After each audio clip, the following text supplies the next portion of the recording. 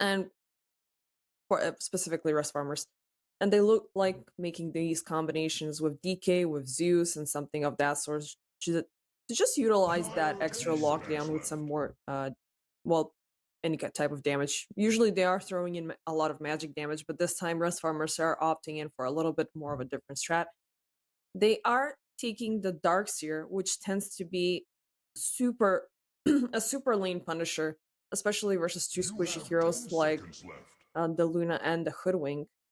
In their favor You have 5 is seconds left. this ranged matchup that you can always step aside and be away from the Dire creeps, but team ban. Luna is one of the range heroes that suffers most when it comes down to how much of a right click range she has. So she will definitely need to stay away from the Dark Seer as much as possible. This is where the Hoodwink play comes to be You super have 10 crucial to seconds left. try to lock away the Dark Seer away from, uh, You have well, not 5 only from seconds the left. active aggression, but as well from the active farming, because you can do both pretty Red much. team But ban. there's a thing that it's already kind of pointing itself out, and it's the fact that Rust farmers are having this little bit of a fall off strategy already. Darkseer, he as good as he is during the draft, during the laning stage, later on he can be You have easily 10 taken down seconds and left. easily locked under control because also he himself is super You have squishy, 5 an easy seconds target left. to pulverize for sure. And once we get the Blink Daggers BKB combinations, especially on, well, the Batrider and the Primal Beast, Navi Jr. have even better of a jump. So they can once again go in for the same scenario that they have been playing for the past couple of matches. Just keep safe farming. The Luna would like that for sure, and then just strike rest farmers at their first convenience. I do like the Pango play a lot from rest farmers. It does feel like a very early reveal, but at the same time, it does cause a lot of calamity for Navi Jr. to try to find that setup. So we are pretty much down to the support for Rest Farmers and for Navi Jr. They are missing out, well, either on the mid lane, maybe even on the off lane. This Primal Beast positioning is still, uh, well, it's not that super vague, but you can play it in both combinations. You do Red know that team you are win. facing off versus a Pango, so maybe you can just roll back the Primal Beast to be an offlaner if you want. If you have a carry on the other side that you can easily punish. But Navi Junior are pretty much gonna address those guys. They're gonna take away the Sven. They're gonna take away You the have Faceless 10 Void. seconds left. We also have the Troll taken out. Of You have course, you do 5 ban out seconds the left. Bloodseeker by proxy every single time you're picking up the Pango, even though he does feel like that only one spell power Dire hero when it team comes down to being win. played against the Pango. Other than that, he does tend to have this very aggressive follow. We really haven't seen that good of a Bloodseeker play, all in all. But going back to this draft, we are going to see things being wrapped up by rest farmers with the Gyrocopter. You have 10 Super flash seconds farming left. as well, really annoying to deal with. I like the general You have laning 5 aggression that seconds rest left. farmers have at the very start here, which means that Navi Jr. do need to find a way to push back if they choose to do so, or they can just pretty much idle it Choose your out hero. until they get to their comfortable state. And to make things even more comfortable for them, they're gonna opt in for the Doom.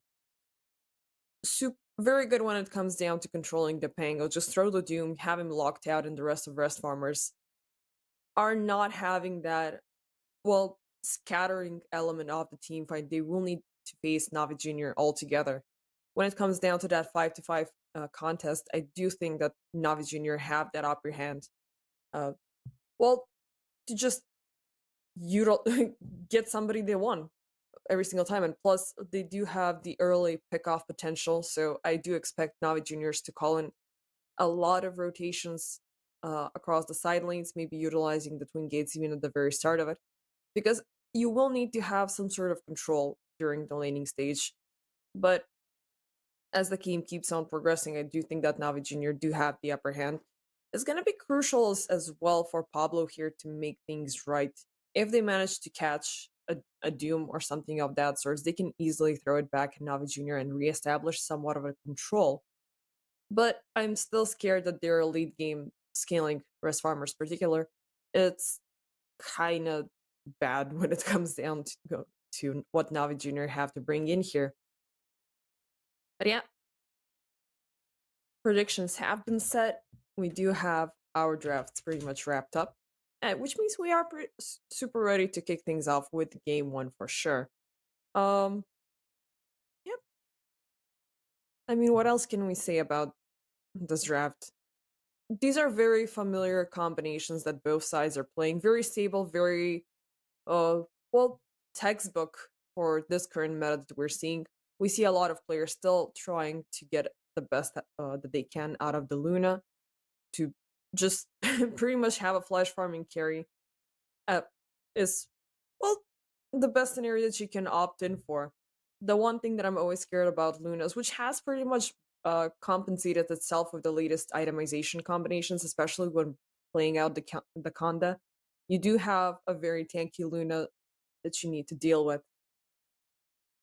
uh, which does abide really well with what Navi Junior have within their draft. I like the Primal Beast always, as the Bat Rider does have a very, well, 50-50, so to say, fate here. He can be easily thrown out, he can be easily stopped. You don't have the Tiny on the other side, which is generally the one thing that Bat Riders hate when it comes down to their Blink Dagger Lasso pickoffs. But this is where you also have the Hoodwing in play, so a two very strong support lockdown duo is pretty much what Navi Junior have going for when it comes down to early game, at least. Late game, you have the Doom coming in. You have the huge damage output of the Luna, which not really sure how much Rest Farmers can counteract it. I mean, it's feels like Rest Farm. I mean, I'm gonna say it again. It feels like Rest Farmers have fallen into this trap of trying to push early game as soon as possible, but pretty much having the possibility of neglecting that Navi Junior can easily strike them back. I mean, looking at their previous head-to-head matchups, they did bring in heroes like Marcy, like Ricky, like the Io, which Marcy does have a very stable kickoff, but as the game keeps on progressing, it becomes a little bit more difficult, especially when you have a Slark matchup on the other side. When you have Dazzle as well, I mean, we do see these casters being very often played out. Uh, well, not by any team specifically. We do see specifically a Jontic opting in for those, but it did complement Navi Jr. quite well last time. And of course, it's going to be the good old pause to kick things off. It is, well, one of the signature trademarks of this tournament, but it does give us some time to talk about some things a little bit more. And we do have a lore drop from our sponsor, Cyberscore. Batrider is Day's bestest hero on the pro scene. His win rate is with this hero is 56% over 25 matches, which is pretty decent. It does add up to the argument that I gave that Batriders in general have this, well, 50-50 fall off when it comes. It all depends on what you find on the other side. But I do think that when there's no Tiny or something that can just counteract Toss Avalanche or something of that sort, maybe even Latrex, it's a little bit easier. The one bigger threat that you have here, specifically as a Bat Rider, is the Spango. But as I keep on talking about these drafts, like, there's a lot of things that raise a lot of butts for Rest Farmers' draft, but Navi Jr., that they have a pretty good response for everything that can just pop up in an awkward situation. Rest Farmers, they do have some of their go-to heroes here. It does feel interesting for them to opt in for the Rubik, which, I mean, of course, you want to bring in a little bit more of a surprise for, as Rest Farmers here. You don't want Navi Jr. to read you that easily.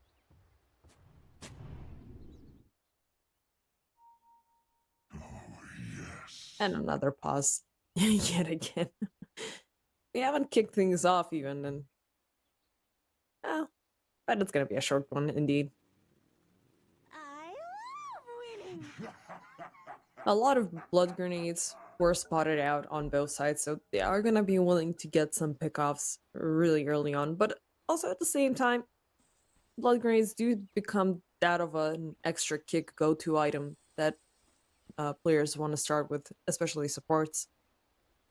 It does give you that extra momentum, but 30 coming seconds to about battle. even as early as minute 5, that item can, no, actually more like minute 10, that item can is super redundant. Cheers, bro.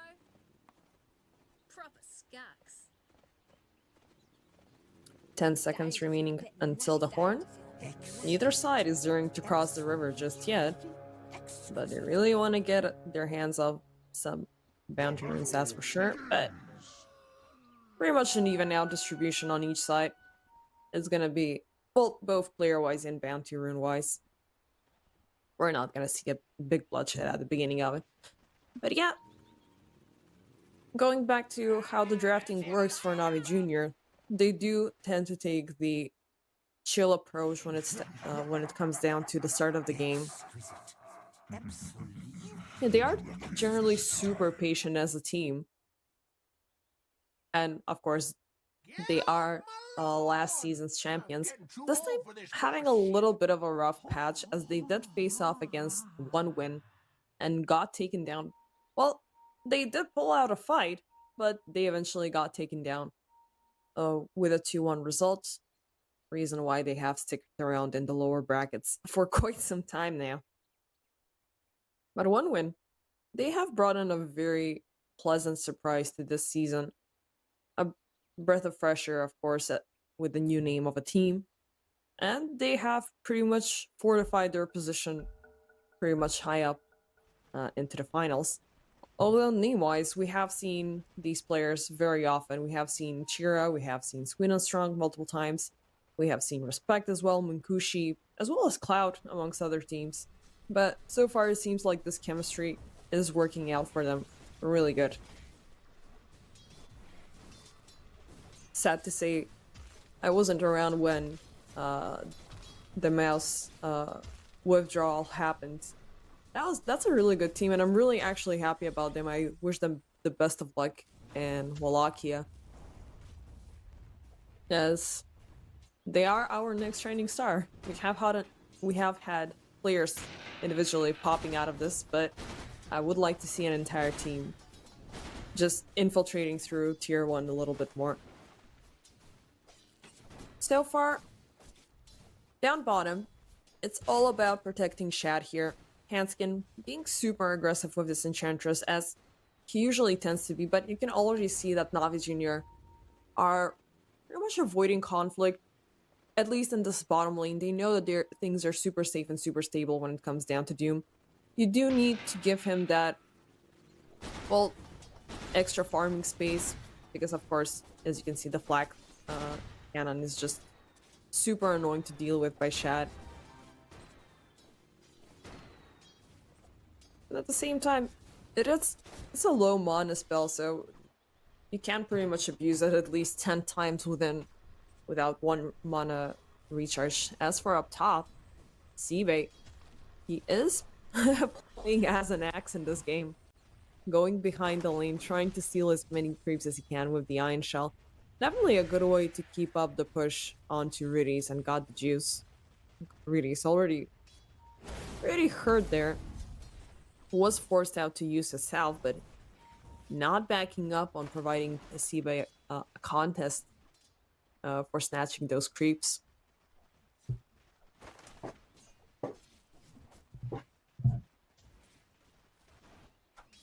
There is this early gap for rest farmers that you want to use here to try to punish the lane as much as possible. It's not gonna hinder her as much as like you're facing off versus an AM carry on the other side, because she just needs the experience to pull through. Once she gets the level 4 Lunar Blessing and, my bad, the Moonglaives, and of course the Lunar Blessing as well, she can just pretty much free farm and mid. Niku going for a deep dive to face off versus Ajantic, but faces off a lot of that tower damage, which Ajantic will make hurt a little bit more as well by throwing in some extra punches. As for down bottom, it does feel like the aggression has subsided a little bit.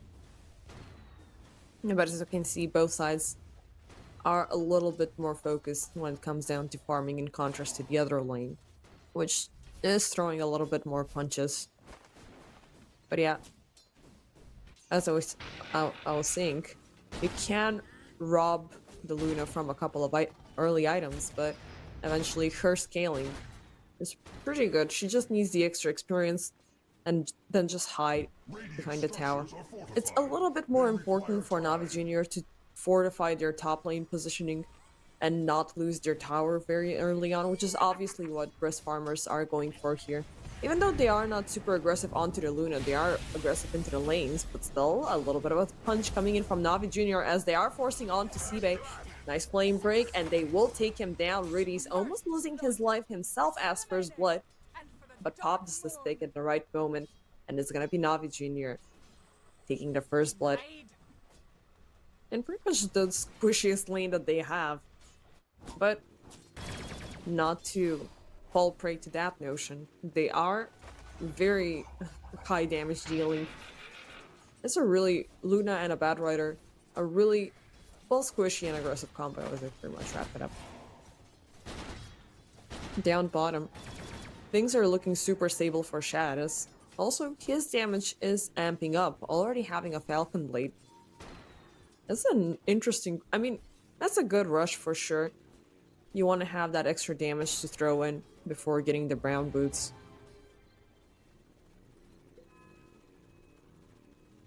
And of course, you always have that extra support coming in from the Enchantress with the extra creeps.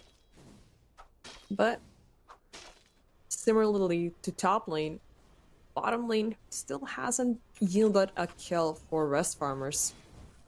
Dire structures are fortified.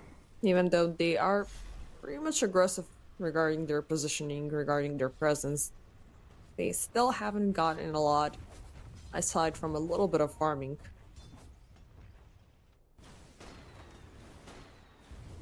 Gotcha. And a rotation going towards bottom. It is Niku who will find a sighting onto Handskin and first pulverize, leading to yet another kill for NaVi Jr. Is under attack. It will fall like A minute, a minute 6 rotation for down bottom, and now they will amp up the strike, knowing that Shad is all by himself, and they take down the gyrocopter. This is looking super easy for NaVi Jr. I mean, so far, their reactions are. I mean, we're pretty much 6 minutes into the game already, 3-0 result, and I don't know. It feels like even with all of this presumed pressure they could have had, they are pretty much reigning free, rotating around. We even there was also the Bad Rider, yeah, Riddy's popping down bottom, meaning he can leave Luna alone for a couple of seconds. Maybe get some of that extra. I mean, of course, you're getting a lot of that free farm for sure, but you're also getting a lot of that experience. As for up top, SIBE is busy trying to get some stacks on about. Which, I mean, it's definitely gonna help somebody, but oh, bottom. Nice rotation coming in from Ajantic, as he has been suffering on the passive end for a little bit too long. And throws in the first Rolling Thunder for PME himself. But then again, Niku, he is in the vicinity, strikes forward, closes it on to Shad, and yet another pulverize. No way for you to stop him. He is gonna cancel out though, as Pablo is popping in from behind.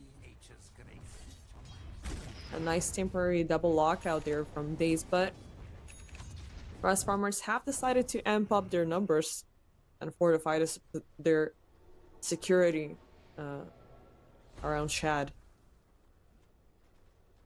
Which is really interesting. I was thinking of Shad opting in for something a little bit more tankier, as we have seen him flourish with playing these very tanky carries like the CK or something of that sort. Dire's middle tower is Not learning sure to if he was banned out, but definitely that would have been a super fun pick. And definitely within his playstyle, and of course, that guy freaking scales to be a menace.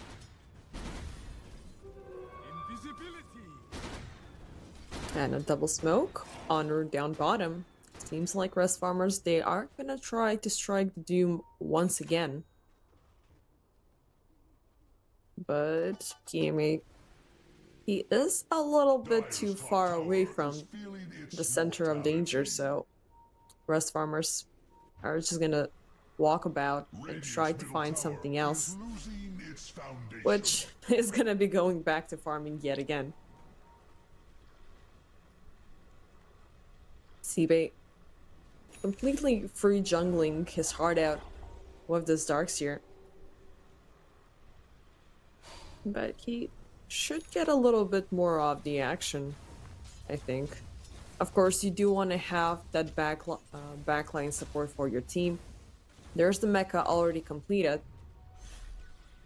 which is really soon. I mean, 9 minutes into the game, he already has the arcanes and the mecha as well. Dire's middle tower is learning to fear. Radiant's bottom But tower is under attack. this is the scariest thing that's happening for Rest Farmers so far.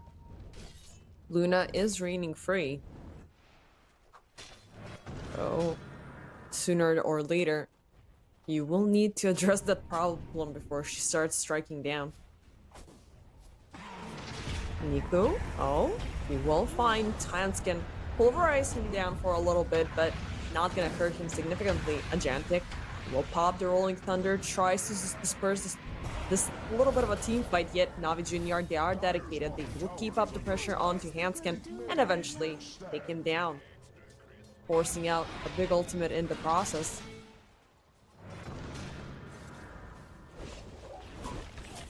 But, oh, they will strike yet again though, Niku. Oh, nice telekinesis cancel, and he's just gonna back off there.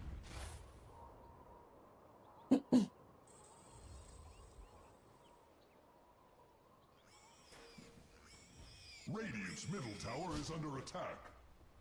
And they will keep up the strike, with Pulverize getting off of cooldown yet again. Try to ease out on the pressure onto God the Juice, who is already under attack, but nice bushwhack. SIBE, he will be the target for the Pulverize right under the tower. Ajantic, nice strike there, severely hurts Daze but does not kill him. And this will be a triple, as it looks like, for NaVi Jr. Pablo trying to keep up the pressure. Call down coming in. Oh, it's gonna be a comeback. Anskin, he will die though, but they will take down Niku. Got the Juice severely low, forces out the Tumbler Sword to run away. And they will just take down the big guy. But Daze, he is still being chased out, but the Swashbuckler is not gonna take him. So it's just gonna be one, but a solid one for sure for Rest Farmers, as they can't keep up the pressure up top. And a nice rotation coming in from Shat. He definitely needs to get a little bit more of the action. Crystal is up and ready to go, and of course it's gonna be a good old Scepter upgrade. And yet another lore drop. Got the Juice picked Luna once in the pro scene this year. Oh, that's a surprise. This game was part of the regional series in EU and ended for a loss for NaVi Jr. Oof. That's kind of a bad omen there. I mean, yeah, fair. We didn't see the Luna option popping in for NaVi Jr., that's for sure. As they really haven't played it like last season nor this season, so yeah. That stat drop confirming there is a very high risk play for NaVi Jr. given the past history. But so far, they are holding on to God the Juice pretty well. It does co-align with this fast-paced strat that they're forcing out here. But let's see if they keep it up. Now I'm at the edge of it. Oh, and a nice find there, Ajantic. He will repeated the strike down, got the juice, leaving him out on the open for the rest of Navi Jr. to take down. And that's a really nice lasso play there. Right, he's also definitely having a pretty decent time on this Bad Rider. Just being there is what's most important for him. Oh, Hanskin. Is he gonna be spotted out here? Niku. No, he's just gonna go to the other side. Tower is feeling its mortality. With the loss of this top tower for Navi Jr., definitely they will need to force out the movement from the Luna on the bottom side of the map a little bit more. As right now, top lane is the danger zone, free farm zone for the Darkseer. Which, as interestingly enough, as an offlaner, we really haven't seen him being present in any way. It fights for its life. Now it's Rest Farmers who, well, they were avoiding Navi Jr. long enough, but they will attempt to take a strike on to Niku, who does have sighting on to 3 at least from Rest Farmers, and SIBE is lurking nearby. Will they call out this contest and try to take a strike? They have the Blink Dagger available on the Doom if they want to do so. But nope, they're just gonna stick around on high ground. As they know that Rest Farmers, they're as well not gonna overextend to try to jump in.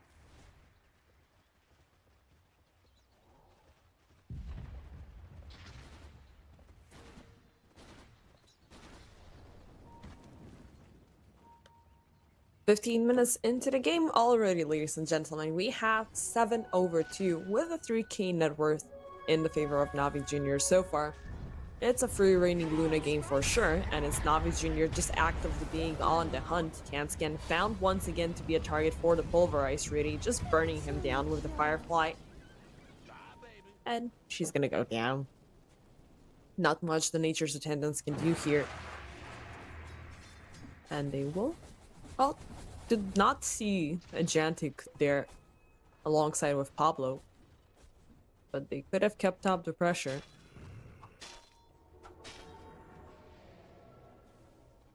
Chat has also been free farming, which is a super good thought here for Rest Farmers, so they still have a chance to keep this up. But I like how the reserved Rest Farmers are here as well. I mean, I thought they were gonna be playing out the same scenario. I mean, hopefully not. I mean, 3 times in a row, it's kind of ridiculous. But let's see how they play things out with this playstyle. They are taking their encounters really seriously, their pickoffs and stuff like that. Radiant's middle tower is losing its foundation. And they're a little bit more in the favor of just trying to control the area and find, of course, safe pickoffs while at it. But still, so far, with a similar playstyle, it is Navi Jr. who are getting a little bit more out of it.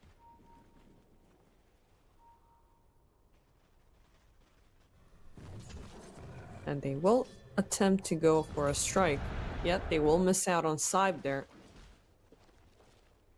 They are looking at for him, of course. I mean, you do know that Darkseer is always going to be free farming whatever area you don't have under control, and the observers were just taken down, so that's an extra indicator that Rest Farmers are definitely nearby.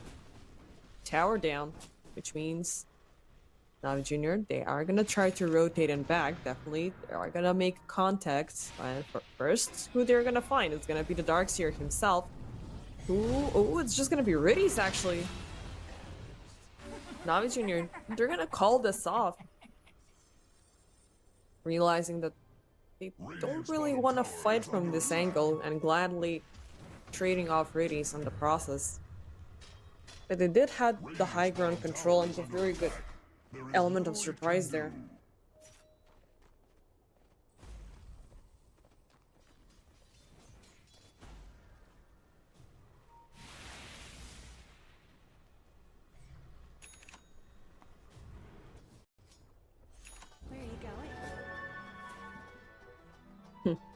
Nice low there, but Nico will still get the amplified damage. And oh, they will try to strike him down while at it. The rest farmers forcing NaVi Jr. into a fight here, but there's the lasso instantly stolen. Wall of replica in the middle, but the vacuum is not gonna connect. Ooh, sharpshooter into the Doom. SIBE is just gonna get bursted down. Explains well there was no follow-up. Pablo pulverized and eventually burned down. It's gonna be two already taken in days. He is keeping up the chase, and Hanskin, that's the worst idea you can do when playing versus a hoodwink for sure. Niku jumping forward, Shad using this opportunity, throws the call down with the barrage and the flags, and takes down the Taken guy Ajantic, using this as an opportunity as well. Hunts onto Reddies, and oh, the shield is not gonna get him close, but still, they will get the kill out of it. An offlane and a support for a mid lane and support. Dire's middle tower is under attack. Pretty much an even trade-off for both sides. But it was all about finding this momentum, when to strike and how to strike. Rest farmers, obviously, they brought in the fight onto NaVi Jr. First half that they had, well, not that much of control, but the chase from NaVi Jr. did get rest farmers what they, well, a fair trade-off that they can work with. But at the same time, rest farmers did call in the carry cards to help them out during that team fight, and of course it was the call down with the insane amount of damage from the gyro which helped out, which NaVi Jr. didn't opt in for. They kept the Luna on the side. She is still farming, and of course you do have the gyro with the brand new Aegis Aghanim Scepter willing to show it off. Dire's bottom tower hopes for aid.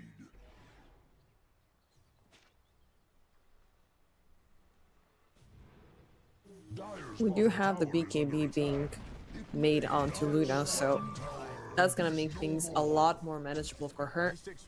The NaVi Jr. are gonna get the Doom off cooldown in a couple of seconds, so they can aim to strike here for sure, Luna included. As bottom lane, it does seem that rest farmers are grouping up.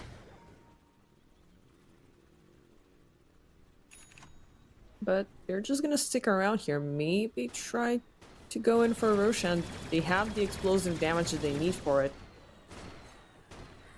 But then again, they don't have a good sighting onto NaVi Jr. and what they're up to.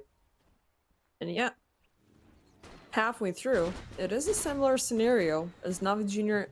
have used this reservation wisely, and they have gotten 2 BKBs in the process. One they desperately need on Niku to try to keep up with that frontal push without being taken down in the first 10 seconds.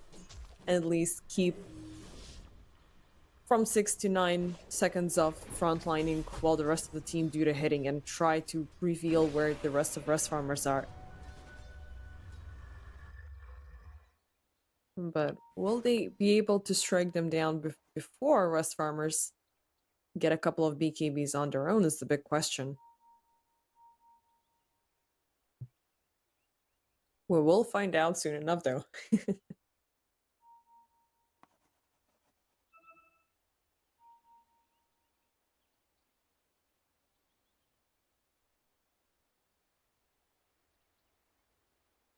Shard complete.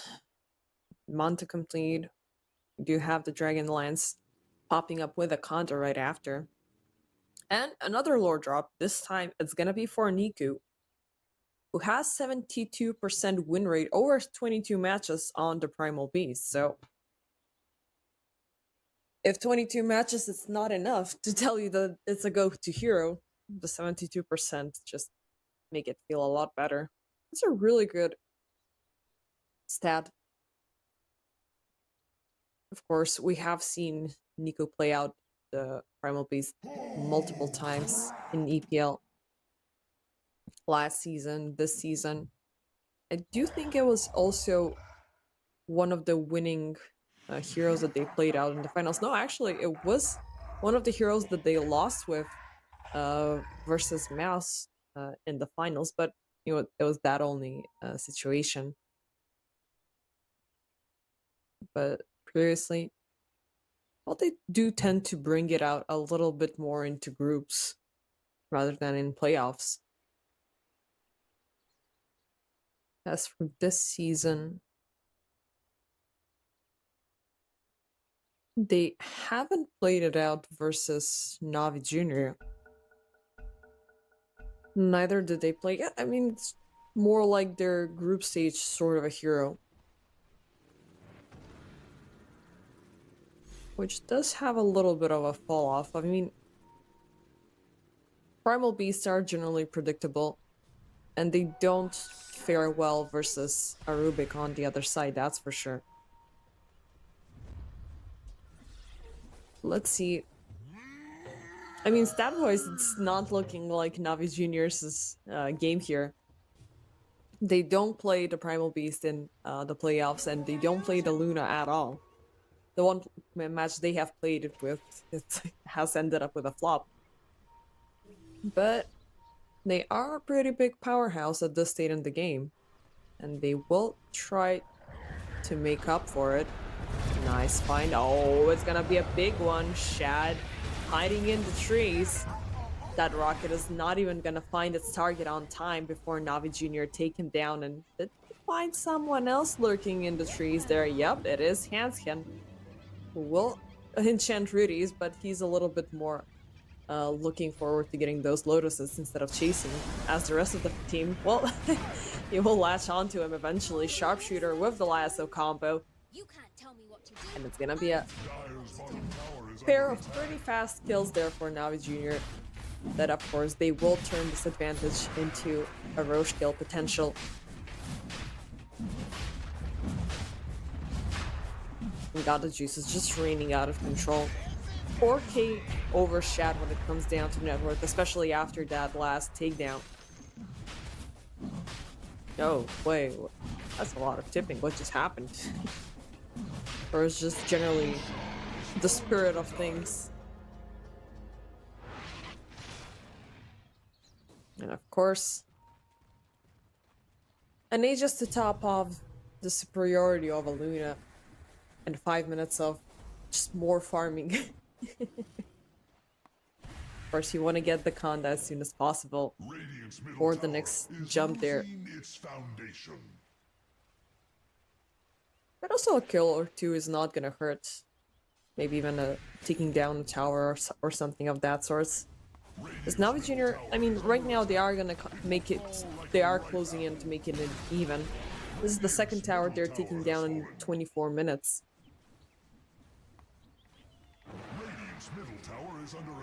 And they are hoping to find something more. Ancients have been taken down in the past, well, 12 seconds since they checked them, so there could be somebody. Hanskin, bye-bye Courier. And yeah, they're gonna go in for all tier 1s, with that making it even at this point. As rest farmers, they are just focusing about to get Shad his comfort zone. But they are missing out on a large portion of the action. As Navi Jr., they have 3.5 minutes to try to get as many objectives as they can. Of course, there's the Tormentor with the tier 2. I mean, this is an entire lane of, well, free stuff that you can get. Like, ignore the offlane for quite a long time. Check at about 20-25 minutes into the game. Take 2 towers and a Tormentor. And if you are lucky to stick around for 3 more minutes, you are gonna get the Wisdom Rune as well. Which is pretty much aligning with the amount of time Navi Jr. have on the Aegis. And they're just stomping, taking every single thing that they can find. While rest farmers, even though they are on the backlines here, they are gonna try to take a strike onto this bottom lane, which means that Navi will try to take a strike here, knowing where rest farmers are chilling. It's gonna be a smoke mission on Rune down bottom, without God of Juice. As has been hurt significantly from that last Tormentor. And Pablo, Niku is gonna be revealed 2 blinks away. Niku slowed down, yet the lasso will be found? No, it's not gonna be. But they will stop Hanskin in his tracks and find a Jamtic in the backlines. Oof. Of course, you want... It's the best case scenario. Pop the Doom before the Rolling Thunder.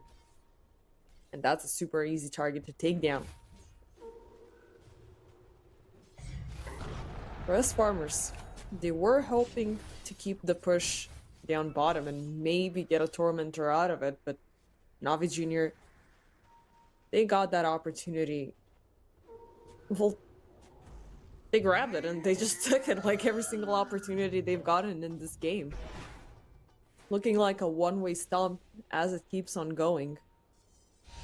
Rest Farmers, they are, well, diligent to their name, and they are rest farming for sure. Where are you going? But I guess they have rested a little bit, for a little bit too long at this point. You do have the upper hand of having somewhat of a high ground defense with Shad, of course. But if he's caught off guard, it's gonna be a little bit more difficult.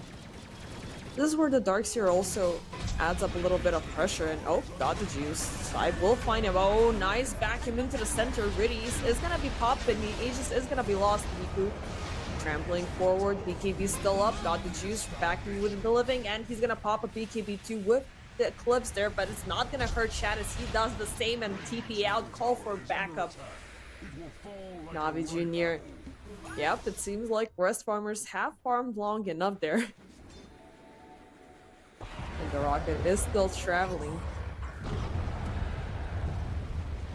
But definitely a nice catch, even though NaVi Jr. only lose Riddies and the Aegis. It still scares them off significantly. And of course, they didn't have the Doom into the fight. So that's definitely something that they're not willing to fight without. And now with about 30 seconds remaining on the Rolling Thunder timing, they could try to strike back, but they don't have the BKBs at the same time, so gotta roll back to farming for yet another time, as tier 3s have popped up as well. So you want to make the best out of it. Chat. There's the Daedalus. This gyro is hurting big time, so right now you need a way to try to tackle him down, to silence him in some way. Radiant's bottom tower is under attack. There is little it can do. But not sure which one from NaVi Jr. could get an item like, I don't know, a Hex. You do have the Hoodwing though. You could get a Gleipnir or something of that sort just to try to keep Rest Farmers at bay for a given amount of time. But Rest Farmers, they're just doubling down on these defensive items, Lincoln Spheres and all of that jazz. Which means they can have a turning point within this game potentially. Especially if they find NaVi Jr. right about now.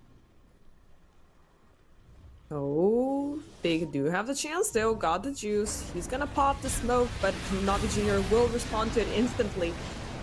Oh, PMA jumping in, pops the Doom on to SIBE. They will keep this Luna alive, and well, she can't keep up with the hitting. Niku, a nice find the Jamtic. He is rooted up. Hanskin hitting with the Impetus, takes down Riddies, and Niku all locked down. He cannot run away.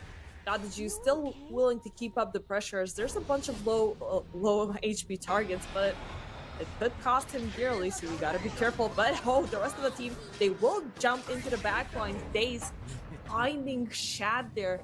Loses his life in the process, but it's gonna be a third kill after all. Still got the juice. He is last man standing, so gotta be careful. Even though obviously he is yearning for a kill there.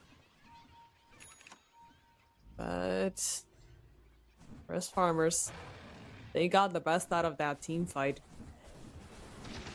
Obviously catching NaVi Jr. by surprise once more. Can't take out the juice here. Run away, little Luna.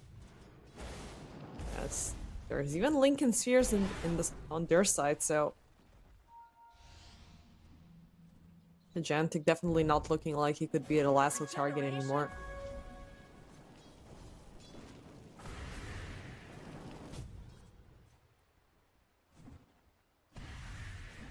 But yeah, once again, going back to the argument, you do need another strong lockdown.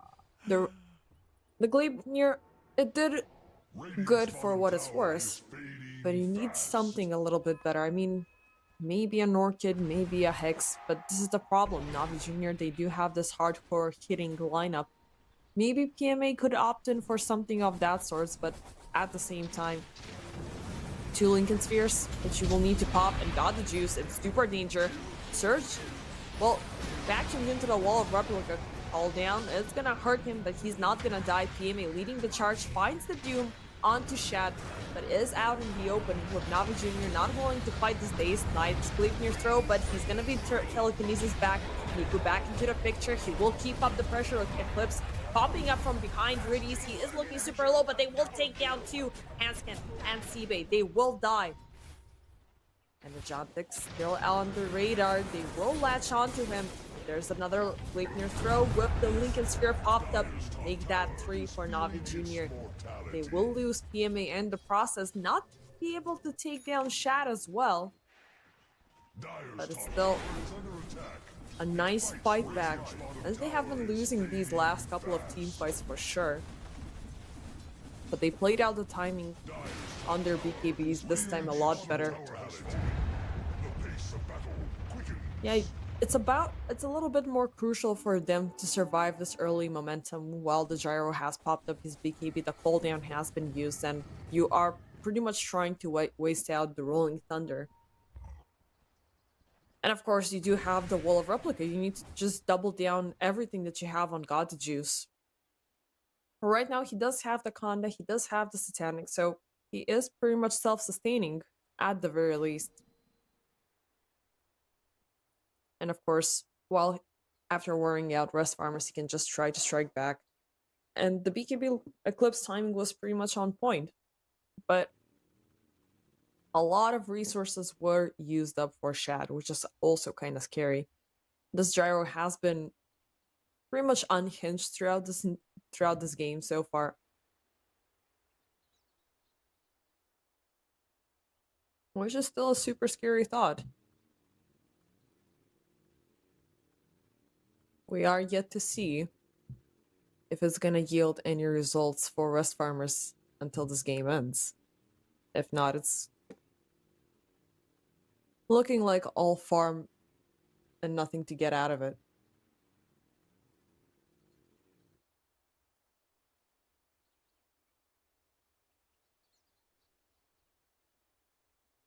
And another lore drop, Niku has played Arc Warden in a match against Dandelions in Rust Regional Series. The game ended in 4 loss for Navi Jr. God damn it, guys. Like, all of these tips, and it's just like, oh goddamn. Like, this guy's losing, this, they lost against this, they picked this up and they lost yet again. It's not that optimistic. But at the same time, Navi Jr., they are still on the high horse. They have a comfortable net worth advantage of 15k. And a score in their favor, but still. They could be facing off a fall off here if they don't get this Roche fight sooner than Rest Farmers can intercept it.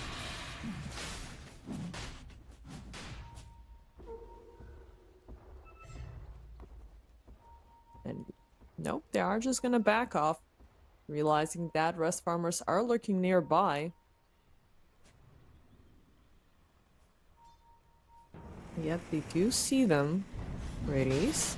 Still, oh, he's just gonna bait out a Gigantic to jump in with the Rolling Thunder and just blinks out. Whoa, that was so freaking good. And very much on point.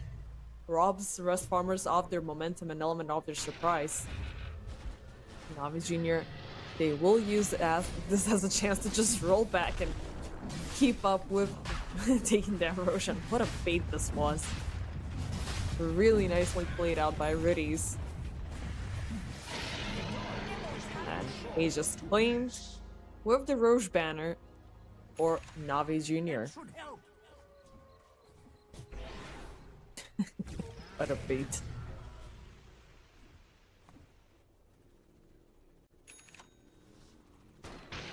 Actually, the Lincoln Sphere still hasn't been completed on Shad.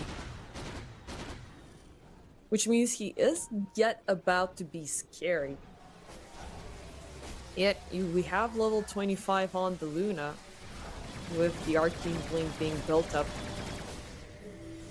As Shad, he is 3 levels behind. And still a little bit of, of course, away from that big talent. But rest farmers, they have built up a lot of items. There's the lotuses and pipes and everything, and the Lincoln spheres. So they have a way to salvage this and try to have at least a good high ground defense, but being locked up in the base and just waiting for the enemy to strike, it's a little bit counterintuitive. And getting out of the base, that's where NaVi Jr. are gonna find you.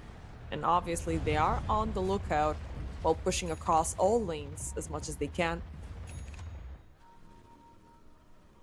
Got the juice, leading the charge across all sides. He is gonna get a spot out of Shad there. Oh, there's the pop. They will jump though, but the BKB is gonna be pulled through the lasso already. He's just gonna die there. Got the juice, locked in the middle of it. Loses life number 1. But they will waste out the BKB and the call down.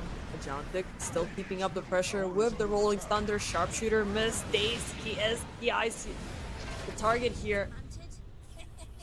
And without both supports and Luna life number 1 being taken down, NaVi Jr. are severely weakened.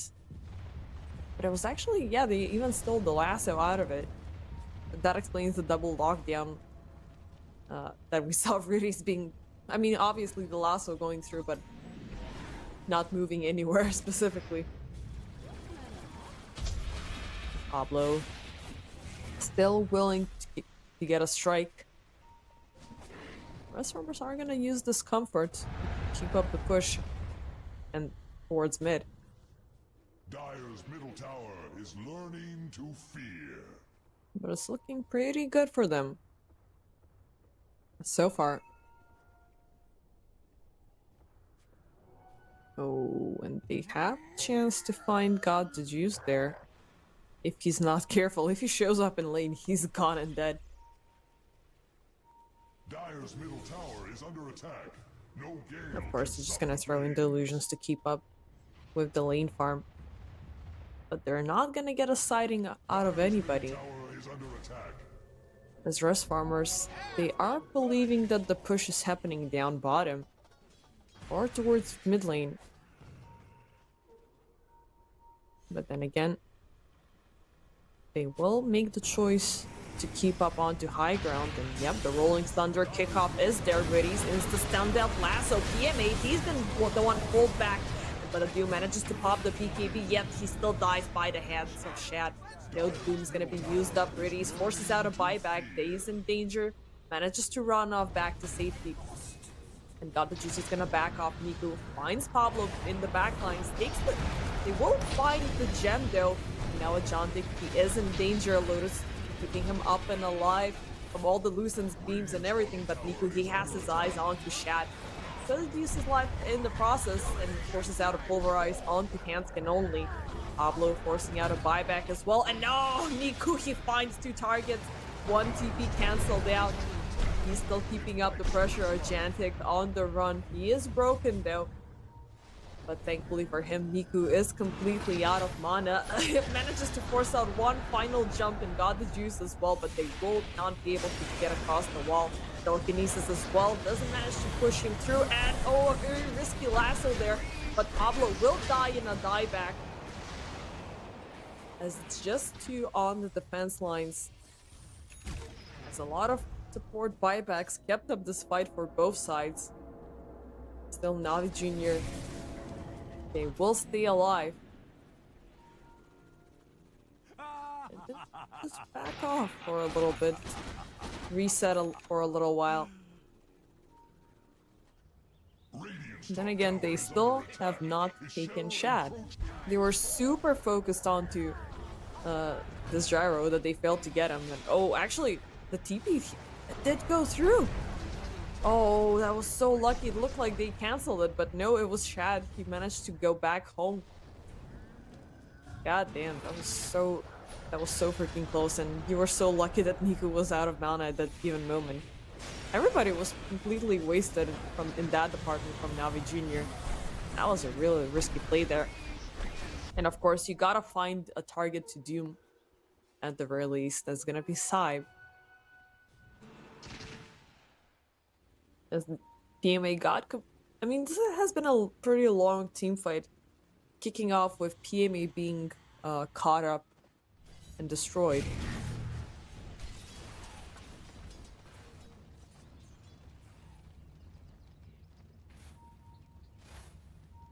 And once more, full team reset on both sides. It's NaVi Jr. They are gonna keep the pressure, but of course you cannot do a high ground siege versus a full team of Rust Farmers. And it's been about 41 minutes into the game. 23 onto 15 with still the same net worth in the favor of NaVi Jr. But with Shad, well, not closing into the Luna and her bloatware farm, but at the same time holding on pretty strong as Darkseer with the Shiva and going in for the Hex. I mean, I love this itemization that is popping on the Darkseer. And so far, all of this reserved play from Rest Farmers, keeping them super... I thought it was going to be a one-way stomp at one point, but as it seems, it's only the Luna that they have a problem with at this point. Nobody else.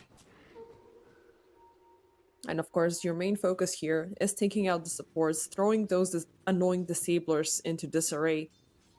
And with that, Rest Farmers, they can deliver a couple of strikes. And of course, everybody forced out a buyback on their supports. So losing them, you're not going to be having that extra buyback kick. So NaVi Jr., they gotta play their cards out right. Maybe go in for 5 BKBs just to make sure Daze doesn't die down. But yeah, he is gonna opt in for the Hex instead, and this is exactly what I was talking about earlier.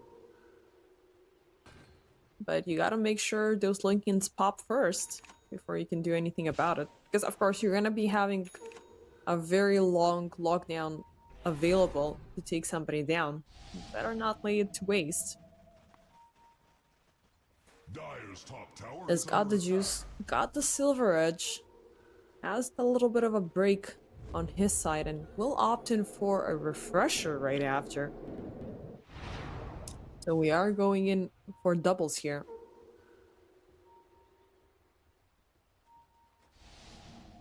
And it's been enough of patient play. We do have Roshan number 3 popping up soon, and it's gonna be a fast one for about 25 seconds. Rust Farmers going in for the Roche Pit directly as NaVi Jr.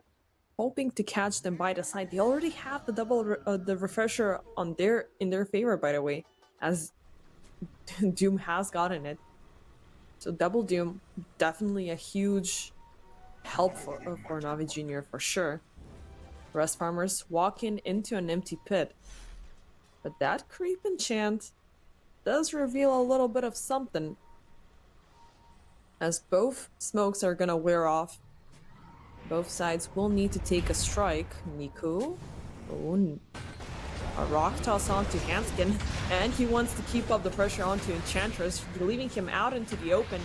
Gigantic pops the Rolling Thunder, and it's back off for Niku. BKB expired, stunned out, and they will eventually find Hanskin.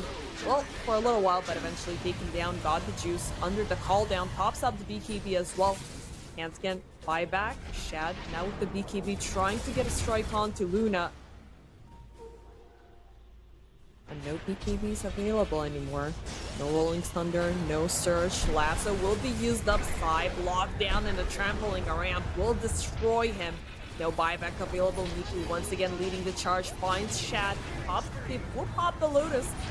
Taking down Miku in the process, but Shad will die right afterwards. Jantic forcing out a blink to run away. Hampton spotted out yet again. Is protecting himself for the very least, but it's looking like a dieback. Yes, it's gonna be. Jantic still on the run, trying to swashbuckle away. Ooh, the Lincoln's Fury is gonna keep him safe to blink away. But NaVi Jr., they will chase them away, force out a buyback, and take down Shad in the process. Without even using the Doom. Not even one, not even twice, not even once at all. God damn. And now we have the Doom with the mute. So it's gonna be that good old painful. And at the same time, they are gonna get a second refresher rolling. And it's gonna be on God the Juice. Those things are gonna be a lot more disgusting. As NaVi Jr., they do have the free space to get the Roshan if they want it. But they are willing to keep up the pressure. Got the Juice. Hello, SIBE. PMA insta-jumping, dooming him down. Pablo contemplating whether to commit for a jump there and steal the Doom, but nope. He will die down. SIBE, who also forced out a buyback there. Oh, it's gonna be super ugly here. You just have a Jantic on the defense. Shad is gonna be back in less than 10 seconds, but not enough of a team frontlining this to save it. It's just this glyph.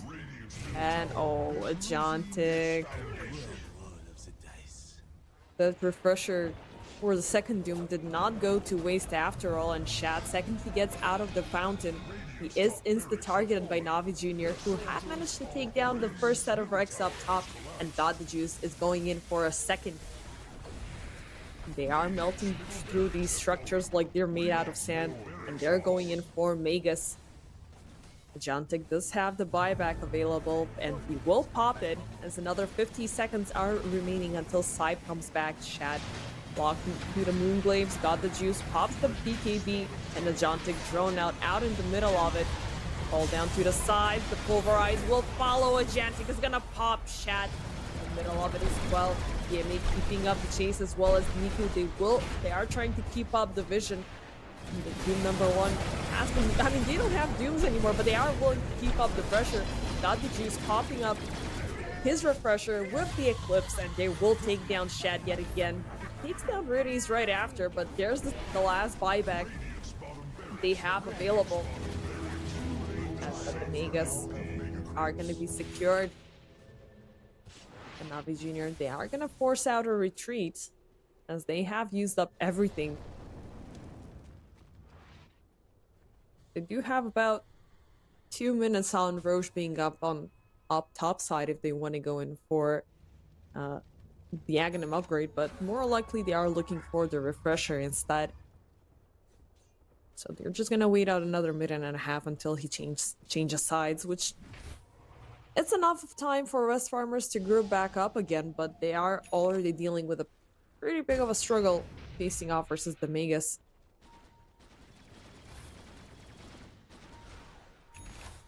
And do they spot something? Got the Juice. Lurking behind with the Silver Edge. Eventually, he's just gonna force out a reveal to push out the lane.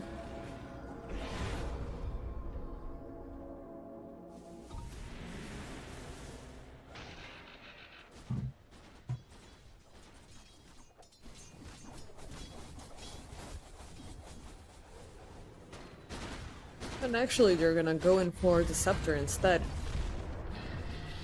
Was thinking they were gonna go in for a refresher shard to have a second Pulverize available. That is just gonna be the Scepter upgrade, which... who are they gonna give it to? I mean, you could give it on to the Doom and have the AoE. AoE Dooms, that's gonna be super fun. Yep. They will give it to PMA. Doom, here we go. A Jantic SIBE will no longer be a nuance to deal with. And of course, you already have the refresher, so it's gonna get ugly. And speaking of rest farmers, they have already been scouted out. Got Juice has eyes on Ajantic, who has already blinked out. Swashbuckle, nice thunder, but forces out the Rolling Thunder to back off to high ground. You don't want to be caught off guard at this point. SIBE. He is trying to sneak out a little and get something away from NaVi Jr., but aside from that Wisdom Rune that he's gonna find, cannot do much other than force out a buyback as NaVi Jr., they come knocking at your door with God the Juice's illusions. As they are willing to strike all the way to tier 4, rooted up, Shad. A little bit in the danger zone, Nico will attempt for a jump there, which is simply gonna be stopped, but that's not shying away NaVi Jr., who will jump in with PMA AoE Doom. They're not gonna latch onto any targets. Meanwhile, God the Juice is still hitting onto those tier 4 Shad eventually. He will be caught up as BKB is not available. Nico just storming through every single target he can find. Shad is that GG will be called out, and after 51 minutes of being able to defend this, Rest Farmers will eventually lose this game 1. Completely in a different style from what we've seen in the last 2 matchups versus these two, but it was NaVi Jr. reigning superior.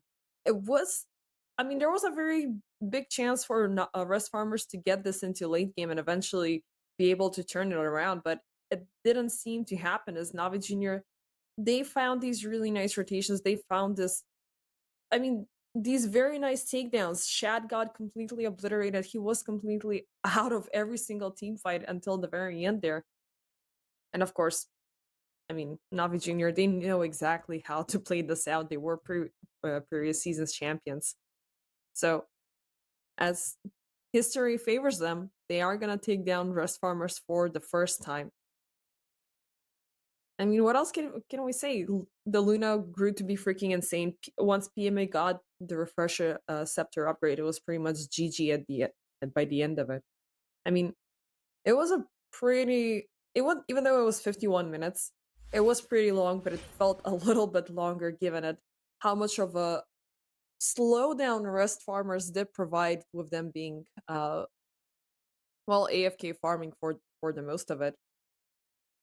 But then again, NaVi Jr. knew exactly when to strike, exactly when how far they can extend this draft to, and eventually won the game.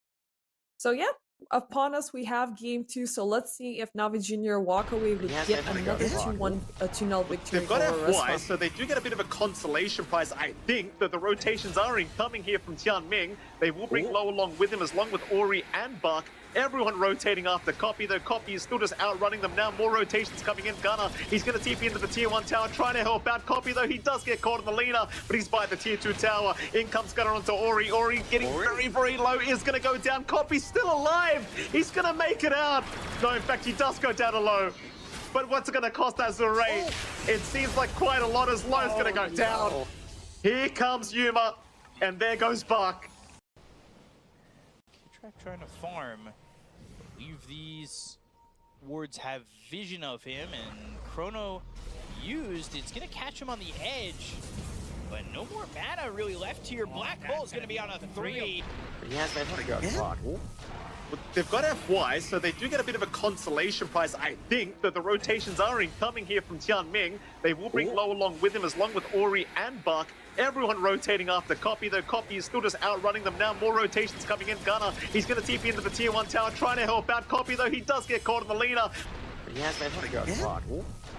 They've got FY, so they do get a bit of a consolation prize. I think that the rotations are incoming here from Tianming. They will bring Low along with him, along with Ori and Buck. Everyone rotating after Copy, though Copy is still just outrunning them now. Trying to.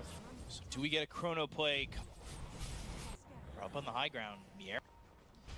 The long. Now it's a prep to defend this tier 1 mid tower. They are not willing to let this one go.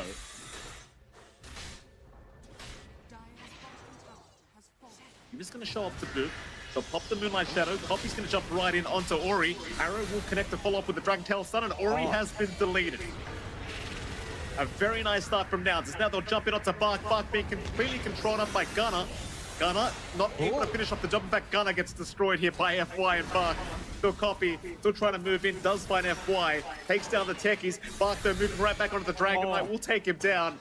A very decent kind of fight here for Azure. The Wolves will scared. I don't know. They're going to see Yuma.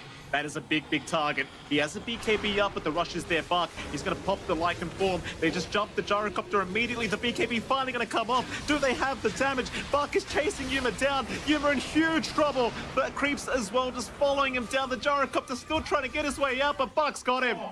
Bark has got him. Ori, though, may go down, but it's going to be a great fight for Azure. They are cleaning up. Now it's wrapping around the long way underneath their own vision. Low, he's going to run right into them. Low, he'll force stuff away for now, but they've got the control. The draw is gone. FY will follow. Down chasing for a little bit more. Azure just running as fast as they possibly can. Tianming trying to set up the mind traps here up against Gunner. Tianming still trying to get through the Twin Gates. Will make it out. But Gunner is on the chase. He wants more. So I don't know if it's well advised, Gunner. There's a lot of mines around that area, sir. The BKB will save for now, but Gunner may have just got a bit too far. More than happy to jump in. A smoke on smoke. Right into that Radiant Triangle. Copy's going to be scouted out, but he's got help right behind him. FY's going to jump in, but the Yule set for fact a Wind Waker. Copy's going to be just fine, and now the two-man stun. Gunner, what an initiation. They found Low again. Low's trying to run. He'll run towards the west of the map. He'll have to just fight back now, but he is trapped on his own glacier. Copy will take him down. How do you fight this one as Azure? The answer is you don't. There goes FY. Bark's going to try and run. Copy will take down Tianming. And Bark, he'll continue trying to run as a wolf, but the homing missile will follow him all the way up. The wolf form about to wear off. He's forced to pop his BKB to run. Maybe he didn't have the trick. He knows he's son. Tianming has no choice here. Tianming's in big trouble. Tianming being jumped here by Gunner. And Gunner, he will have his way with him for the first time. Meanwhile, FY trying to make a jump in onto the Gyrocopter. But Yuma will pop his BKB, so he should be just fine for now. The rest of Azure looking to back off because Gunner's a big boy, but here comes Bark. Bark wants to go for the fight. He's on the Doom, and Bark is gone, or rather, Gunner is gone. Yuma, he has no BKB, he's going to be very cautious. Meanwhile, Copy, he's just frontlining for his team. Yuma's going to jump right back in, trying to go after Tianming, but Tianming's fine. Bark's the target now. Bark will run his way out. Gunner, he's fought back. He'll go after FY. The Scythe of Vice back in onto the Tiny, but it seems as though Nouns have run out of steam. They need to get the hell out of there. Yuma's in trouble. Yuma's going to try and man up through this. Tianming to jump back in. Yuma, he'll go after Low, and Low is gone. Uh-oh. A 5v3 scenario, Nouns. They have got a huge advantage. They should be able to get a higher ground, but there are still mines. Low's got buyback once again as well, by the way. And this is the opening they're looking for on Nouns. Forces buyback on Low.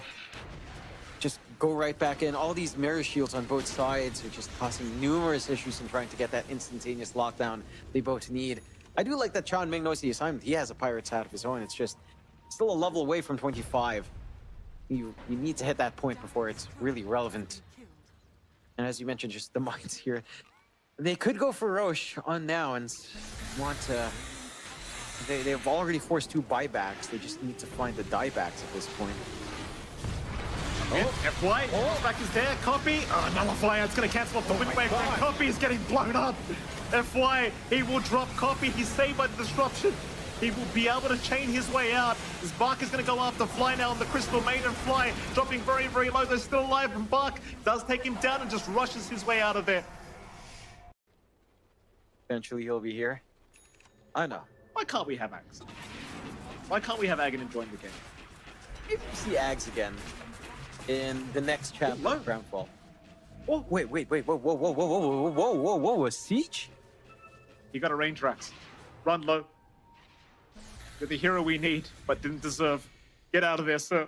He actually he took a Rex ahead of Nouns. Zealous. Oh, they caught him. They see Low. The jump is there, Low. Oh, it may not have been worth it. There is a smoke out. Boom. Might be able to take the follow-up fight. They could make it. It's Sacred. He could just jump right in. It's too late, though. The Aegis is taken. They're still looking for the fight. Sacred, he could go for a bigger avalanche, and he will find 3-man avalanche, tossing Arme back. They want that Aegis down immediately, though Sacred might have to give his life away for it, and does. Meanwhile, Q, a 2-man rebound. He'll take down Knight and Panda. Slot him. He'll pop the Rolling Thunder now. Meanwhile, Picar's on the high ground, trying to survive, but he's almost out of mana in the Fiend's grip. It's going to hold down the Rolling Thunder. Picar needs to run. He's completely out of mana, and he is down. Kill. Telekinesis clips him.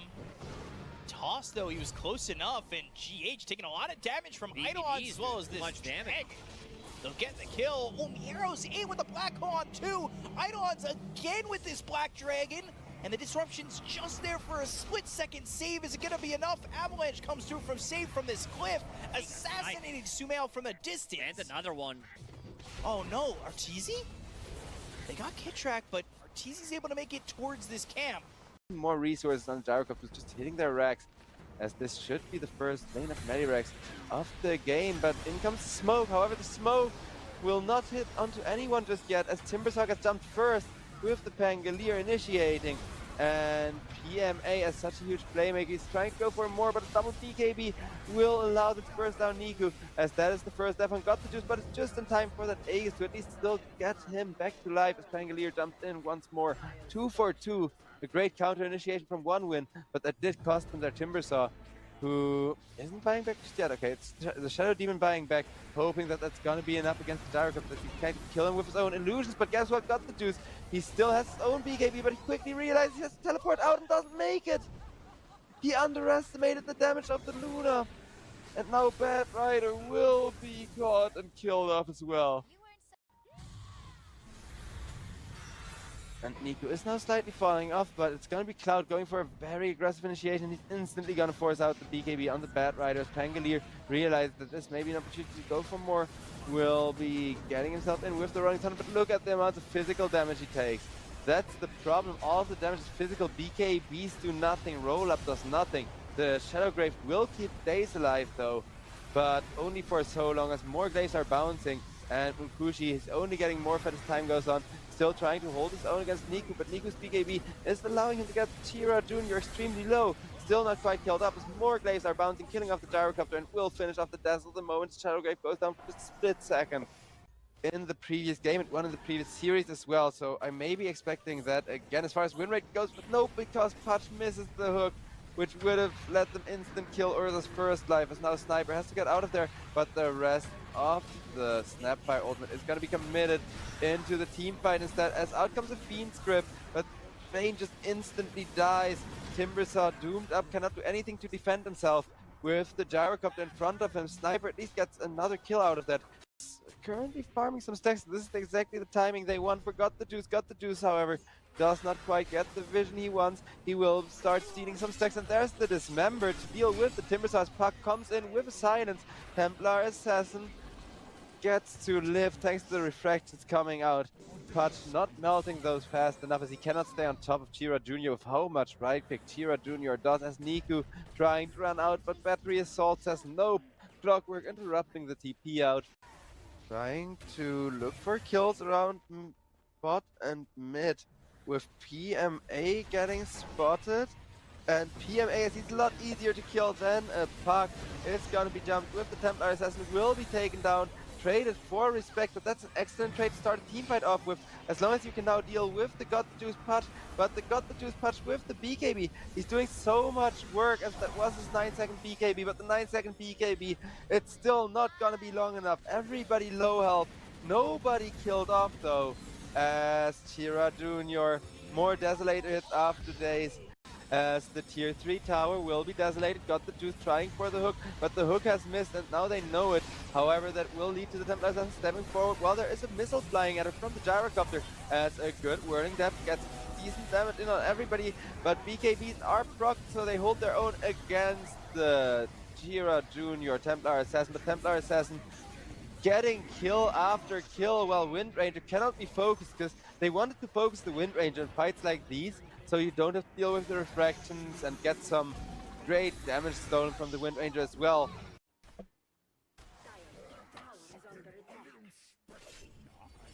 Top tower getting pressured a bit by the side.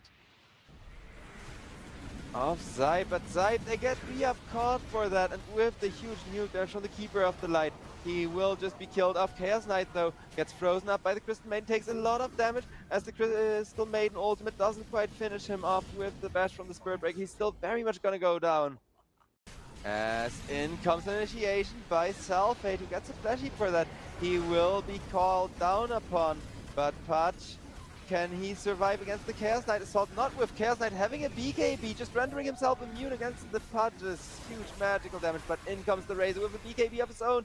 He's gonna tank through the homing missile from Stormanyen. Stormanyen with the Razor ultimate just killed up as Chaos Knight.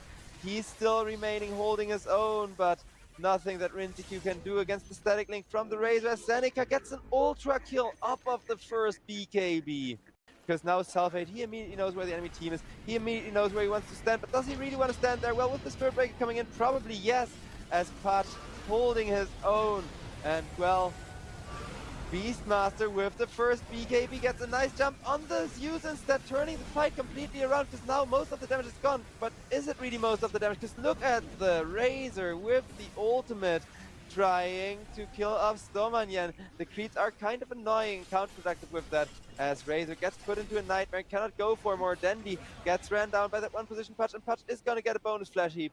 Hunt over on the top lane where Razor will be caught, will be Beastmaster roared once, will be Beastmaster roared twice, but Beastmaster, he tried to roar the Razor back into his team so they could kill the Razor before reinforcements arrive, which instead allowed Razor to get the refresher orb off and kind of save his own hide as Rinziku gets killed off with the Patch on top of him, as Patch gets locked down for freaking ages without the BKB available, but he is still very much chasing for more as only the Beastmaster and the Keeper of the Light are alive, and they get free vision on the Beastmaster. Beastmaster will not be caught by the Patch, but instead will be caught by the Spirit Break, who comes in asking for a high five, saying, hey look, my carry got a free kill, yet another flash heap.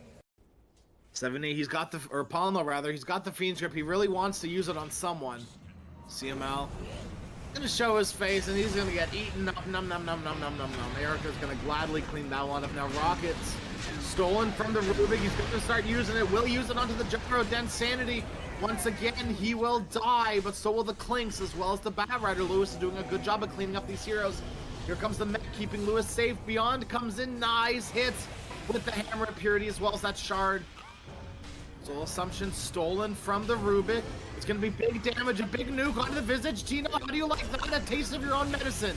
And now Shanks, you're next. Shanks will fall. Big hammers from Beyond, big hits from 7E. I mean, Execration, they're going to snag this Roche. Come on! Yep, they got it. Now they have to get the heck out of there. There's no good angle for them to leave. This might be a bit of a difficult fight. And they lose Shanks. Beyond will clean that one up quick and easy. A beautiful three-man stun. And an immediate stolen grip on it, Insanity. He'll get canceled with a Rolling Thunder from Lewis. And the damage, it feels like it's been done. Erica's here, and Erica's wailing into this gyrocopter. We'll be able to finish him off. Erica back in the invisibility. 70 trying to get away. He will be able to. Beyond hitting 70 with a few hammers of purity, just as God intended. Up to the high ground they go on top of Lewis. Lewis is taking so much damage. Lewis will die. The lone survivor is currently Densanity, but he's trying to fly away from this one. I don't know if he'll make it. Stunned up from 70 and Densanity. He will surely perish here with Erica running right in on top of him as well. Give him the Deso charges. Give him the kill as well. But it won't stop the grip. Lasso connects Lewis. He's been caught and he has been killed. A beautiful three-man bushwhack. It's going to be the end of ZZQ as well as Beyond Insanity. Just tore through them. And they've got the Fiend's Grip onto 70. They've got the stolen Griffin Pawn though, but he'd like to just be able to get away with it. Acorn Shot bouncing. Bushwhack will just barely not connect. They've caught Ponlo. Nice, beautiful three-man stun blows up Densanity. He's gone. He's out of here. Erica's cleaned them all up. 70 will go down to the beautiful Acorn Shot at the end of it all. But still, they get so much from Erica. It's a bit of a nice edge at the moment. They're going to go in. Right in onto Tino. Densanity pops his BKB immediately as well. Erica jumps in and jumps in. He's going to pop his BKB. Now he's onto Tino. As Tino jumps in, he's going to get croned out along with Densanity. But they've disruption the wrong person. They go down to Tino. They forgot about Densanity. Void just switches targets. Now Shanks will die. Tino is dead as well. Densanity. They should be able to kill his off his second life. No TP, no way to escape. Densanity, he's dead again. On the back, they are gonna try to. Oh, they check out CZQ. Turn him into a little sheep, which is going to give away the sheepstick, but there's a lot of mines, and they didn't catch him in the arena as well. Erica, he pumps the Chrono, but they know they can't commit onto just those two heroes. They need more, and they very well may get more as Pango's jumping in. Erica is holding the Chronosphere. He needs to put Pango in a good position. Disruption save will save the Terrorblade for the time being. Densanity pops asunder. Faces Void. He's dead in 90 seconds. No buyback. Soulblade connects onto two, silence on them as well.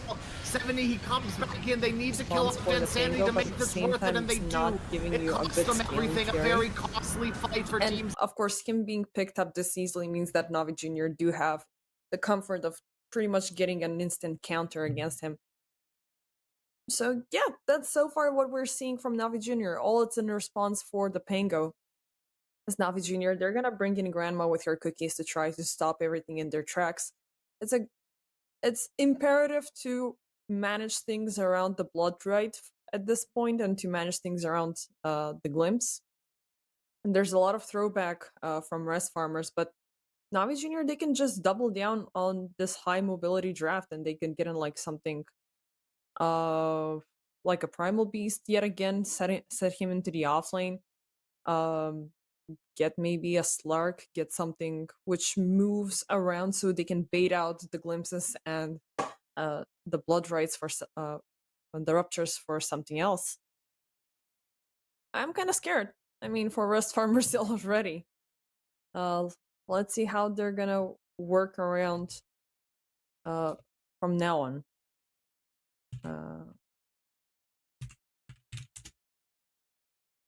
They are taking a significant amount of time when it comes down to their next pick. So they're going to take away the IO, they're going to take away Coddle, Dazzle, Huskar, and Doom, the go-to heroes for Navi Jr. And they're going to bring the Timber Saw in play, which feels like a very viable option to keep up the pressure and the chase. And you do have a super damage output when it comes down to the Timber Saw. As pretty much everything he deals is pure, and there's not much there's not so many ways to circumvent it, and especially if you get something annoying like a BKB, he's gonna be having that 6-second grace period of just wreaking havoc across everything he finds. And to make sure they get a lock onto everything altogether, is gonna be the Batrider being picked up. Which, I don't know, it feels like Rest Farmers are obviously being super precautionate here, trying to respond to this Pango in the best way they can. I would have rather went in with the Pablo Hoodwink option here instead of the Batrider, because it does give you a little bit more of a better sustain. It does not make you that much dependable on those big jumps. As for Navi Jr., they're gonna get a Dusa here, which feels really interesting. I mean, it is a great counter for the Bloodseeker, that's for sure. Like, she can make his life super annoying. You have 10 seconds left. But versus the Timber Saw, You have 5 seconds that's the left. thing that it's still kind of scary for me.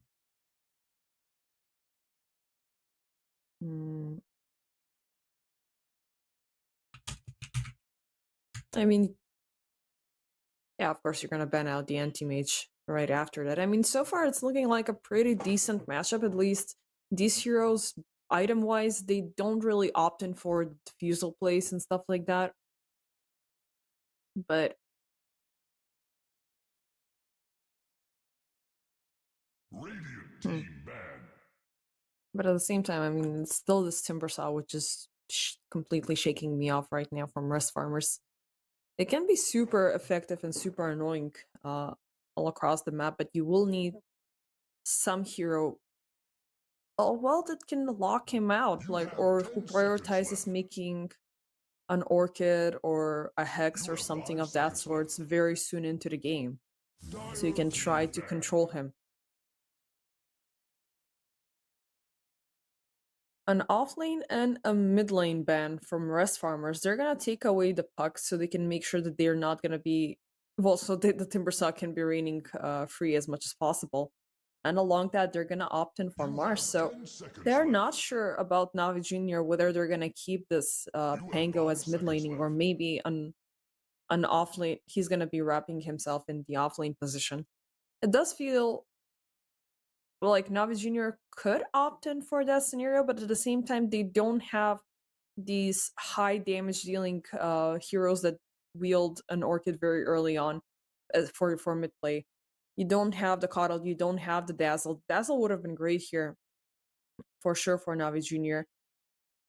But I do think that they can bring in something else here for sure. Dire But what else could that be? Radiant team pick. And it's gonna be a Primal Beast that they're gonna wrap things up with. Which feels a lot more like an offlane play here for sure. But You have 10 seconds left.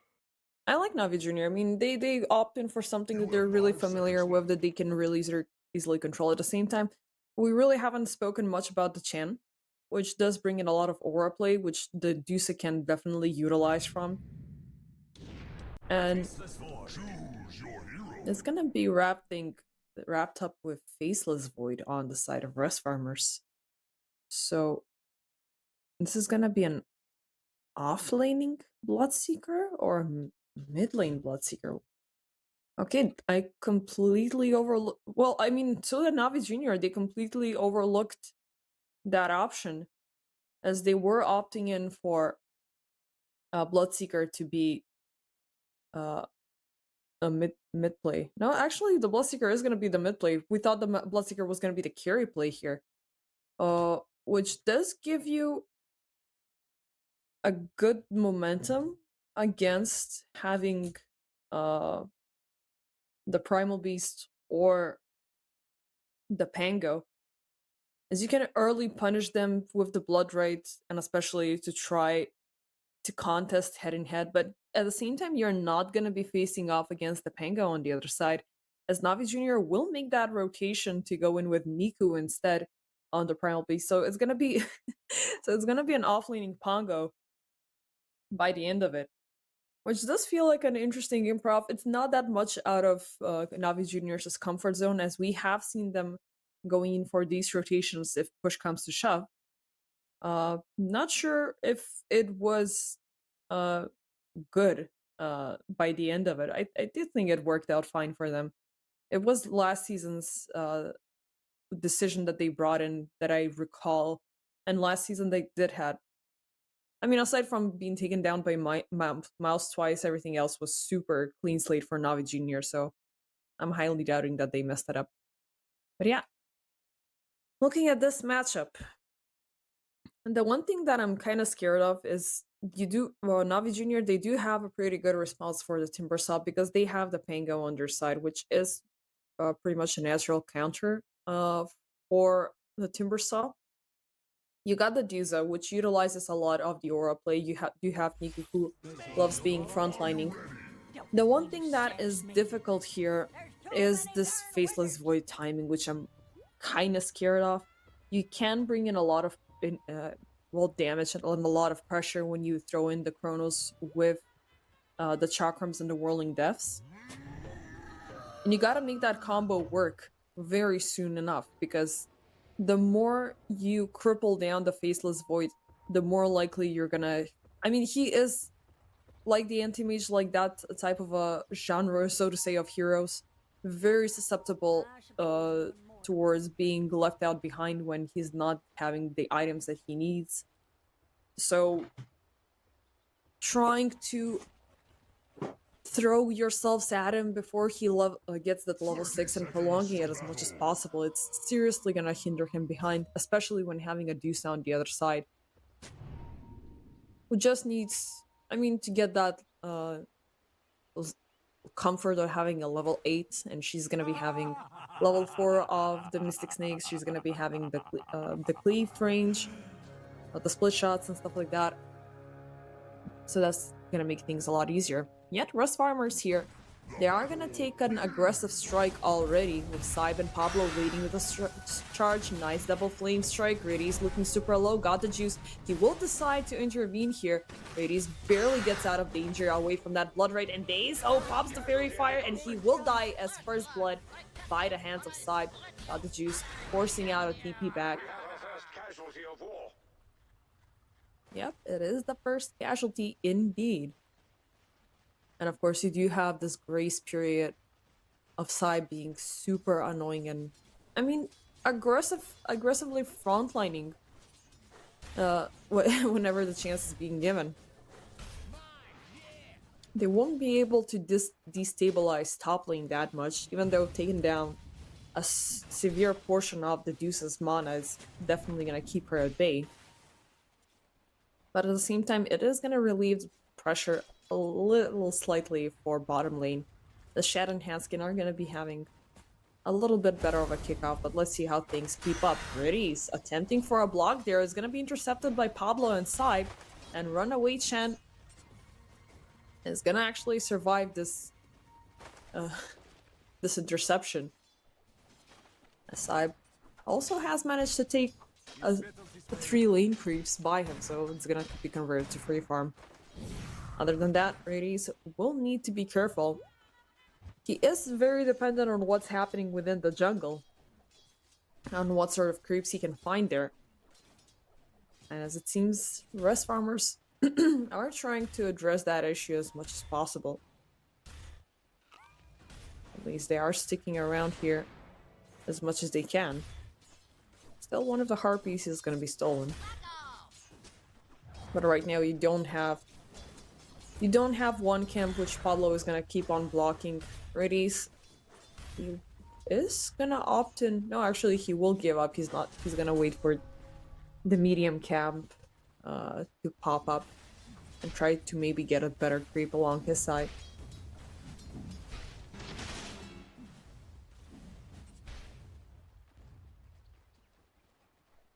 Down bottom, PMA and Daze. A very hard-hitting combo, but it's something that Rust Farmers can avoid.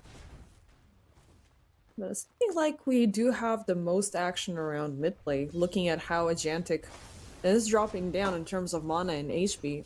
He's having a little bit of a struggle to try to be aggressive over Niku. But farm-wise, they are pretty much head-to-head. Radies.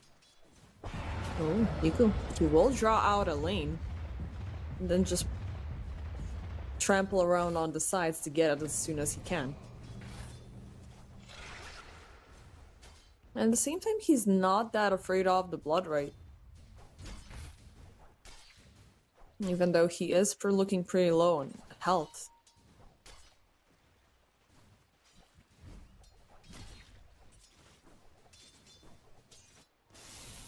I mean, it's in Ajantic's favor as much as possible to keep him pretty low. But at the same time, he needs to focus on farm, he needs to focus on getting that XP. Getting that rupture in time is going to be super crucial, especially before the pulverize. Oh. It's looking like Niku did take in a very nice strike there. Down bottom. Daze on PMA. They are hurting Shad, but they still haven't taken him down. As it has been calm ever since that timer popped off.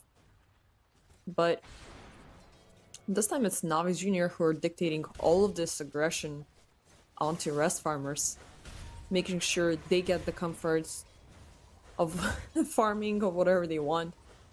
Rady's already at the mission of just getting cyclones and everything he can find and play. Ajantic feeling like a bit of this on the suffering end. Even though he is able to reclaim some of the HP lost. Niku is a little bit more sustainable and a little bit more tanky, and Not sure, like, if your go-to play with Jantic here. I mean, yeah, you are playing as mid, but opting in for a bottle is not that good of a choice, and not having it at the same time is hurting. Like Pablo right now, we are seeing him trying to run up there with the Firefly. SIBE is keeping up the pressure, even... Well, doesn't really care. He is facing off against Riddies. The Chen is pretty squishy, but nice avoidance for the time being still just prolongs the inevitable. SIBE will eventually take him down, along with God the Juice's courier, as those 2 stacks of reactive armor are doing him wonders. Still, a situation from a disarray turned into a great opportunity for Rust farmers here. As bottom lane, uh-oh, it is sad that they are losing on the long run. As probably a timely time warp into an awkward position landed them a really juicy kill, and Shat has been pretty low for quite some time. So catching him low again is definitely just a matter of time. As mid lane rotations are kicking off, Niku is gonna get silenced up. Pablo once again trying to interfere with the Firefly, but it's just gonna turn into an opportunity for Niku to pulverize him down. And of course, pop the invisibility right after and check out on what's going on. Well, at least for a little bit up top. Ajantic. PC is exactly where he is, but he is playing stupid here. As the ace is gonna come out from the other side, and eventually Ajantic... Well, nobody will do anything here. It was just a little bit of an aggression that Niku thought he had the upper hand of, but as we can see right in front of our eyes, there's a bunch of wards there. Up top, SIBE keeping up the pressure onto God the Juice as much as possible. But this Dusa is not that bothered at this point. Chakram and Whirling Death now both available. You still don't have the lasso for that secure catch, but at the same time you can't keep up with the harassment. Still, Niku on right on the other side of that corner. He is willing to strike and pulverize. Yep, and they will make the connection. Nice body block there, SIBE. Oh, Timber staying a little bit on the other side, but with Pablo interfering, they are gonna keep their distance. Then again, Riddies turning around. Pablo is gonna get significantly hurt, but they will not take him down as now Ajantic decides to intervene there. There's the Rupture onto God the Juice, as well as Hanskin is here to make sure TPs don't go through with the Glimpse. God the Juice is forced to stay, but will survive that onslaught as NaVi Jr. calling for backup. Nice cookie onto the Pinecone Warrior, and Hanskin is gonna go down. Niku still keeping up the chase, wants to take on to Pablo. SIBE, nice Timber chain up. But into the blood, right? Oh, the pulverize still will take him down, though. Oh, Niku somehow survives all of this. As Ajantic is willing to take a strike. Daze keeping up the pressure, but he's gonna get a little bit body block there from the creep. Eventually, a very nice full team reaction there from NaVi Jr. just to make sure God the Juice stays alive and well and gets them onto as soon as possible. Really nicely played out, and it was a bunch of these last second plays. Like, you got the blood rate activated, and now Shad, he is in danger and just instantly taken down. Oh, and he still does not have the chrono, which is super scary. That's for sure. But yeah, nice counter reaction from NaVi Jr. once again. Radiant's bottom tower is under attack. There is little it can do. They are rotating it very nicely. They are trying to control as much as they can across the map. And of course, just doubling down on this pressure around Shad's lane is really good. But even so, he will get the chrono in time, which means he can try to get a piece of the action. But you need to check his items, what's going on in that apartment. Meanwhile, SIBE, he is taking an aggressive stroll in the woods, which NaVi Jr. are not happy about, instantly catching him, pulverizing him, keeping him on the spot. SIBE wants to run away, but can't really go that far. As Niku is really well prepared and playing out this Primal Beast really, really nicely.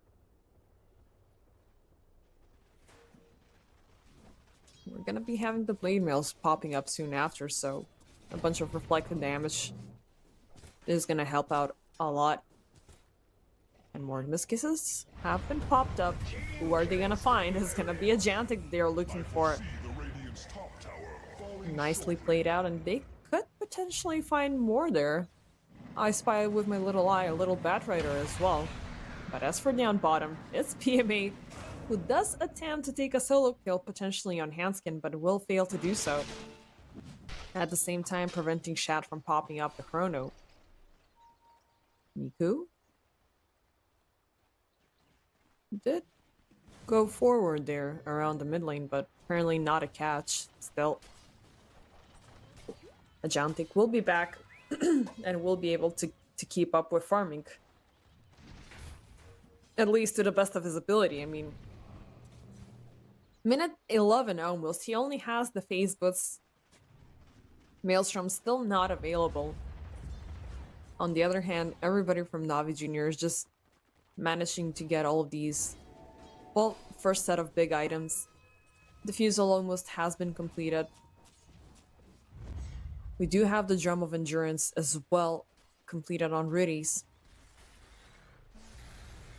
And with 3 creeps and 3 players, NaVi Jr. are willing to venture off into, hello, a bunch of nice juicy ancient stacks, which SIBE has been trying to farm up, but hello, you're not gonna farm that anymore.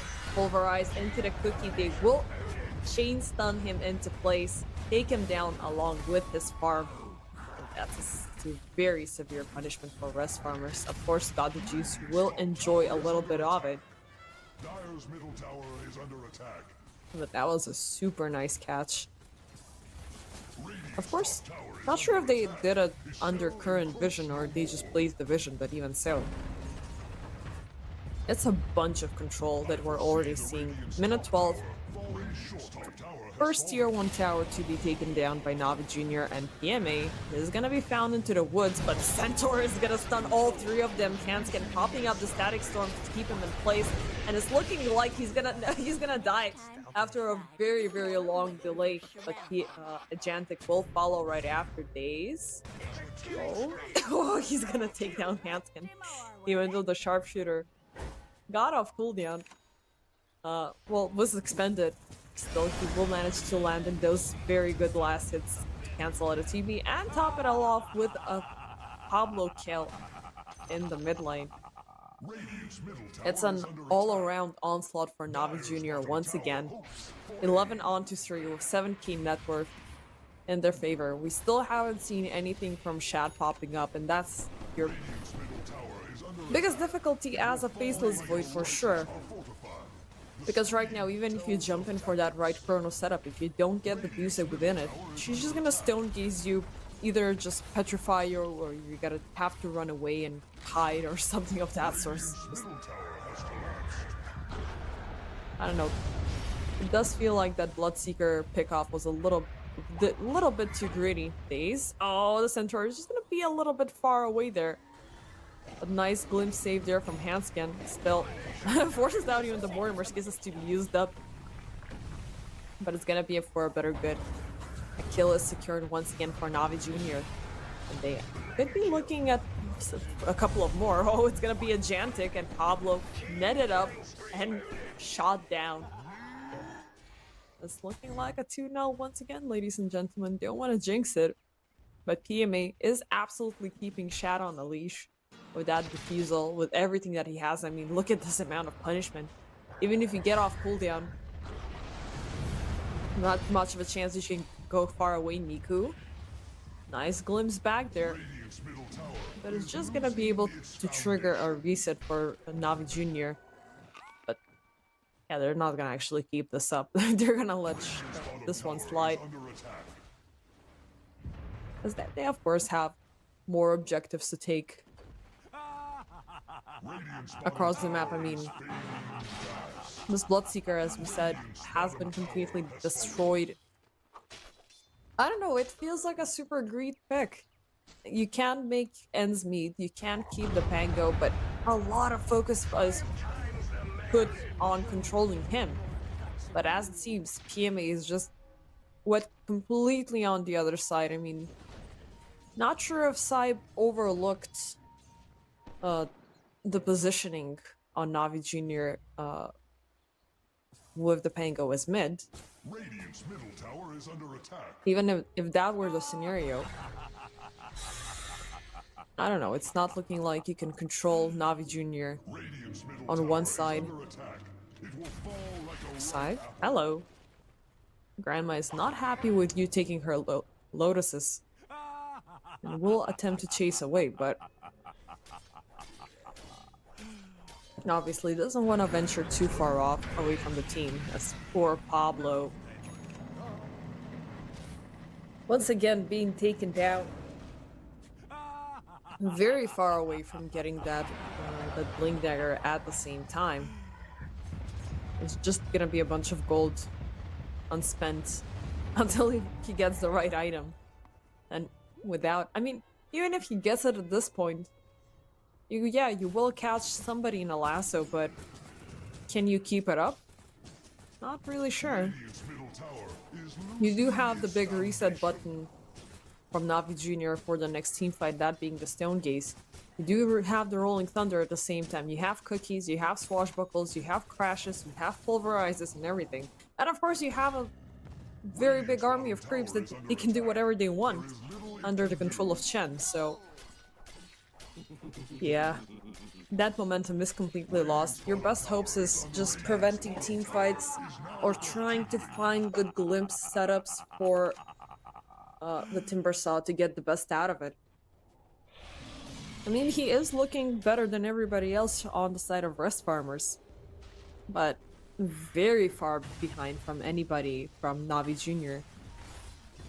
I mean, Rudy's is closing in terms of farm, and he's been pretty much just scouting across the jungle throughout this entire game so far.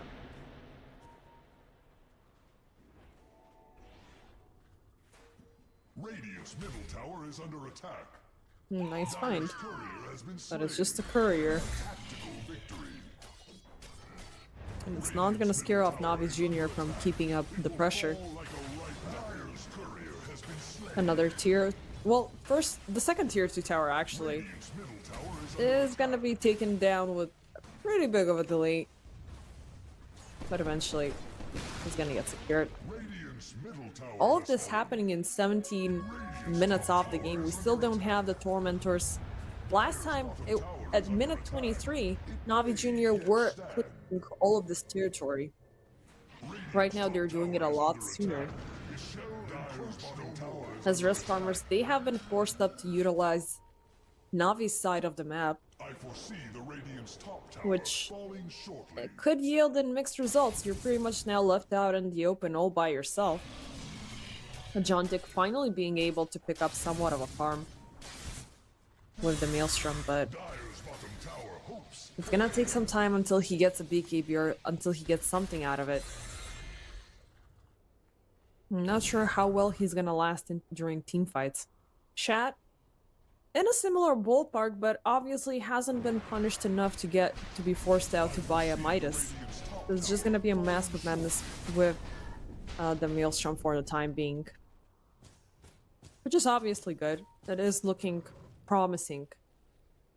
But at the same time, I don't think it's gonna work during a team fight or during a big setup. Miku, nice cancel before the Blood Raid goes off, and a Jantic is gonna die in a solo kill there. Yeah. Tower is under attack. Radiant's top tower has shattered. I don't know, like, looking at Rest Farmers' draft, they cannot pull off that rebalancing, let's just call it, as they did in the last game by Rest Farming throughout the entire game and just pulling off the gyro being super annoying. In this case, your draft by itself is not working that splendidly. You do have a bunch of contradictions, and you have SIBE just being completely obliterated, as we saw here. Dyer's middle I mean, tower is under Bloodseeker and Disruptor, yes. Let's just take it like theoretically, they work out. attack. Tower is under Bat attack. Rider and Bloodseeker also work out. Faceless Void on top of it all, not really so much, because from all of this movement abuse that you can do, you have a movement block, which works well with Timbersaw, but it's all of these duo combinations from Rest Farmers that they cannot work with on the long run that much. I don't know. Like, you need at least one more to pour into the Faceless Void lockdown synergy, which doesn't co-align with what Ajantic is doing. Well, maybe you can get a lock like right here and just bounce around Niku, but this guy is super scary. He just took down a solo kill onto Ajantic, walked away from the field, and there's the Chrono being used up. So that's one combo, but Niku is pretty much surviving everything. He wasted out the entire big ultimates from Rest Farmers. Eventually got taken down. Of course, you don't have the reliability from BKB just yet, but it kept the entire team busy long enough while taking down the Bloodseeker. And NaVi Jr., they're gonna take their axe, forcing out Rest Farmers to call out a GG for yet a second time. And it's gonna be a same scenario after all that we're seeing. Game 1 being super long, and Game 2 being super short.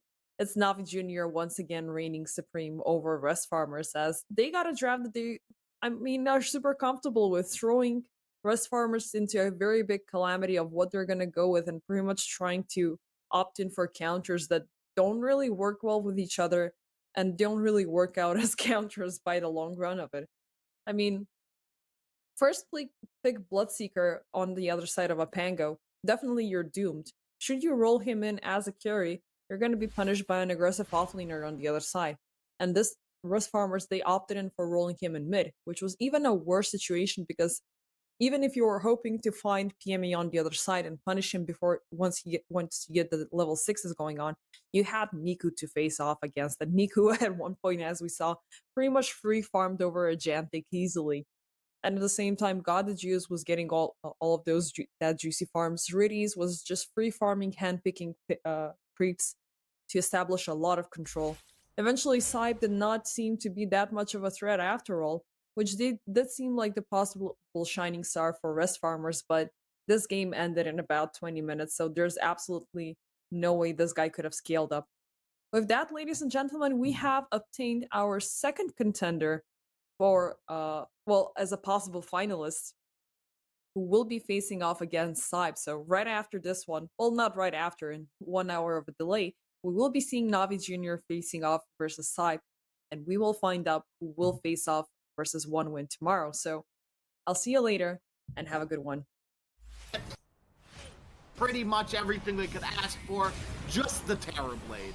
And Panga's arrived, but It's Megas. That's at least this lane of Rex. Try to make a TB illusion to fight up against all the other TB illusions. But it's not enough. The physical damage. ZZQ the greaves.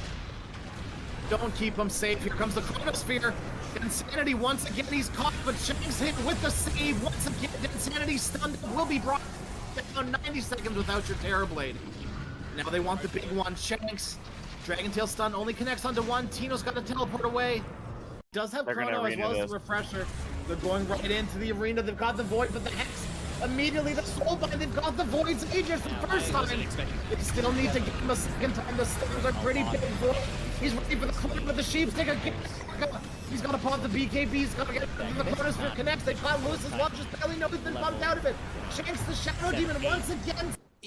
In at 13, having a Blink Dagger, this is going to be more towards 20. Yeah.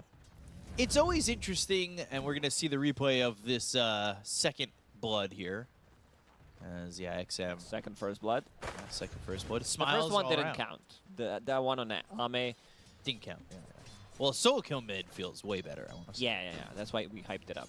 But going back to ZinQ's items, it's never really a great thing when your entire inventory is just consumables for the first 3-4 minutes of the game. Yeah, playing without stats feels very bad, and they're trying to put some pressure on top of him. It's a lot of right click. This is something that a lot of teams have been using. I know Falcons love to use this lane.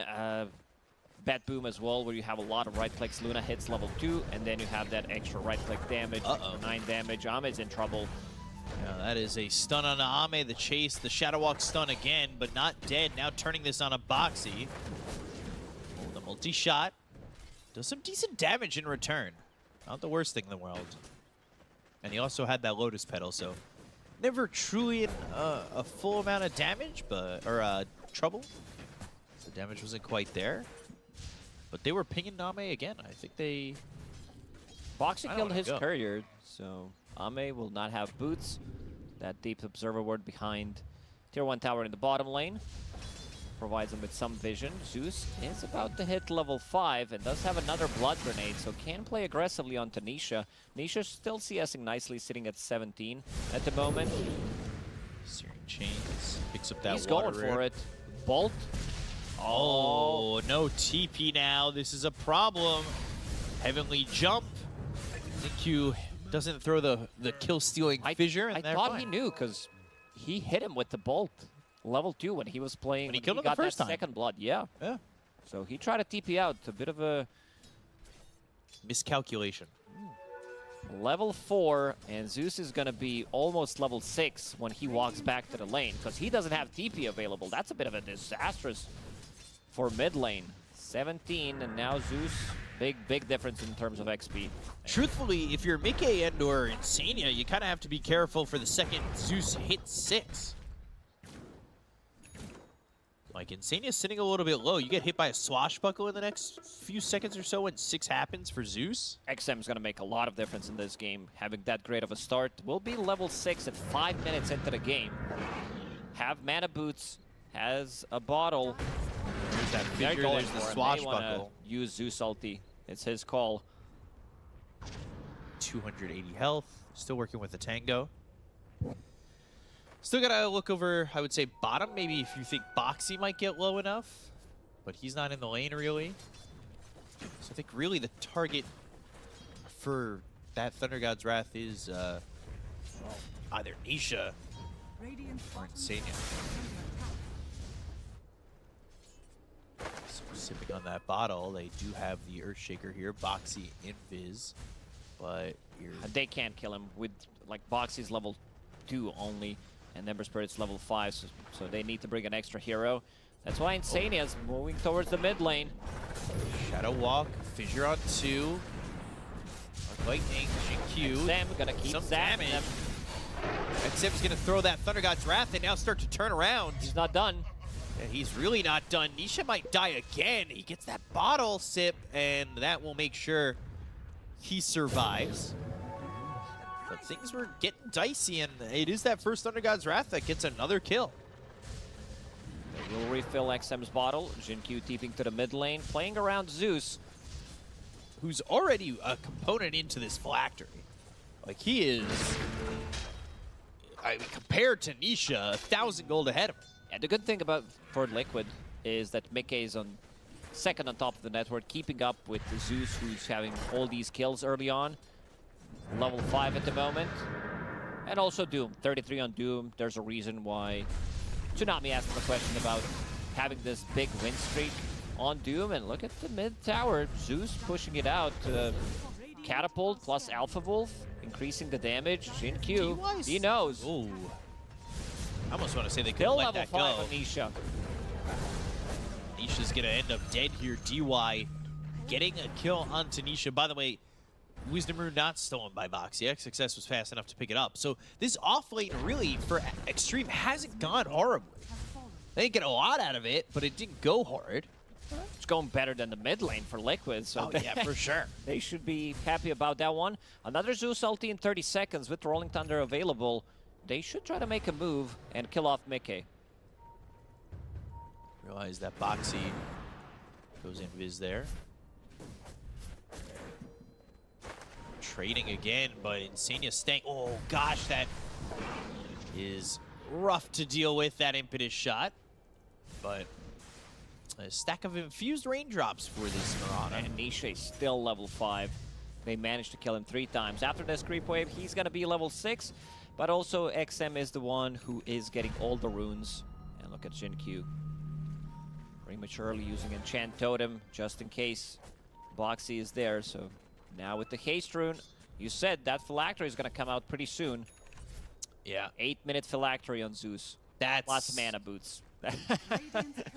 some crazy. Oh, well, never mind. Oh, now it's not coming out for another minute 43. It's a 10-minute phylactery now. Although, I'm wondering, is it worth? No. I know what you're going to ask. To buy a component and then sell it. Yeah, just buy the. No. Well, he bought the recipe. It's 200 gold. Is it worth being back in base and getting the phylactery in a minute earlier? And it's not that much of a sacrifice. Rolling Thunder. Undergod's Wrath is available, and that will get the kill on a Boxy. And then the Swashbuckle to get another. And now this late's great. Also, I thought my Doom was okay. We'll see. Doom used on Zeus, but it was more to stop the aggression. Yeah, he's not going to die. So this is a Doom wasted multi-shot. Gust, Dust, and it's a must. That Boxy should get away, even with that Dust on him. And another tower. XM, he's all over the place, involved in all 6 kills.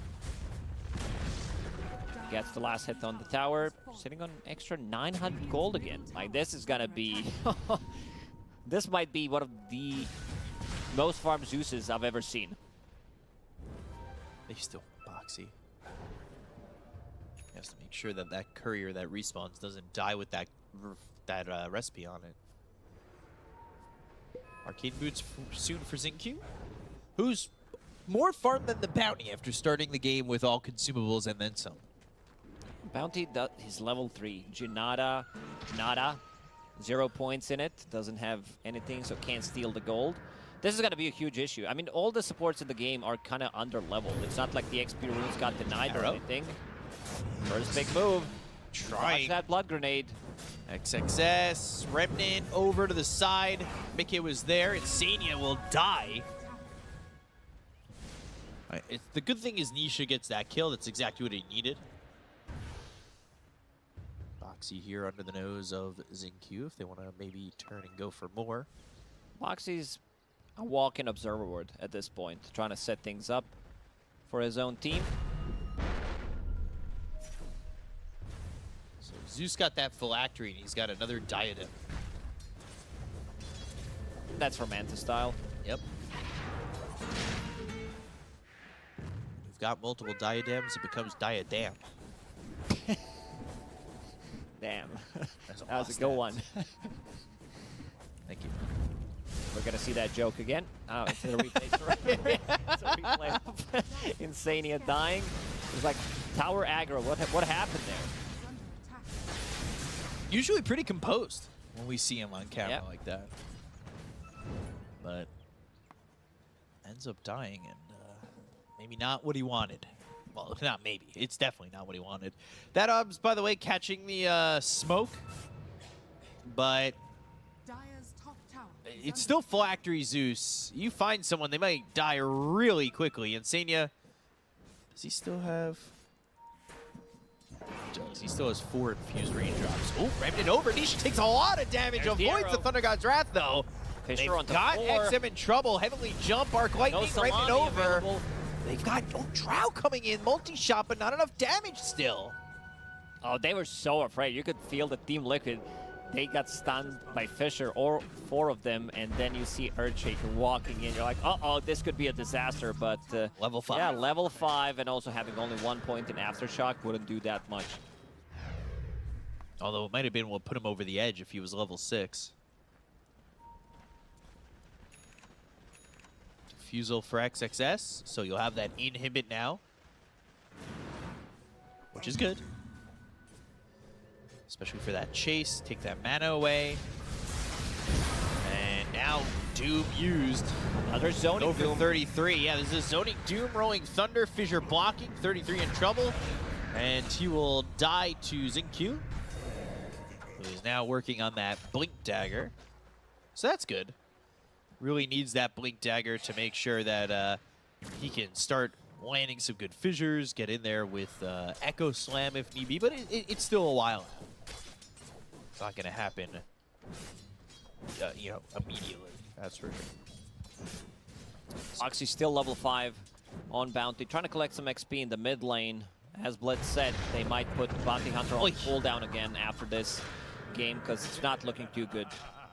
Dude, XXS, whose lane wasn't like overwhelming or anything like that, is now 4-1-2. Like, he's getting solo kills. I've been praising XXS for quite some time. I think he's definitely a top 3 offlaner in the world, and this guy always delivers. No matter what happens, you can rely on XXS having a good game. Even when he doesn't have a good lane, his impact is still going to be massive. 33. Thinking about maybe even picking up Hand of Midas. 2 zoning dooms, and they just scouted things out. They saw there's been Moonlight Shadow used. Boxy trying to be sneaky. This time around, he might actually get it. DY will not be fast enough. I was going to say, is he quick enough this time? And there's no way to stop that TP either. So it won't quite matter. Yeah. XXS, you say he's the top 3 offlaner. He's 24 years old, but he's been playing Pro Dota for like 8 years, 9 years. Played It's for insane to think about that. Played for DK. Because he started so young, yeah. Yeah, he's 16 years old. Let's see if they can catch him here. They don't have that much control.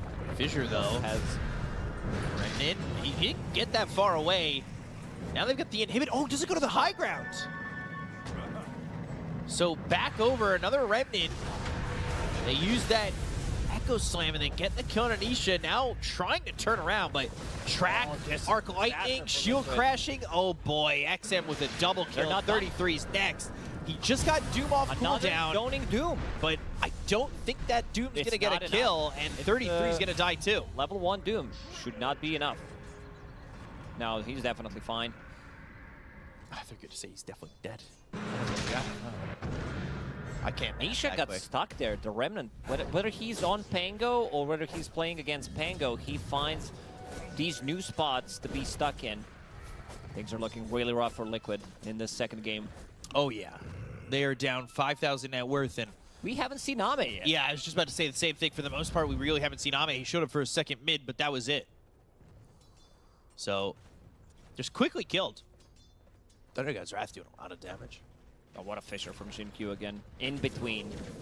He's not going for these blocks, instead just maximizing control. How many people can he stun? And now picking up the shard. Only 2 points in Aftershock for now. Huh. So, buys the shard. He wants to forgoes the blink. Yeah. I think that's fine. Earthshaker, when things are not going too well for you, even though he's the most farmed support in this game, not that difficult considering that Mirana and Bounty Hunter are not having a good time. Yeah, maybe a little bit surprising that he's not ahead of the Enchantress, but of course, Xtreme kind of sticking to priority on farm for supports here. At least in the sense that Xinq's not out farming his 2 and 3. Okay. You could take that range creep.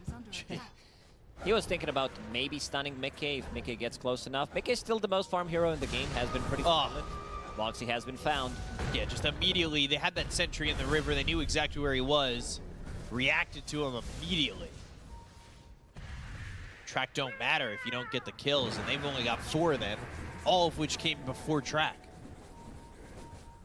All it takes is one big fight for Liquid. They pop a Doom, they get Zeus, and also Luna, level 14 already. Ame's only, he just hit 12, okay. So 2 levels trouble. ahead. Mickey trying to Manta dodge. Your hits. Not gonna be enough. Yeah, they just kill him too quickly. Thunder God's Wrath again. XXS on a mega kill streak. 40 seconds without this Luna, who was top of the net worth by the time they respawn, though. That's going to be it. 17,000 damage, 17 minutes in from Zeus. That's pretty wild. Sheesh. Because when you're ahead as Zeus, you are popping that ulti most of the time off cooldown. Boxy again. There's a sentry right there. They saw him place down the obs. They've got the fissure. They'll see Boxy, and he's got to try and run. Goes down. Oh. Nope. They know. They're pinging him out, but Boxy's a bit too speedy. That's quick. Having tranquil boots. That doesn't hit either. Still chasing him, buying a little bit more time. This is not too bad for Liquid. He almost got a courier off of that. I will say that courier was used to save. I felt like bait. Because it went down towards where Xingqiu is now, but then went left. And Oh, they're still tipping in. They've got the Sentry. Yeah. XXS, inhibit. Gosh. I love that, by the way. I love saying inhibit. Best active ability name. Doom used. Ame. Is this one a kill? Yes, this one is a kill. So we haven't really seen much of Ame, but doesn't matter. Liquid get that kill. Ame's still in no kills whatsoever. 0, 2, and 0, trying to keep up with Luna. And Luna was on top of the network for quite some time. Zeus with Manta, he's going to be getting a lot of farm. Manta plus Shard, and also holding the Philosopher's Stone. So this is going to be pretty similar to what Miero did on his Enigma. Having Eidolons, having Helm of the Overlord yesterday, and continue to farm up with Philly. Ripping it out that time. Insania. Fissure, Thunder God's Wrath. Every time XM is just getting a kill with that. There's been no stopping of this Thunder God's Wrath killing potential. DY not doing that like Enchantress Core build at all. So has Eternal Shroud, right? I don't think I've seen Eternal Shroud on Enchantress. If you need magic resist, most of the time you'll see Glimmer Cape. That's a big kill. It is. It's a lot of 1100 gold. Plus track gold on top of it. It's level 1 track, so it's not that much, but you know, it's extra. Track is track, though. XM. He's got those lightning hands. But, we'll see if he can get the gold, if these items are worth it, if he can rock the diamond hands and start to make the investments worth it. Liquid managed to stabilize the game in the last 5 minutes or so. Getting some big kills. Devour goal starts to kick in. Mickey continues to farm up. About to finish off his BKB. Ame about to have Axe. Upgrade those frost arrows to have hypothermia. Whew.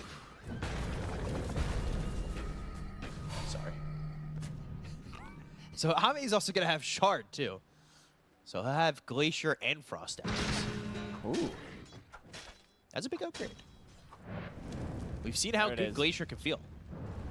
Glacier on top of it, testing it out. It does work. Also, I tested it out.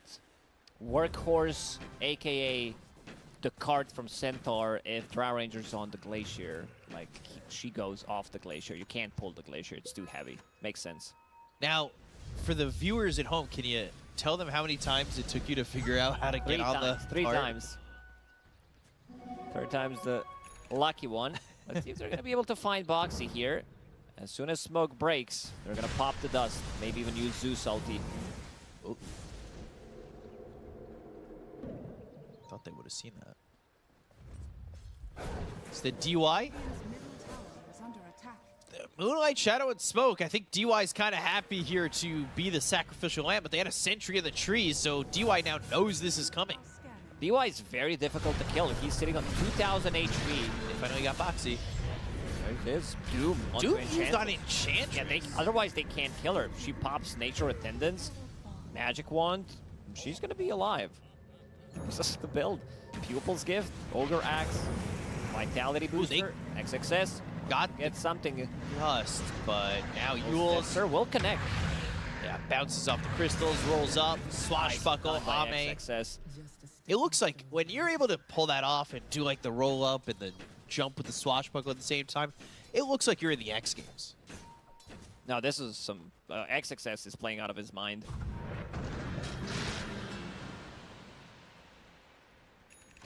So Ame with the Zags. That'll help him boost that farm, output some more damage in these fights. Zeus still top of the net worth. Nisha. in a way. So Xingqiu getting tracked, but he really just truthfully doesn't quite care about being tracked too much, and he's got that blink dagger now. So they've got gap closed. They're going into Roche. Scan connected. Team Liquid, let's see if they can get the jump. Maybe with some Manta styles, they can try to bait. Xingqiu. Oh, it's DY in the front line. Perfect up all spot. that damage, knowing that there is no Doom. Boxy? Not even there. Boxy's gonna die again. He is very dead. You did your best. So Aegis and a kill there for him. Well done by DY to eat that arrow. They did not have Xingqiu there immediately, so the fight could have happened if they were willing to force the issue early. Now with the Aghanim Scepter done, as you said, on Drow Ranger, plus Aegis, they should be able to take some tier 2 towers with it.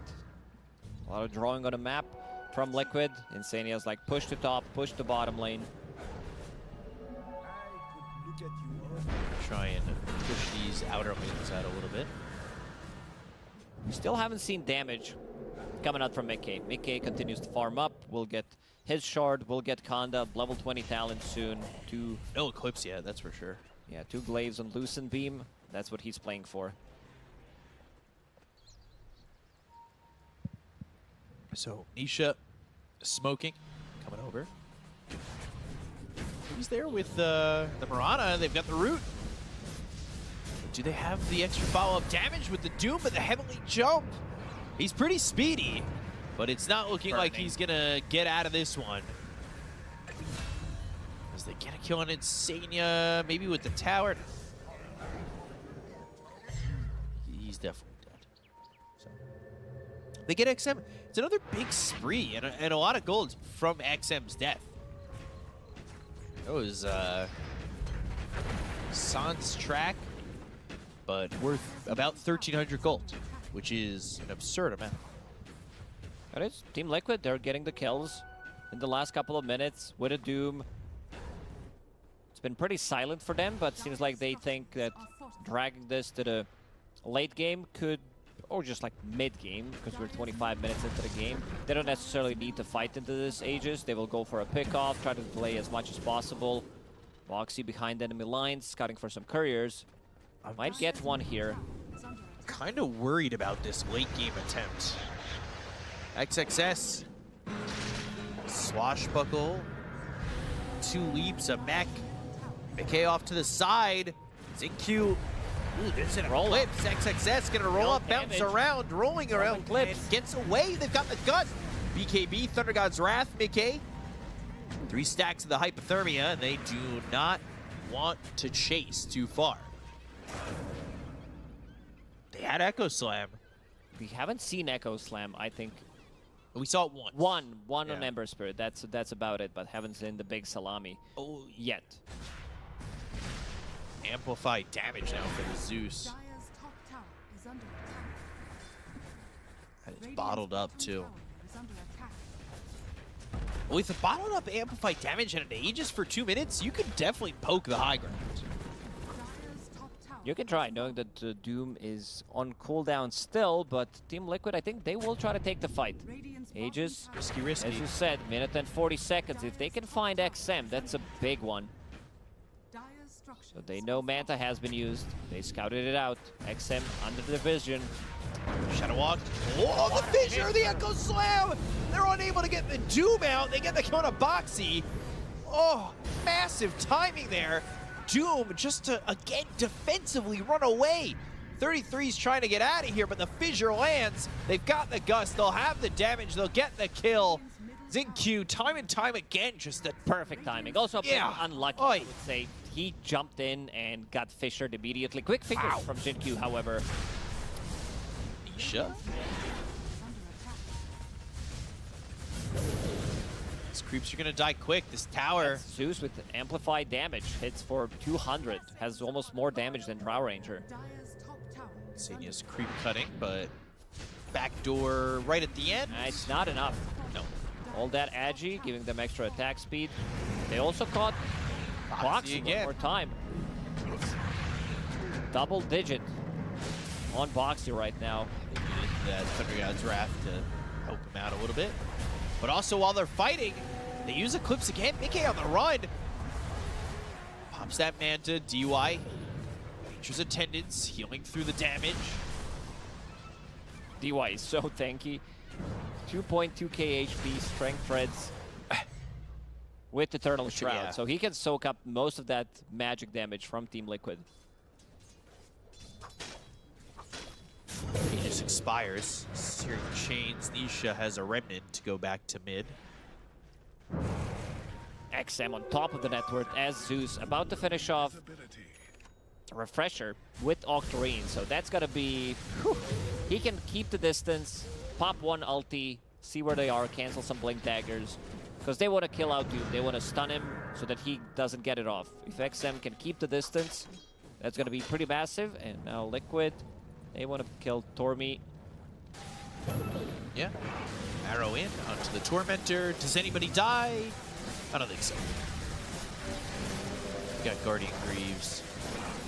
More than enough health. 33. He's got the shard.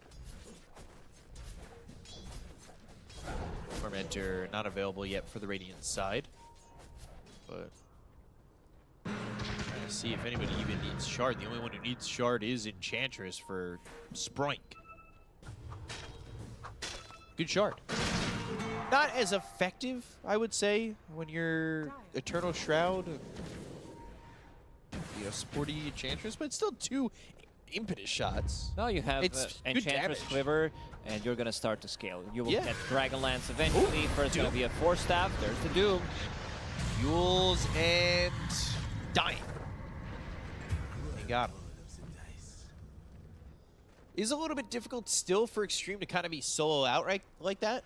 I think that, I mean, that obviously shows that they do have that pick-off potential, especially when Doom's up.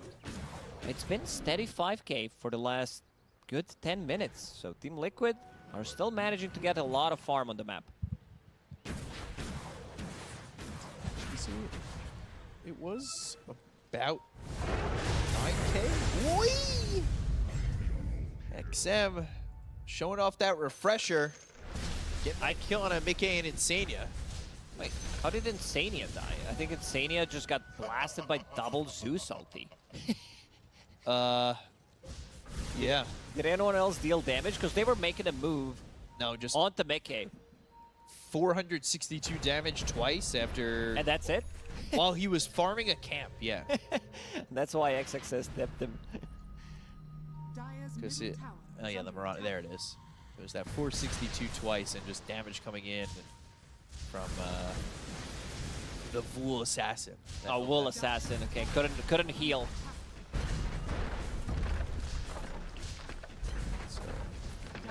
Top center Rex. Not long for this world. Yeah, tops and racks, very important to take. Boxy. All right, they found him. They're gonna get that kill. He's just kind of standing there, looking around, saying, "Hi, my name is Boxy." And well, he dies for that. Top of Glacier. They need a big Doom. They need some massive Doom. Maybe find Ame. His Lincoln Sphere is being delivered, but it's not going to be on time. 33 is pinging it out. Maybe if they can also find XM, that's going to be a lot of damage taken out. Ame, let's see, he's in. All right, AoE Doom, but they've got Doom here onto Ame. They're Remnant back in. Xinq's getting low with the Eclipse. He got Doom back. That Lotus Orb. So is that why he was AoE? Yeah. Because Yeah, it was the not Lotus his. Orb and the Ags with Ame reflects it as Ags. Yeah. Interesting. It And was not DY, Doom. they're gonna try to go for DY, but the Guardian Greaves, that'll heal them up a little bit. And that was an interesting interaction. You do me, I do you stronger. I don't think I've seen that one before. Yeah, that was an odd one.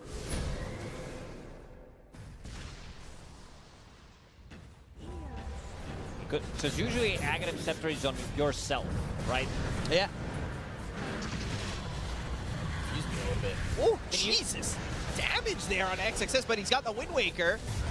And XM's got the Thunder God's Wrath, but he's kind of sitting low. They finally get XXS. It's Boxy who gets it. 33 ends up falling. Insania has to back up.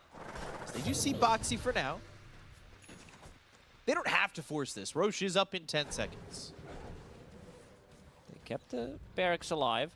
I mean, Aghanim Scepter Doom, you can use it on yourself or you can use it on allies. So, yeah, looks weird because it still deals damage in AoE around the Doom target. And Boxy again playing behind enemy lines. That's a 4-staff. Dead in the grave. Imagine any items you lose on your career were permanently gone. Yeah, back in good old days. How old? Lose a rapier. ZSMJ farms another rapier. Still wins the game. ZSMJ was on one of my favorite teams, Hyper Glory team. Who else was on that team? I don't remember even the team name. Hyper Glory team? Oh, God. It was your favorite team? No, 1 out of 5 players. It was my favorite team to watch back when I was like, oh, God. I'm trying to guess, because there's a lot. I mean, that was like one of those teams. It was almost like the Power Rangers of China. Like, a lot of players came in through there. And ZSMJ is the one name I know. Favorite team? Yes, sir. Roshan with Roshan's banner and Aegis. Another Alpha Bolt. Doom is in. Ooh, he's in. He's dooming. He's trying to get a kill here. But now out of the Glacier, the Gust, the right clicks, the Hypothermia, it's chilling. No, one of the Thunder Gods wrapped right onto Xtreme. They get the kill into him, and ZQ ends up taking out for the Doom. This is a good potentially for Liquid. Nisha is in. Ame from the high ground. The track's on him.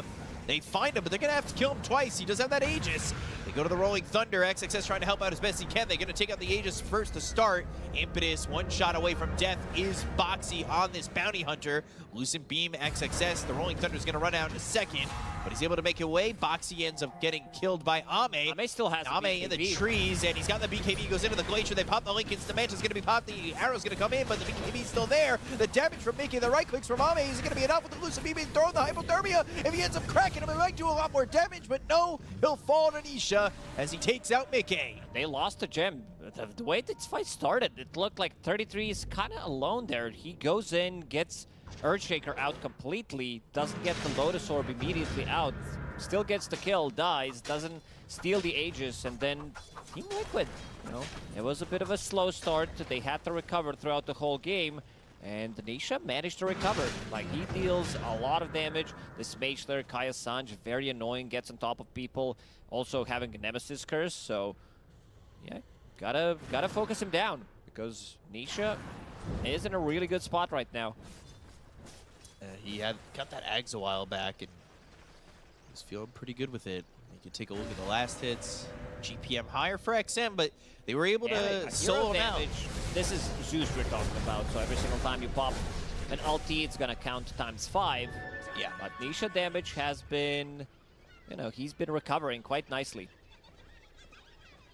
So, I got a little update for you.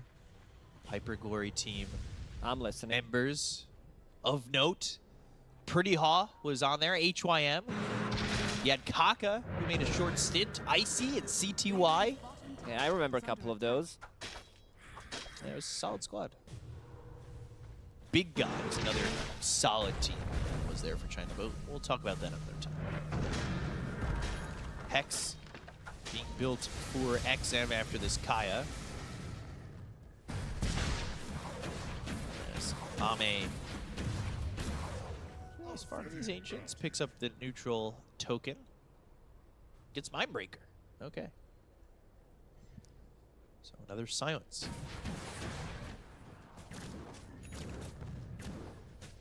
This is gonna hurt a lot. Ame, if he manages to get the damage in, if he's not focused, but also XM, he needs to keep the distance. You want to have that double ulti.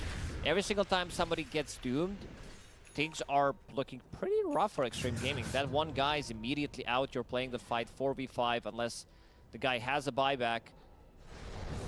The tough thing is, like, what they're dealing with in that last fight is that Boxy gets the track on XM. They know exactly where he is, and you've got this Ember who just puts a Remnant on top of him, and he can't get away. So they need to be very careful because, truthfully, this it's 8,000 net worth lead, but it feels like an even game. That being said, though, Thunder God's Wrath, they look over at Mickey. They've got themselves the refresher, the Echo Slam. And they get the kill. Mickey. He's got no buyback.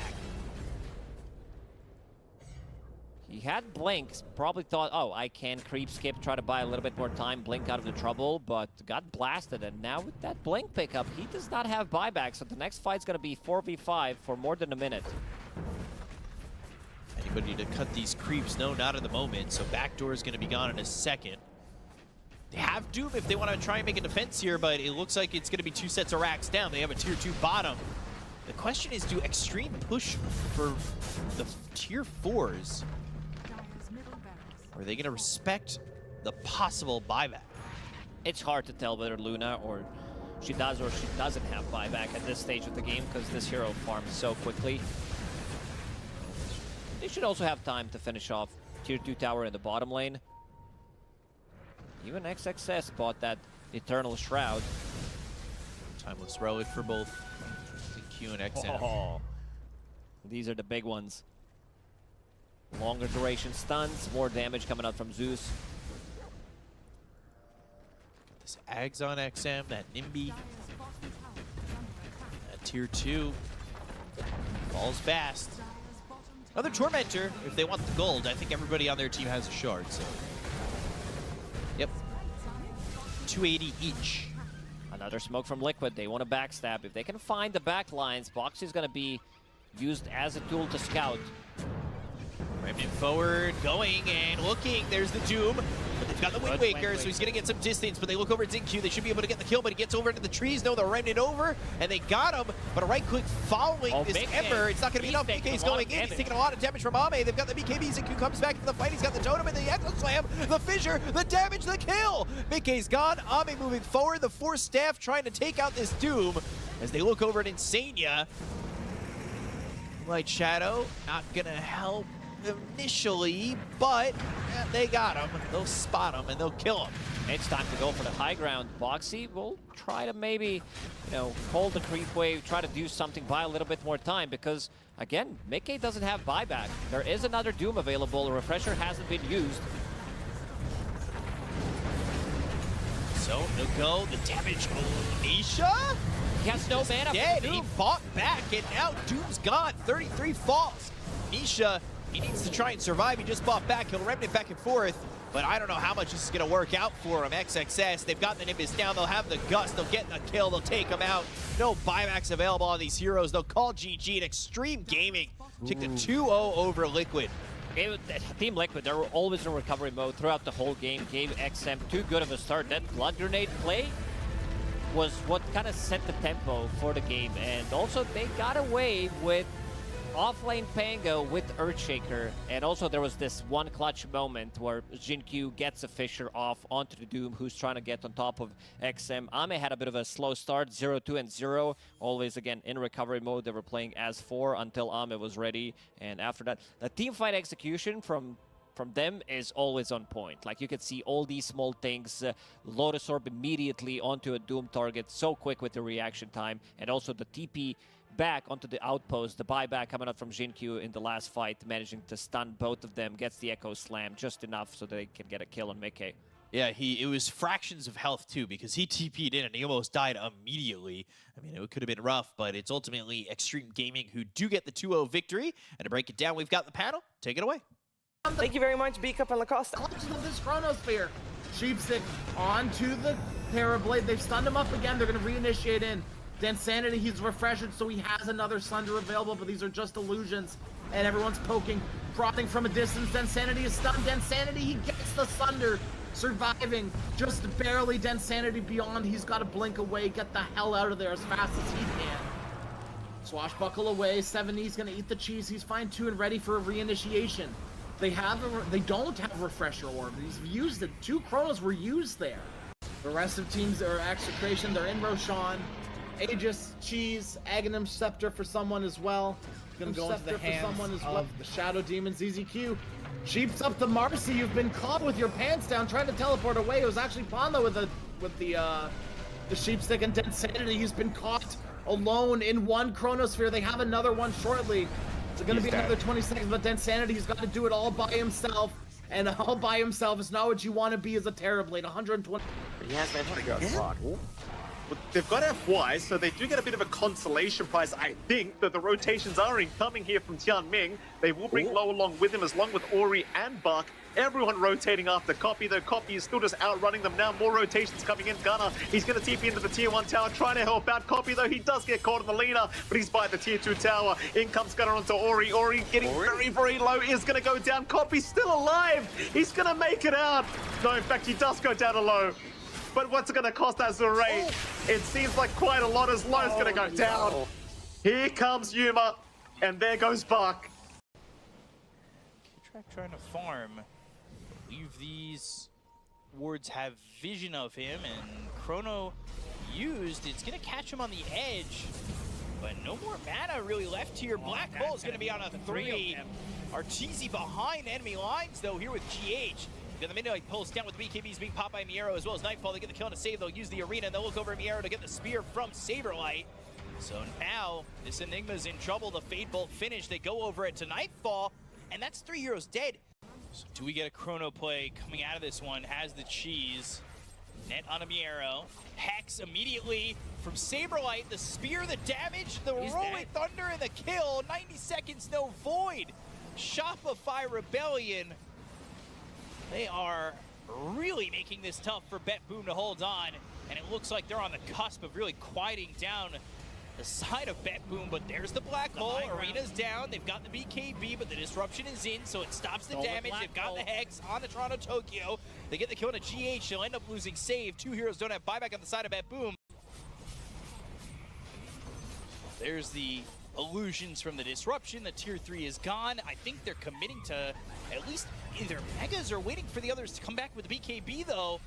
Now Miero walking forward. They got the Fiend's Grip. They get the kill to Kid Track. They look over at Arteezy. Do they have enough? They're going to time walk in. They've got the Chrono on a 2. Do they have the damage with the Rolling Thunder from Sumail?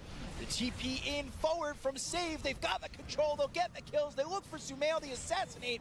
It flies out, but Sumail rolls away. Nightfall looking like he wants to chase. Oh, the avalanche, they got him. Oh, is this it? Is this the comeback? We're up on the high ground. Miero.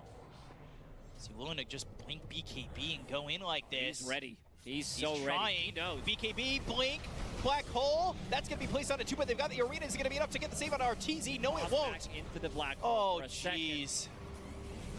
Buyback is available, but that's a big one. Miero. When his Black Holes, like this guy can carry so many times Bet Boom when they're on the back foot, he knows how to make a comeback play. Ooh, actually, Arteezy's getting pretty close. Arteezy, Lotus Orb, reflecting a little bit, save. Nightfall, time walk in, they had themselves the Fiend's Grip, they go to the Chronosphere, that's gonna be on a 2. They look for the damage, but they've got the disruption, that's gonna be a save on a 1. They go to the refresher, they've got themselves another Chrono, bing bong, they're coming for more. They want to take out the entire side of Shopify Rebellion. GPK doing the damage, has the right clicks, Miero in with the Black Hole, that's gonna be right onto the Naga Siren, and they will get the kill on Arteezy.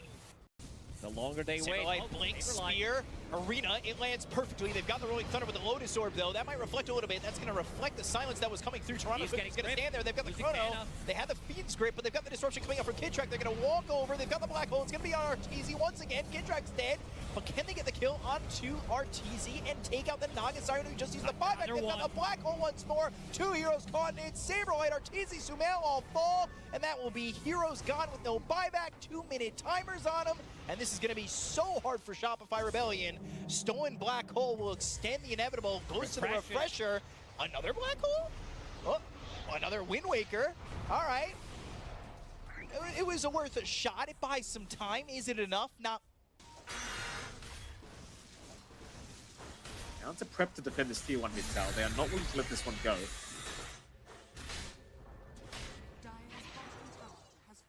He was going to show up to boot. They'll pop the Moonlight Shadow. Copy's going to jump right in onto Ori. Arrow will connect to follow up with the Dragon Tail Sun, and Ori has been deleted.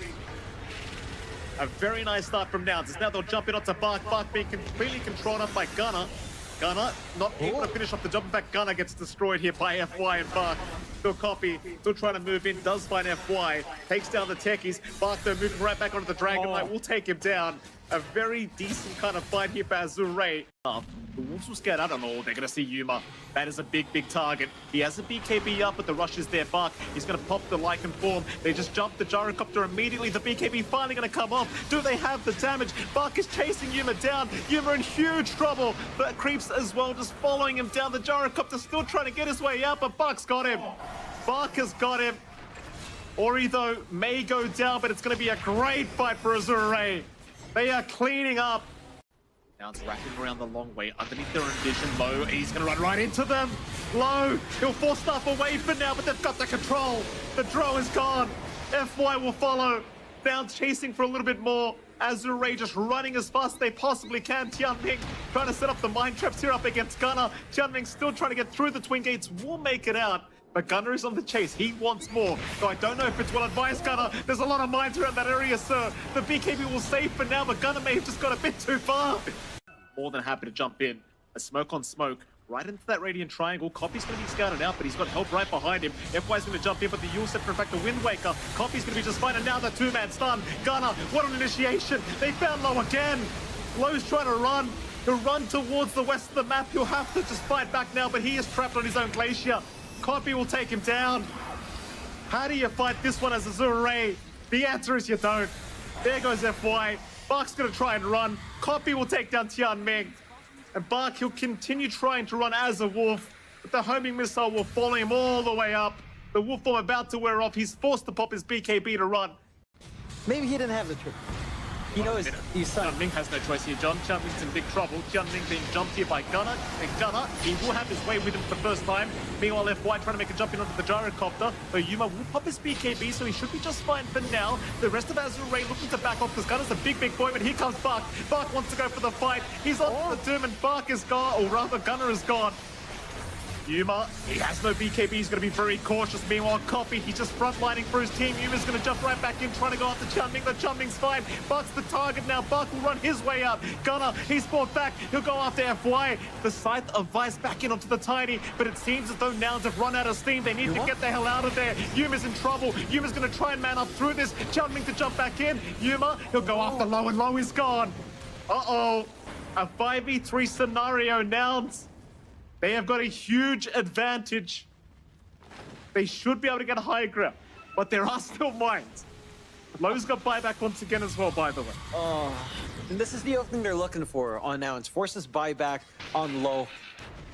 Just go right back in. All these mirror shields on both sides are just causing numerous issues in trying to get that instantaneous lockdown they both need. I do like that Tianming knows the assignment. He has a Pirate's hat of his own. It's just still a level away from 25. You need to hit that point before it's really relevant. And as you mentioned, just the mines here. They could go for Roche on now and want to... They've already forced 2 buybacks. They just need to find the diebacks at this point. FY, back is there. Copy. Nullifier, it's going to cancel off the Wind Waker. Copy is getting blown up. FY, he will drop Copy. He's saved by the disruption. He will be able to chain his way out. As Bark is going to go after Fly now on the Crystal Maiden. Fly dropping very, very low. They're still alive, and Bark does take him down and just rushes his way out of there. Eventually he'll be here. I know. Why can't we have Ags? Why can't we have Agan enjoying the game? Maybe we'll see Ags again in the next chapter of Groundfall. Oh, wait, whoa, a siege? You got a range Rax. Run low. You're the hero we need, but didn't deserve. Get out of there, sir. He actually he took a Rex ahead of now. Zealous. Oh, they caught him. They see Low. The jump is there, Low. Oh, it may not have been worth it. There is a smoke out. Boom. Might be able to take the follow-up fight. They could make it. I mean, Sacred, he could just jump right in. It's too late, though. The Aegis is taken. They're still looking for the fight. Sacred, he could go for a big avalanche. And he will find 3-man avalanche, tossing Arme back. They want that Aegis down immediately, though. Sacred might have to give his life away for it, and does. Meanwhile, Q, a 2-man rebound. He'll take down Knight and Panda. Slot him. He'll pop the Rolling Thunder now. Meanwhile, Picard's on the high ground trying to survive, but he's almost out of mana in the Fiend's grip. It's going to hold down the Rolling Thunder. Picard needs to run. He's completely out of mana, and he is down. Kill. Telekinesis clips him. Toss, though, he was close enough, and GH taking a lot of damage from Eidolons as well as this damage. They'll get the kill. Oh, Miero's in with the Black Hole on 2. Eidolons again with this Black Dragon. and the disruption's just there for a split-second save. Is it gonna be enough? Avalanche comes through from save from this cliff, assassinating Sumail from a distance. And another one. Oh no, Arteezy? His own BKB, but he quickly realizes he has to teleport out and doesn't make it. He underestimated the damage of the Luna. And now Bad Rider will be caught and killed off as well. And Nico is now slightly falling off, but it's gonna be Cloud going for a very aggressive initiation. He's instantly gonna force out the BKB on the Bad Riders. Pangolier realized that this may be an opportunity to go for more. Will be getting himself in with the Rolling Thunder, but look at the amount of physical damage he takes. That's the problem. All the damage is physical. BKBs do nothing. Roll up does nothing. The Shadow Grave will keep Daze alive though, but only for so long as more Glaives are bouncing. And Mukushi is only getting more fed as time goes on. Still trying to hold his own against Niku, but Niku's BKB is allowing him to get Tira Jr. extremely low. Still not quite killed up as more Glaives are bouncing, killing off the Gyrocopter, and will finish off the Dazzle the moment Shadow Grave goes down for a split second. In the previous game, it won in the previous series as well, so I may be expecting that again as far as win rate goes, but no, because Patch misses the hook, which would have let them instant kill Urza's first life, as now Sniper has to get out of there, but the rest of the Snapfire ultimate is going to be committed into the team fight instead, as out comes a Fiend's Grip, but Vayne just instantly dies. Timbersaw doomed up, cannot do anything to defend himself. With the Gyrocopter in front of him, Sniper at least gets another kill out of that.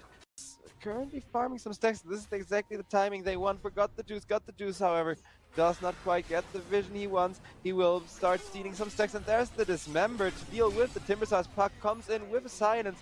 Templar Assassin gets to live thanks to the refractions coming out.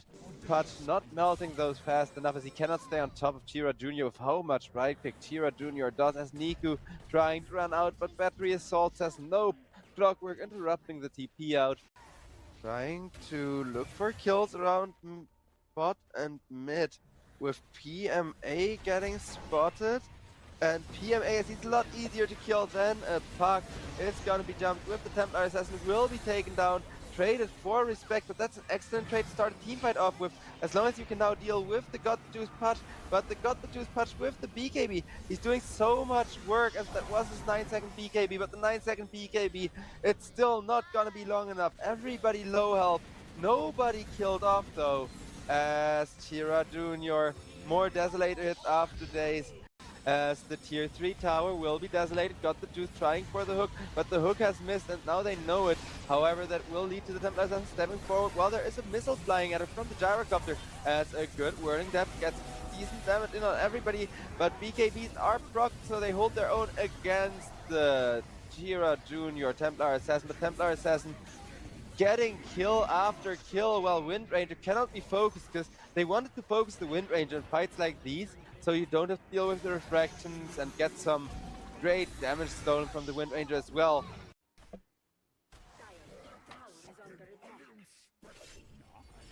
Top tower getting pressured a bit by the side of SIBE, but SIBE, they get re-up caught for that, and with the huge nuke there from the Keeper of the Light, he will just be killed off. Chaos Knight though gets frozen up by the Crystal Maiden, takes a lot of damage, as the Crystal Maiden ultimate doesn't quite finish him off with the bash from the Spirit Break. He's still very much gonna go down. As in comes an initiation by Salfate, who gets a flashy for that. He will be called down upon, but Patch, can he survive against the Chaos Knight Assault? Not with Chaos Knight having a BKB, just rendering himself immune against the Patch's huge magical damage, but in comes the Razor with a BKB of his own. He's gonna tank through the homing missile from Stormanyan. Stormanyan with the Razor ultimate just killed up as Chaos Knight.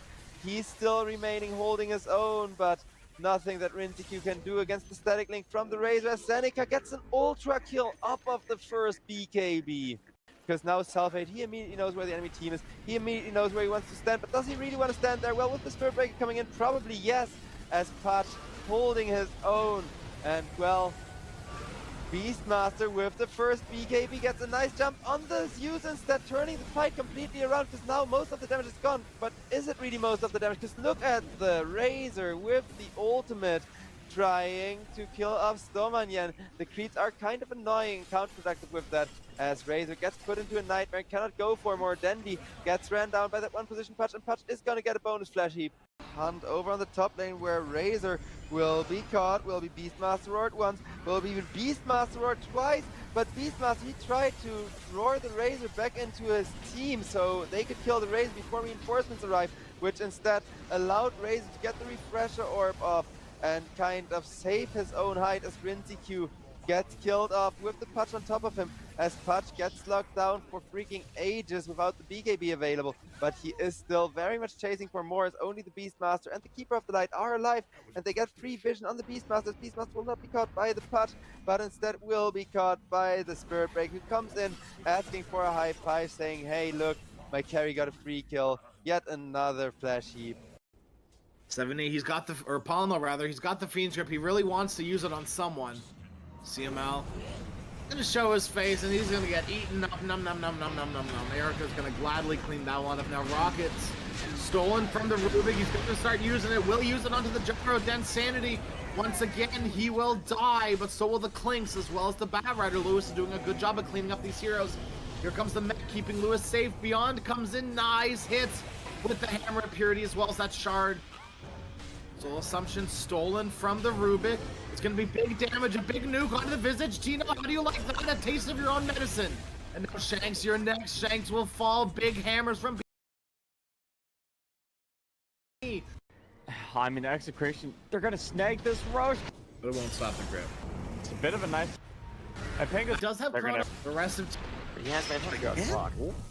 But they've got FY, so they do get a bit of a consolation prize. I think that the rotations are incoming here from Tianming. They will bring Low along with him, along with Ori and Buck. Everyone rotating after Copy, though Copy is still just outrunning them now. More rotations coming in. Gunner, he's going to TP into the Tier 1 tower, trying to help out Copy, though he does get caught in the leaner, but he's by the Tier 2 tower. In comes Gunner onto Ori. Ori getting very, very low, is going to go down. Copy's still alive. He's going to make it out.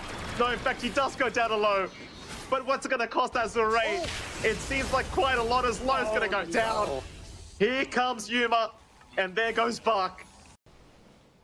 K-Track trying to farm. I believe these wards have vision of him, and Chrono used. It's going to catch him on the edge, but no more mana really left here. Black Hole is going to be on a 3. Arteezy behind enemy lines, though, here with GH. The Midnight Pulse down with BKBs being popped by Miero as well as Nightfall. They get the kill and a save. They'll use the arena and they'll look over at Miero to get the spear from Saberlight. So now this Enigma's in trouble. The Fade Bolt finish. They go over it to Nightfall, and that's 3 heroes dead. So do we get a Chrono play coming out of this one? Has the cheese. Net on a Miero. Hex immediately from Saberlight. The spear, the damage, the Rolling Thunder, and the kill. 90 seconds, no void. Shopify Rebellion. They are really making this tough for Bet Boom to hold on, and it looks like they're on the cusp of really quieting down the side of Bet Boom, but there's the Black Hole. Arena's down. They've got the BKB, but the disruption is in, so it stops the damage. They've got the Hex on the Toronto Tokyo. They get the kill on a GH. They'll end up losing save. 2 heroes don't have buyback on the side of Bet Boom. There's the illusions from the disruption. The tier 3 is gone. I think they're committing to at least either megas or waiting for the others to come back with the BKB, though. Now Miero walking forward. They got the Fiend's Grip. They get the kill on the Kid-Track. They'll look over at Arteezy. Do they have enough? They're going to time walk in. They've got the Chrono on a 2. Do they have the damage with the Rolling Thunder from Sumail? The TP in forward from Save. They've got the control. They'll get the kills. They look for Welcome Sumail. back from the pretty long break, yet again with NaVi Jr. and SIBE. One of these are going to be proceeding 10 seconds left. versus the team that pretty much pushed them down into lower bracket 5 seconds left. itself, that being 1 win. As for these two, they have a short history versus each other, one during previous season group stage and previously during the Dota Pro circuit of Eastern European Division 2 place, which unfortunately eventually got cancelled up by Valve. But anyhow, it's a similar scenario with what we were seeing previously with Rust Farmers, as NaVi Jr. has taken them down SIBE twice already, with a clean slate to null result every single time. So, once again, we have the same question. Will history repeat itself, or will SIBE be able to fight their way through this one. As for picks, we are going to be having the good old annoying Pango being picked up by Navi Jr., alongside with Shadow Demon and their good old favorite Lion. We have seen them, I mean, make this Lion Pango combination very often, alongside with Timber Saws and Primal Beasts and something and Dazzles of that sorts. But yeah, this time it's looking so far pretty safe for Navi Jr. to keep up with the Pango being on mid lane and not have the same scenario as the previous game 2 that we're seeing with Rest Farmers. Even so, with rotating the Pango into offlane, it does seem like a viable option if you have a carry to punish on the other side, which we still haven't seen from SIBE, as they will open up with their offlaner and their dual support combo as well. It's going to be two really reliable supports on their side. We have seen Disruptor plays very often. I mean, he did fall off very often. I mean, not very often. I think the last time we had a stat drop about Disruptor, it was 100% contest rate, which means that he either got completely banned out or completely picked out. But I do think that about 80% of those contests fell into the ban phase. And yeah, along his side, there is going to be a Tiny, so great for the Avalanche toss setups, and double down by Doom. And it's going to be a Kanka on the other side of Dusa. Okay, really interesting to see. Both teams have really strong, reliable drafts so far. But Navi Jr. are going to be opting in for picking out the carry. Well, before their last pick, so we're going to be seeing a last pick either or offlaner or mid laner. Now with the Kanka jumping in, it's far more likely that he's going to be playing out as mid lane. We do see Kankas often going into safe lane, into offlane, my bad, but we do have the Doom in this scenario, so pretty sure that combo is going to be locked in. You do still have the carry slot available then.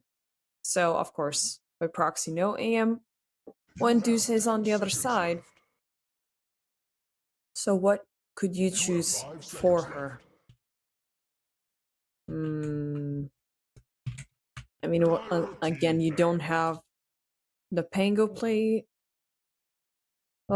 which is generally your favorite. Maybe Morphling could be interesting for SIBE here, but it does have an awkward fall off. As he does really need some time to scale up.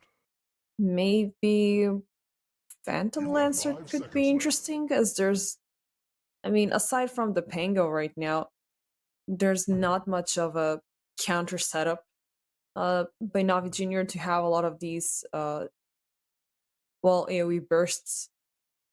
Huskar thinking as well.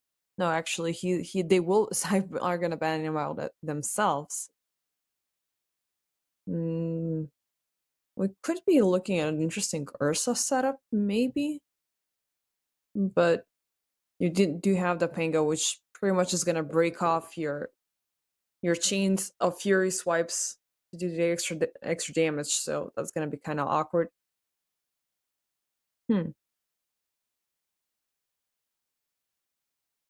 As for Navi Jr., they do have their final slot open for the offlaner, as SIBE do have a feeling for it.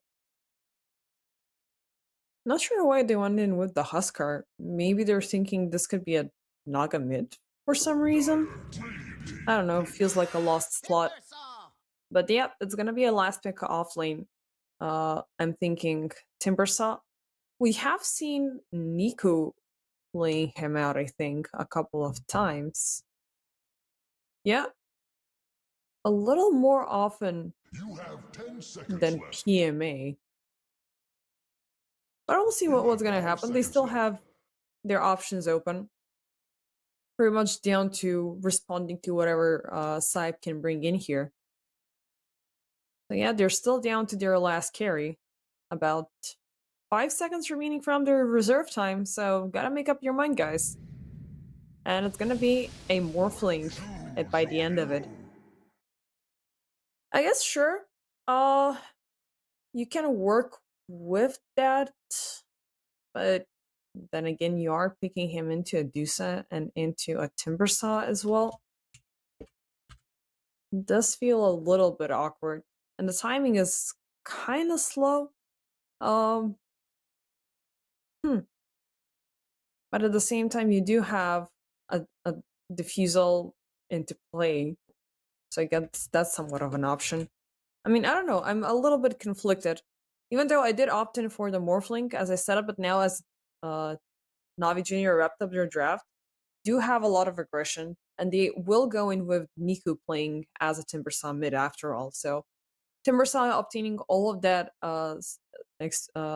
solo experience, all of that farm, but all by himself. He can start rotating in very early and be super annoying across lanes, which definitely is going to be something difficult for Sylphate to deal with.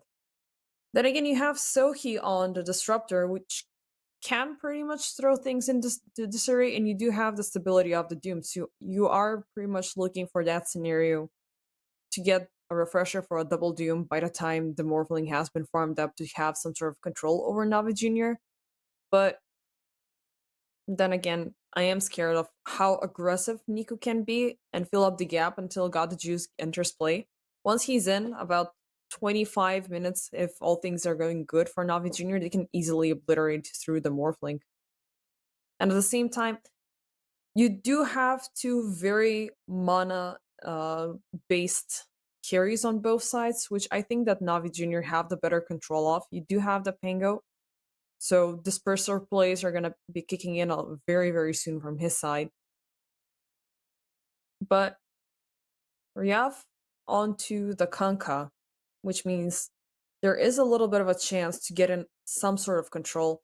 You do have the double Glimpse and X marks the spot combination, which can pretty much throw the team fight into disarray, but holding it all together feels like a very difficult task for SIBE here. But you do have the Tiny at the same time, which does give you that aggression if you want to go for it. I don't know, I am looking for a surprise here from SIBE. It feels like their draft is a little bit into disarray, or maybe it's just me looking for these ideal combinations a little bit too much. But for Navi Jr., they're already warmed up, they're already having a very favorable combination that they pretty much already played out, and they gotta hold on the line that they're really keen on working with. So yeah, top 5 heroes, by the way, of the past 2023-24 season are Centaur, Tiny, Pango, DK, and Luna. Luna and Tiny we see still a lot. Centaur is being actively aggressed, but the Pango, I think we still cannot get enough of him. About how annoying he can be with the Rolling Thunder. Like, he turns into this really aggressive disabler who can jump into your face. And you really need at least 2 other heroes to counter him, to have him under control fully. Oh, and that's a catch. Zenitsa in the danger zone is gonna be followed up by a stun and... Oh? Yeah, okay. They were just waiting for the setup for God the Juice, but eventually the first blood will be drawn by Navi Jr. as they will lose on the opportunity of taking 1 rune away from SIBE, but still, it's gonna be a good kill anyways.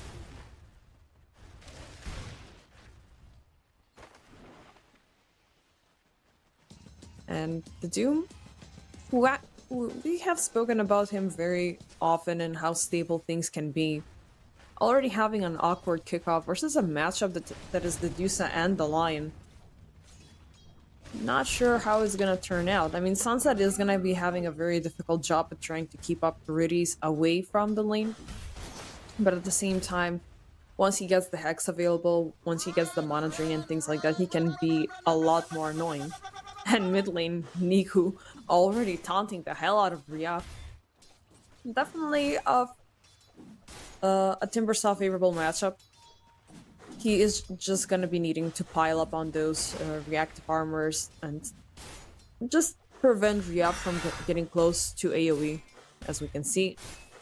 And afterwards, once Nico is feeling comfortable, he can just get one level out of the Timber Chain and just actively harass him. And oh, up top, Zenitsa once again. Oh, that is really unfortunate for SIBE up top. Prolonging that Doom. It's gonna put SIBE into a very awkward position, that's for sure. And of course, the ideal scenario that you're hoping for at least having two Dooms, one to control PMA, one to control Niku at the same time. It's like that dream is kind of slowly falling apart. And you want your offlaner to be there to compensate at least some of the weight from a falling apart carry. We still haven't seen any issues with the Morphling just yet, but his pick-off farming potential is definitely impacted by how the rest of the team is playing across the map. And oh, that's actually a nice sign there. It's gonna be PMA who suffers the consequences thanks to Sohi and Selfgate. Probably a nice glimpse there through PMA back away after an awkward swashbuckle positioning. So that's a sign of hope at the very least.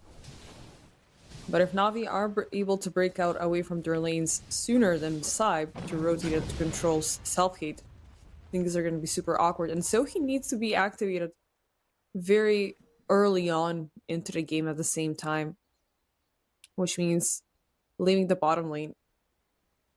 It's going to be super important. Up top, we are seeing a little bit of an action as the Deuce is having issues. Yep, oh crap indeed. But that's Self-Hate.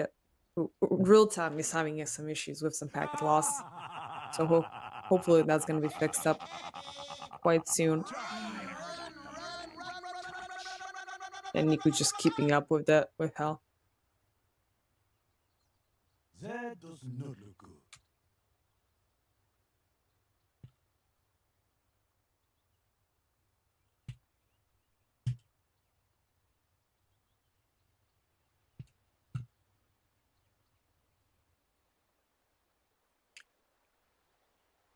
Yeah, anyhow, from what we have seen so far from NaVi Jr., they have a generally good pace when it comes down to getting the draft where they want it to be. They're very flexible, they're very adaptable. They are willing to pay the cost of having weaker lanes, but they do have the potential to always pick up the momentum later on and just punish every single team they can find, especially slow moving drafts and slow scaling drafts. And when it comes down to the mid play, which we really haven't spoken much about, this Kunkka does have the comfort of having a pretty easy time when it comes down to farming, especially versus another melee. But if you get close and personal to Niku, he is bound to hurt. And we have seen Timber Saws escalating completely out of control. And at the same time, we did speak about the reactive armor, which does provide you with that extra safety not to get hurt from the cleave damage, which is something that a lot of mid laners are struggling with. Especially melees. I mean, when you have the range against Kunkka, things are a lot more easier. You just need to pray not to be caught up by the turret with X marks the spot, but you usually have that around minute 6 with some those possible rotations. But sometimes you can really easily fall off.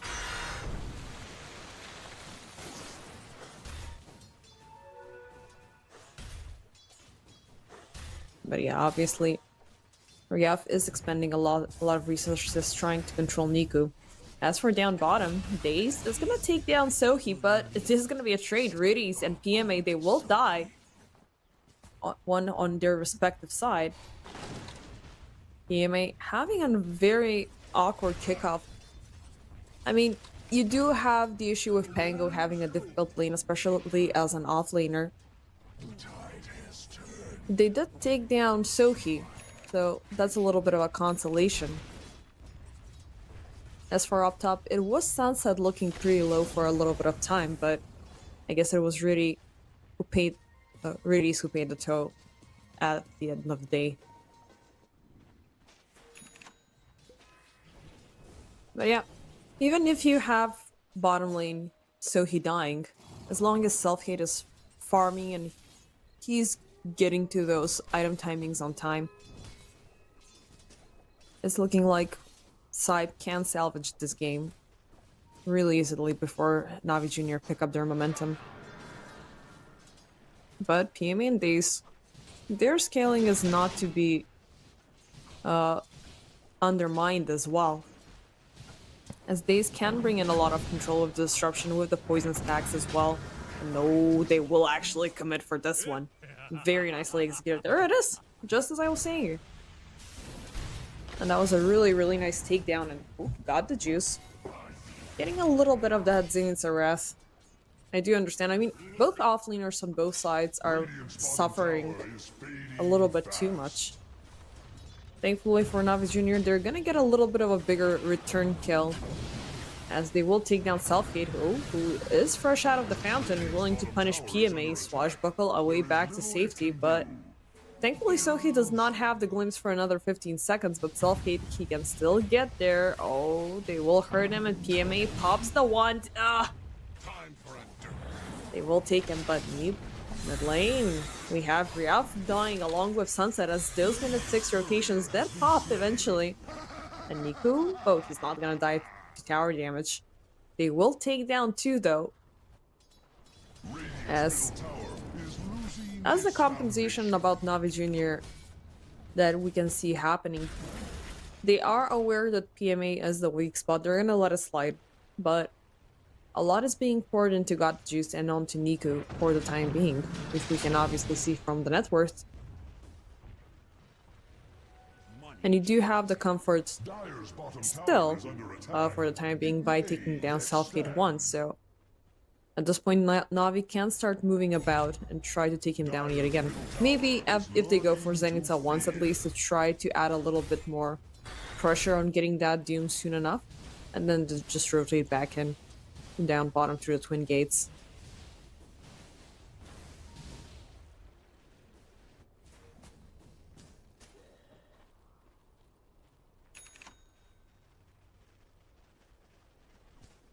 Yep, then we do have backup up top. And Zenitsu, he's gonna be caught going close to the Lotus, and Disruption instantly to kick things off. Spike, Hex, the illusions are hitting. A little bit of a glimpse back, but it's got the juice, he doesn't really care. He still has the range for it. Blood Grenade will also be thrown in, and the field is not gonna help at all.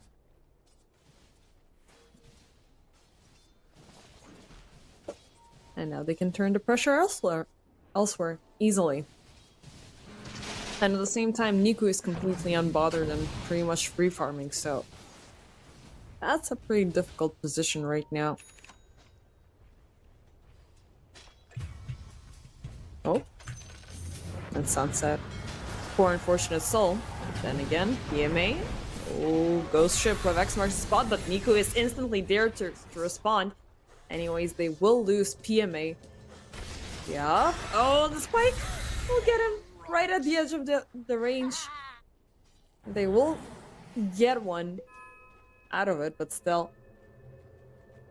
The kickoff time on the Spango, it's just a little bit difficult thanks to this Kunkka and Disruptor. I mean, Kunkka especially.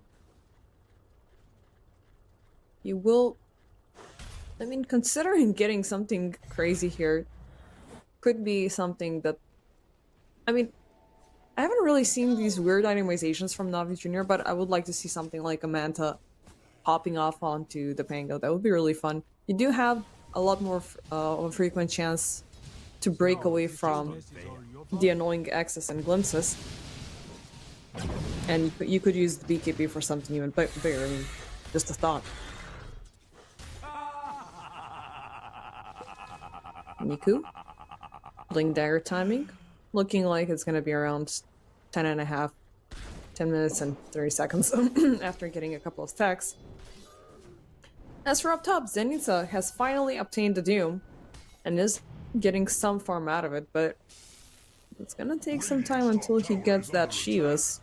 And of course you do have that Blink Dagger as soon as possible. But I guess SIBE will need to opt in for a little bit more of a safer option rather than an aggressive one.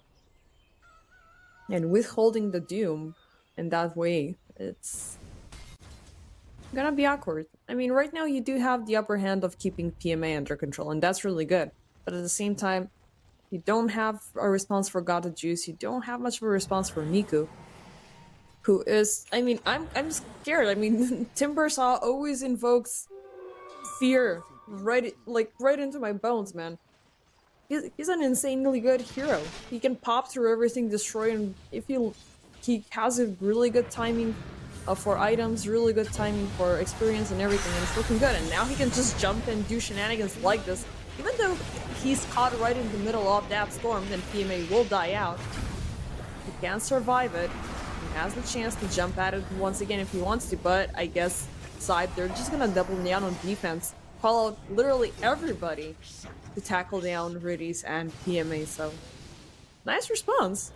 Won't give Nico the chance to shy as much as I anticipated, but at the very least, having a little bit of control like so under NaVi Jr. is going to yield great results in the end. And the great thing is you are actively involving Self-Hate into this, because all of these teamfights have been happening around his lane. He got the Dragon Lance already, so that's a little bit of some good range to help out.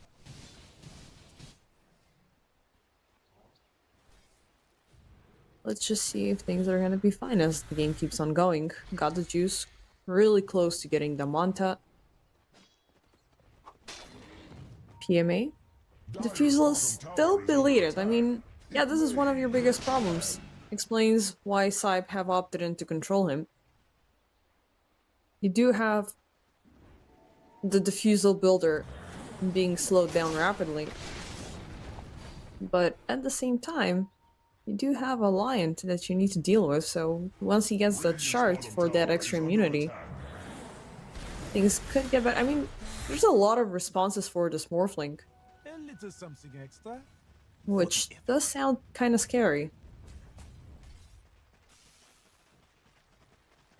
And God the Juice is just free reigning this. SIBE should make a strike, but if they do so, NaVi Jr.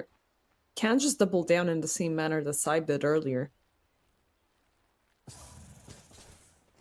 And of course, this Deuce as well is gonna go in for a Disperser all the way.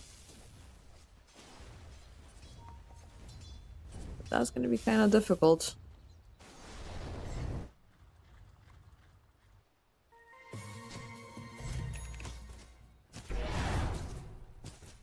Radiant's bottom tower is under attack. We have rolled back in towards farming. Radiant's bottom tower is under attack. There is little it can Which, looking at how... I mean, it feels like I'm uber favoring NaVi Jr., but there's a general pattern when it comes down to how they're playing these drafts. Once they roll back into farming and completely decide to, you know, ignore what the other team is doing, they're just fully focused on to getting those first items, or second items, or whichever time of the game is. And once they get out of it, things are looking really disgusting. They are gonna start walking in as 5. They are gonna start involving the Medusa, especially when her timing is right. But this entire draft on tiers they're having is super greedy, so they can just focus on to taking smaller objectives when the time is right. And right now just utilize and optimize the best as much as they can out of this farm and maybe punish somebody from SIBE along the way.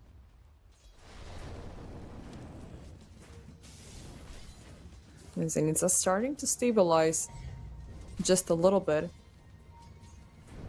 And he does catch a glimpse onto Riddies that SIBE are gonna take into account and rotate in, but Niku, oh, he will find the first strike onto Ryaf. Ghost Ship approaching, and Daze is gonna be popped up, but Ryaf still right in the middle of it. The chain destroys him on the spot.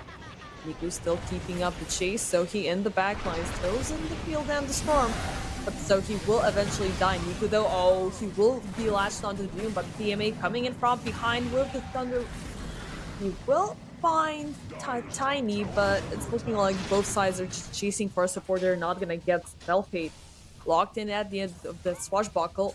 Zenitsa still keeping up the chase, got the juice in the backlines. This Dusa is willing to fight, but is being completely tossed around the team fight, not being able to do anything about it. Self-hate still trying to pressure Daze and take him down, but it's not seeming like it's gonna work out. And PMA very precautionately trying to jump in, but still they're not gonna take anybody down from SIBE while losing Niku in the process.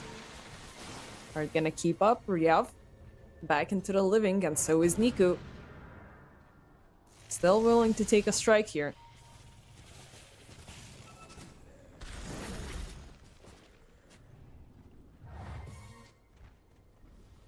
That was a very interesting team fight with, I mean, both sides getting a little bit more equal, and oh, Selkie though, yeah, after this it's not the Junior who get the better out of it, but still, they won't back off. Niku, oh, but that nice disruption save.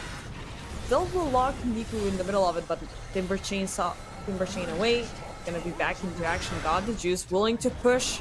Stone Gaze, Niku, oh, thrown forward, locked into an avalanche for a little bit, but Sunset is exposed, and he will go down alongside with the Kanka and Self-Hate. Okay, with this follow-up, Navi Jr. definitely made it count. They are looking good as the game keeps on progressing. And with this open window right after the team fight, they can just take down a couple of towers. Open up the map even further, and this is gonna give Niku and God the Juice a lot of free space and a lot of playing field. And I mean, they can just start amping up these greedy cores a little bit more, and that's not a favorable scenario for this Morphlink. That's for sure. I mean, I'm gonna keep on saying that because I don't know. It does feel like an awkward pick, after all. I just want to see it happen. Yeah? It's just free farming across the lane. Does have an Orchid, which of course is going to be of great aid versus the Timbersaw. And of course, maybe even the Dusa, depending on the situation, if you wanna... If you catch her off guard, preventing the Stone Gaze from going through is a great asset. I foresee the Radiant's top tower falling shortly.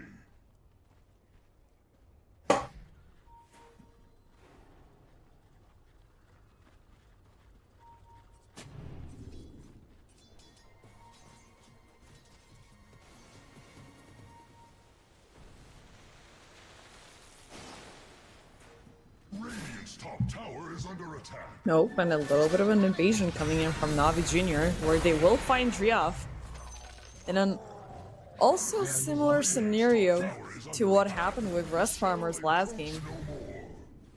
They found a core player just farming off of ancient stacks, exactly with the Dusa game, and just pretty much snatched it. Minute 18 invasion. A lot sooner than that previous game. And they could wait around there for maybe yet another minute to take down the Tormentor if they fancy. The SIBE are a little bit more focused on the bottom side of the map into taking PMA. Nice avalanche, but a nice toss, but it's not gonna take you far enough. Glimpse. Oh, they won't take the Dusa back. Actually, they will. Just her illusions are gonna stick around, but still, they will take Zenitsa. Yeah, X marks the spot with the Ghost Ship. That is just gonna be for Riddies.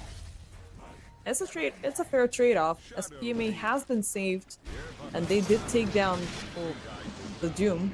Yet Ryaf is dedicated to keep on fighting. Glimpse back. Uh-oh, hello, it's PMA yet again. locked in a toss avalanche. Rudy's trying his best to protect it, but it's not gonna happen. Niku silenced up for a little bit, but still willing to fight Rudy's. They will find him. But Niku is still willing to keep up the chase. Drops Ryaf super low. Oh, and jumps back to burst both of them. Sunset and Ryaf are gonna be completely obliterated. Holy. That was just a really scary turnaround. Looked like he was running away, but not happening. And this was an awkward placement there from Sunset, throwing PMA out of it to enable the Rolling Thunder from going through. Keeps up the vision onto Doom. But ultimately, it's the Dusa who got nothing out of it. A lot of focus just to control the supports. They have already popped everything they had. And this was a nice bait where SIBE pretty much overextended. They got PMA, the target they were primarily looking for, but this playing field was set up for Niku to just keep up with the annoyance. The Orchid, he just survived the duration as SIBE were a little bit too focused on Raiders, but this jump, go back, bam! So good. That was so freaking good. Radiant's middle tower is under attack. It will fall like That's insane play right there. Radiant's middle tower is losing its foundation.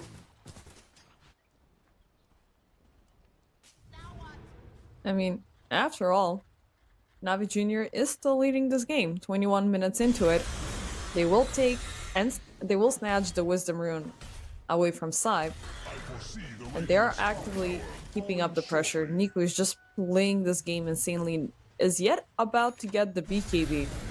Things are going to be a lot more annoying on his side. Got the juice, pretty much free farming his heart out.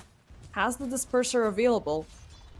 So, next time, a little bit more luck on timing that Manta to prevent the glimpse from going through. And he can control Self-Hater really, really easily.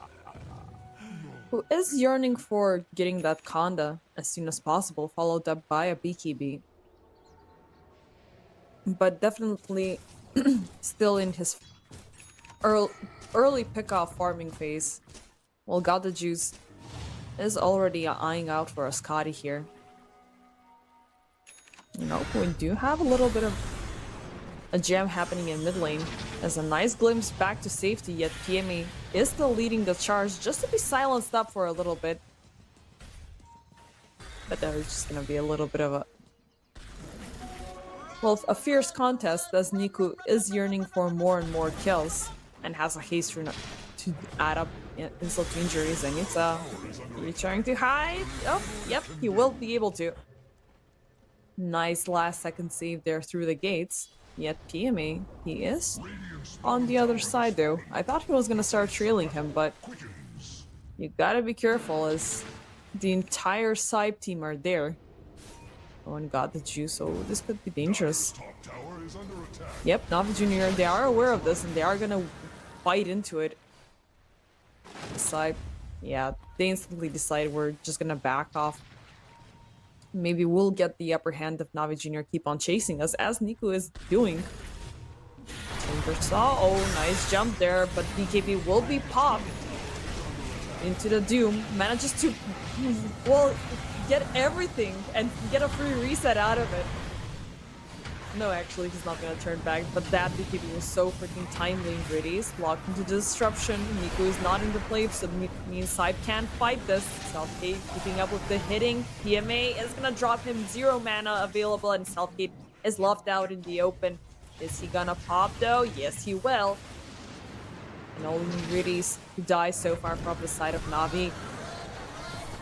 And Ryaf, they are keeping up the chase. Nice catch as well. Sunset with the jump avalanche. Is gonna be able to save his buddy. PMA, will they get a follow-up? Oh, it's gonna be PMA. Yes, that's gonna be bursted, but hello, Niku is back. It's time to keep up the pressure even further. Got the Juice. Keeps up the annoyance onto Self-Hate, but so he is gonna get him back.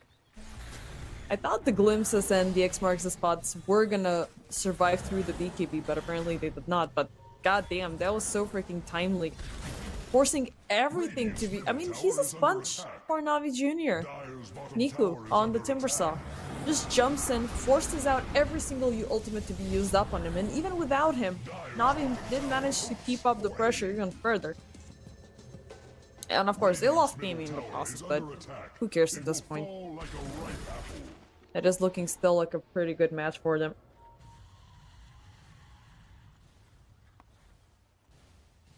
And with the Bloodstone coming up next, possibly for Niku, things are gonna be a little bit more annoying, that's for sure.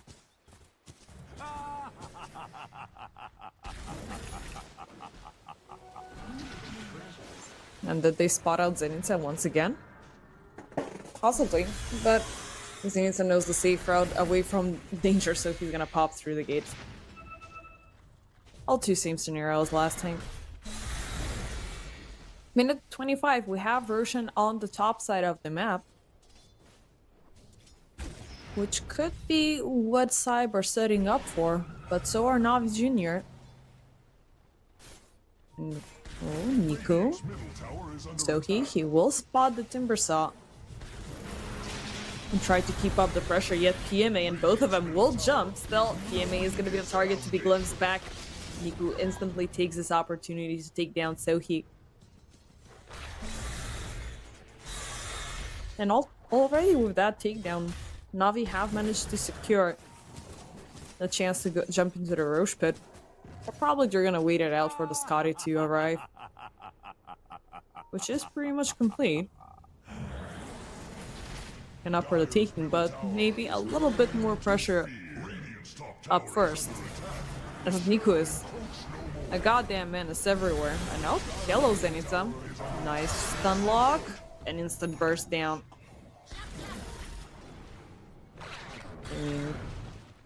The Doom, who is supposedly your tankiest hero on your side of the on your draft, just pretty much got poofed.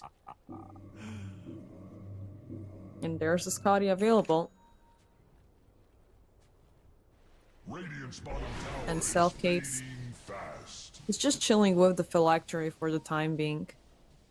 It's gonna take him time for the crystals, it's gonna take him time for the Condor recipe. And it's gonna be a long road towards getting that BKB. And SIBE, they are... No, actually, NaVi Jr., they are gonna move in. But only they will find the illusions from the morph.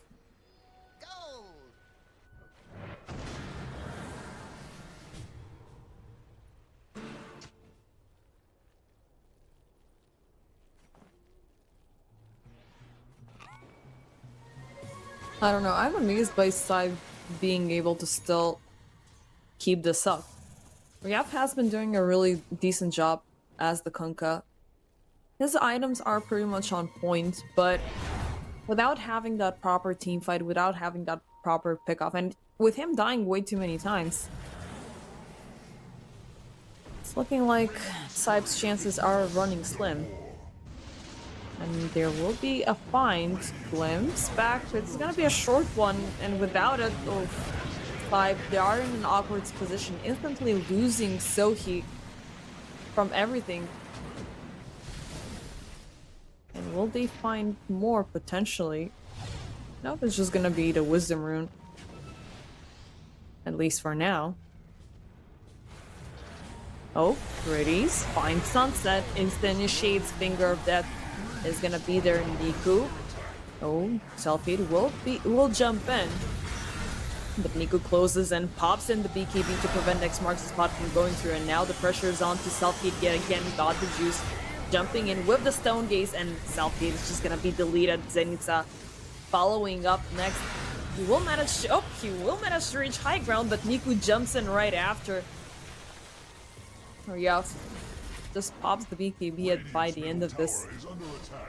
Tries to survive, but without the rest of his team. That is looking super ugly.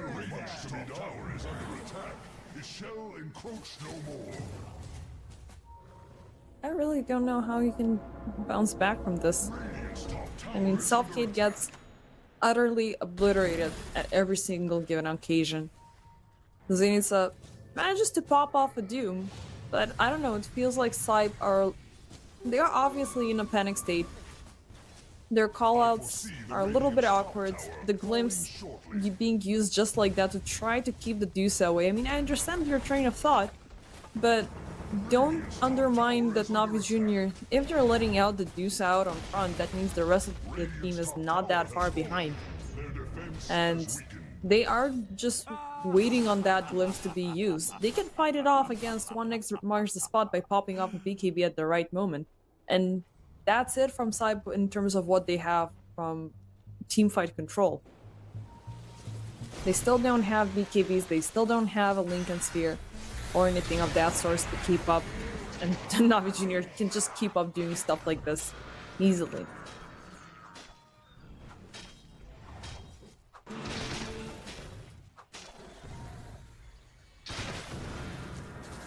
Radiant's bottom tower is fading fast.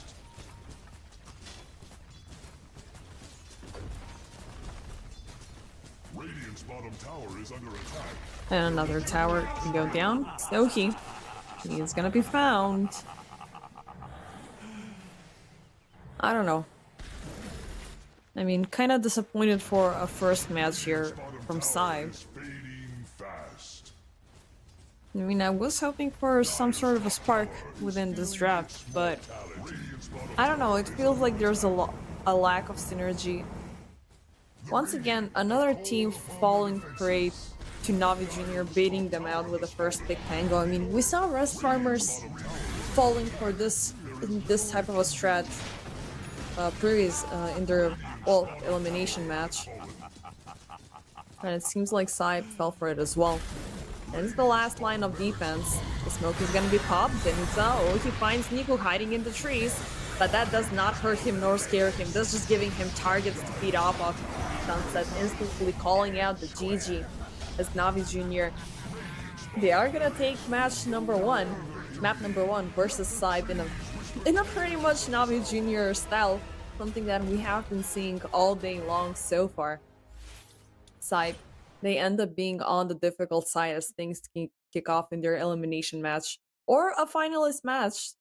As NaVi Jr., they pretty much got their bread and butter heroes. I mean, not sure. It's not that much of a surprise, to be honest. I mean, they like the Timber Saw, they like playing the Dusa, they like playing the Pango a lot, and when Pango pops up first, you know that's bait. And SIBE falling for it, it obviously has consequences. But without any further ado, ladies and gentlemen, we can go on a small break and wait for match number 2 to happen. Let's see if SIBE give themselves a fighting. Oh, the avalanche! They got him! Oh, is this it? Is this the comeback? We're up on the high ground. Miero.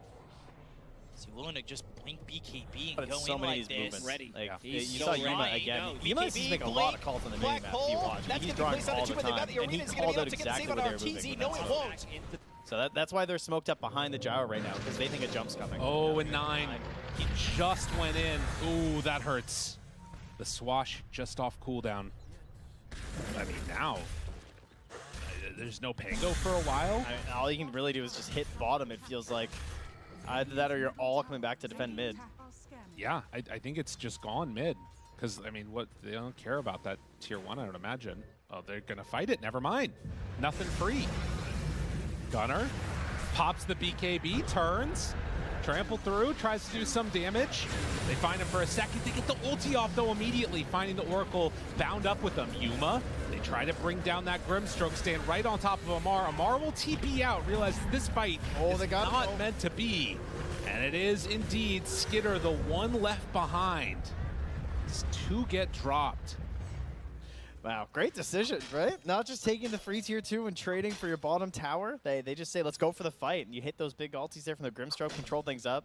Sure, the Mara's, like, I think Amar was trying to die pretty much. Like, I think he actually wanted to secure this escape for his Sven, but they're patient. They get him with the grab, no BKB TP. And right back to hitting mid lane. Amar does a sneaky little play in the trees there to cut off the creep wave. But again, Nouns not feeling pressured to make this happen. They're, you know, waiting for that next creep wave, hanging out, still have 2 minutes left on this Aegis. All Falcons are going to spread out and try and get whatever farm they can. Yeah, they have a ward inside their own dire jungle right now here too. So has spotted where Kurt was moving through, as well as 9. But now Chris is going to hit the wave anyway, so. He's right on top of Amar. The BKB's still on cooldown for 25 seconds.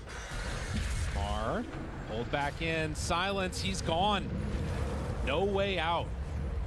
Hounds on the hunt. Yuma's really one goal here, you know? Yeah. Just still mid, he's pinging it right out for his team. Dire's top tower And Crit banished off to the wilds here to just farm up the top part of the map. Nothing they can really do here. They're going to grab their own Tormentor at the moment. Not bad. Crit can be the one who benefits from that. So we get the Boomerang in action here. Lelis close to finding him, though. Does see him with the Observer he just planted. Now Crit in trouble. Silenced up. Nowhere to go. Copy onto him. Stun. It's there. And another kill as Crit will... Oh, wait on. Hold on. Dude, really? There's no way. Oh, my God. Ah! Almost got away. I guess there was still Blink, too. Yeah. Amar in the area, yet again, doing whatever they can to cut these waves, it feels like. I mean, it's just anywhere that you go, it doesn't feel like the fights are easy to take. When the Dagon's queued up like that, it's not looking good, right? Yeah. Usually we got the Wind Waker there. Like, what are we doing? Well, 9, he gets saved by Snake King, goes for the rollout to try and get away. The chase is still on. Snake King going to be dropped, and that is also an amplified damage coming in. 9 eventually will get hit by that missile. Just trying to roll all the way back to base. But yeah, bullying continues. Only 20 seconds left on the Aegis, though. It's a 10K gold lead. Man, great Aegis from Nouns, though. Yeah. The way they moved across this whole map.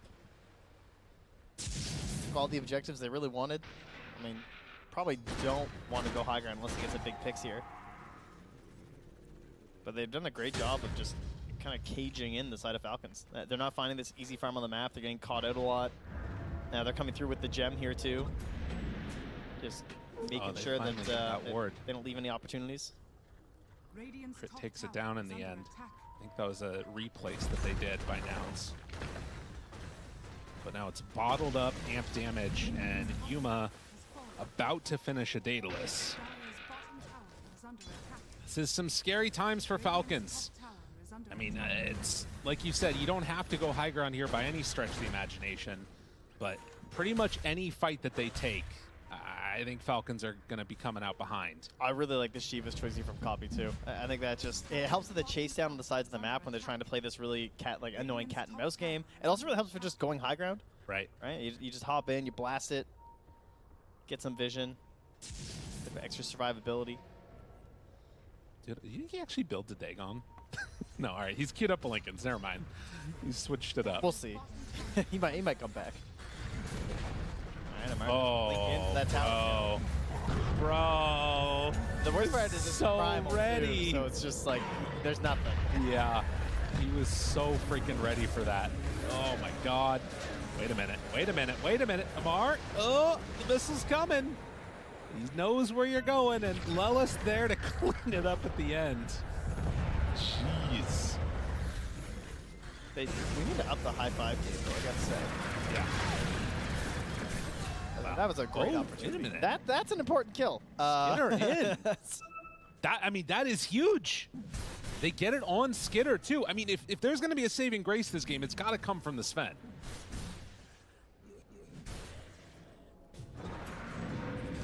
It is a Sven. He can still do that. BKB was still ready as well here. Turns, wants to fight a little bit more, but Gunner's there. Got him caught for the moment. Stunned now onto 2, still trying to fight through this, but he doesn't have any more friends around. Snake King has to run away. He does manage to get the blink out, which is nice. It's going to save his life as Snake King dies. And even a buyback from the Oracle. Was worried they might just chase him all the way back there. Yeah, they do have quite a bit of chase. Yeah, blink on Primal, blink on Grimstroke. So, just in case. But, I mean, going high ground, that's one of the reasons why it can be scary. You see that blow up onto the gyro just immediately if he ever is just the tiniest bit out of position. The bad news is that it didn't happen when there was a Roche spawn. That would have been great. Yeah. That would have been the situation that really helps get them back in this game. But now you can just imagine that now we're going to look for that. Probably just end the game off of it. And you know what? It's not a Lincoln's. He goes for the Deso. So I like that play. That's playing to win. You know, it's not this idea of just like, oh, I'll get a Lincoln's and try and play to not lose, but too defensive. Like if he gets this Deso and they create these opportunities near the high ground, maybe that's the damage boost that they just need on Skitter to just win this game.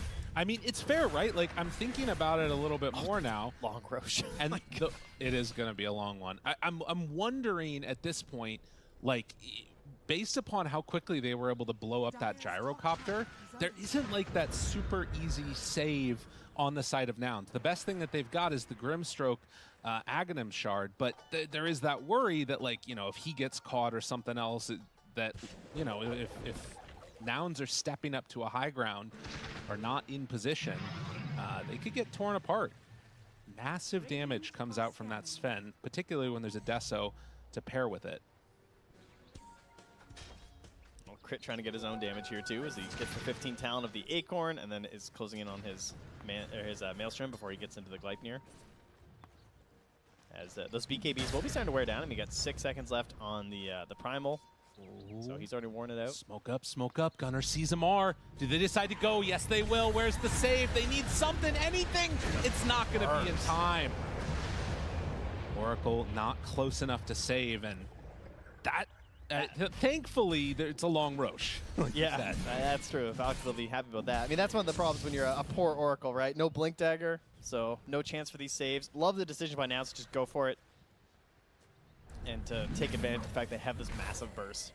Right. Well, it's going to be a long wait if you want to stay in there. Fly might just be hanging out for a bit. But yeah, that it will still stay on this side of the map, but this gives time for Falcons to get into their next items, although it does look like Nouns are just going to make the aggressive play as Gunner is waiting for him. Spots 9. Dude, he is inside of their brain right now, so ready, and they kill off that Pango. Daedalus is complete though. Sven gets bigger. Good TP out. Crit, is he going to be so lucky? Atos trying to escape. They get the silence. Already popped Scurry in trouble.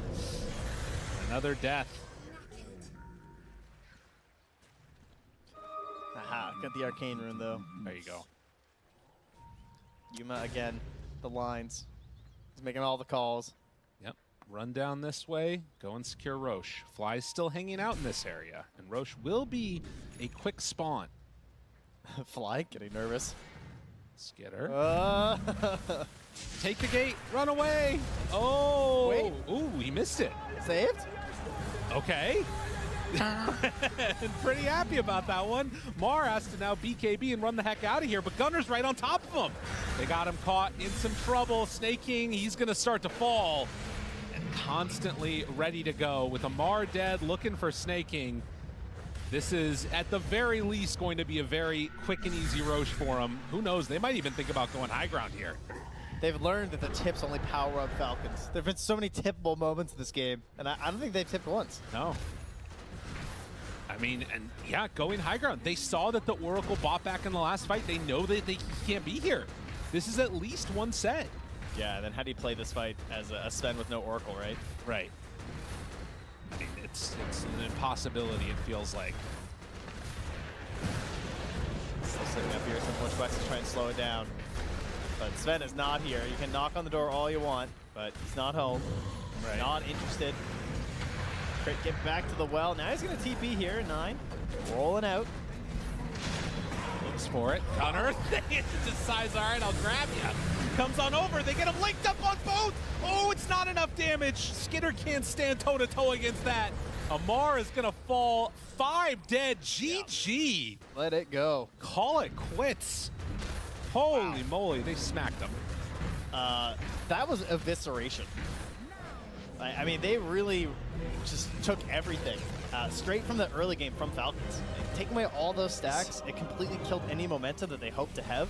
Buyback is available, but that's a big one. Miero, with his black holes, like this guy can carry so many times Med Boom. Gonna opt in for another setup hero, so it's gonna be the Puck being played out by Riaf, as it is one of his go-to heroes, but it's always very specific situation that you can play the puck around with.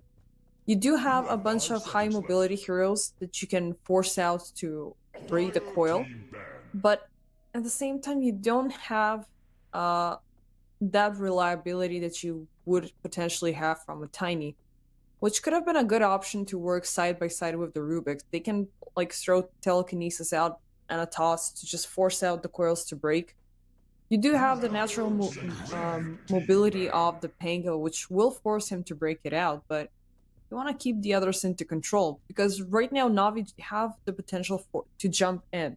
They're not really so much, for the jump out scenario.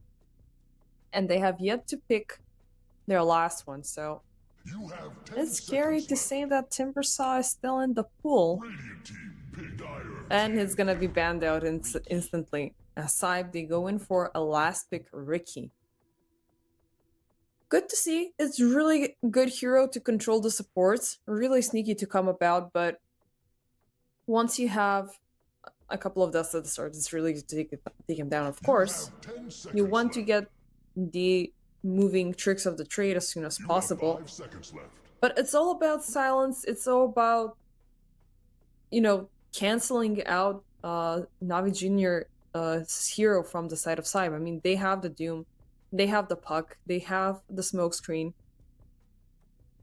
It's gonna be a little bit more of a difficult game for NaVi Jr., that's for sure, but if they bring in a very sustainable hero as their last pick who can provoke the Doom to go through and be used up to its maximum, they can easily make sure SIBE run out of resources really fast and they're down to their own hitting. And it's gonna be a Meepo last pick, played out by PMA. So offlaning Meepo. That's a really ballsy choice there. I mean, you can get easily picked off by almost everybody from SIBE. One Doom, I mean, Doom can essentially kill anybody from NaVi Jr. And you have only one to expend, which is fine, but I don't know, given that how much PMA was punished during the previous game, and him going with a Meepo, who is super vulnerable at the beginning of it, but later on he can be annoying and just start microing across the camps and sides and, just get some sort of extra presence. I don't know, I want to see a surprise. I'm not sure if NaVi Jr. have played him out before. Actually, they haven't. They did actually once, my bad. During this season, they have played out the PMA Meepo once before. Not really sure versus whom specifically, as I wasn't covering that match, but it's an interesting pick, not gonna lie. But I am kind of worried that it might not work out. I mean, we do have the NaVi Jr. style of play where they can just sit on reserve and completely avoid conflict until they get what they want. Maybe get the PMA scepter as soon as possible. But at the same time, we have seen how SIBE can react to PMA in general. And he does seem like an easy target to pick off. And NaVi Jr., they do have a lot of single target takedown. They can start ganking around as soon as the second the focus fire pops off. And you do have a lot of counter control. So there's a lot of back and forth between these two drafts. I really want to see what's going to happen with the Meepo. Self-hate on the Ricky. I think it is one of his go-to heroes. If that's the case, then definitely SIBE do have the upper hand. They have played him before multiple times, but hasn't really been that much remarkable. And yeah, another lore drop from our sponsors. And it's SIBE always liking to be in the top 3s of EPL, but let's see how things kick off. NaVi Jr. already picking up the aggression. Radius looking super low, but Sunset, it will die as first blood. Radius is not going to survive, but once again, the focus is on to Zenith and Niku with a lot of aggressive body blocking. They will make it up to 2. Ango trying to run off. Nice spike. The power shot. It's going to connect, and they're going to make it up to 3. Riaf left out by himself, yet he is still keeping up the pressure, trying to take one for his team. Day is looking super low, but got the juice and PME still keeping up the pressure, and a little turnaround. They will add it up to 4. All in all, a total of 6 kills before we kick off with the timer. With the horn, god damn it. And it's that vision play from both sides that made the call. As PME, he's still keeping up the pressure. He will remove that vision away from SIBE. And it's overall gonna be 2 bounty runes, 1 observer award, 4 kills for NaVi Jr. and 2 kills for SIBE to kick things off. And they're just not they're just gonna double down a little bit more on aggression. As Riri's definitely has the possibility to keep up the pressure onto Zenitsa and NaVi Jr. to keep up the punishment as they did last time. A lot better of a start for PME, that's for sure. As he got a 2-0-2 out of that confrontation, all in all. And he can just start keeping up with the poofs and annoyance. Self-Haze trying to pick off on Days for a little bit. But this line is gonna be fine. It is crucial for PMA to get to that second Meepo as soon as possible. To 2 poofs onto Sohi, it's gonna be a little bit more difficult, and by that time you are gonna be having a double lockdown from Days, so a pickoff is imminent from NaVi Jr. on this side. Up top, Zenitsa, he's in danger, got the juice, still keeping up the pressure, but they're not gonna get the kill through. Even though Sunset is also super low. And luckily for Zenitsa, that power shot was low. There wasn't enough mana on God the Juice. That's what I'm trying to say here. Otherwise, he would have died while trying to run under tower.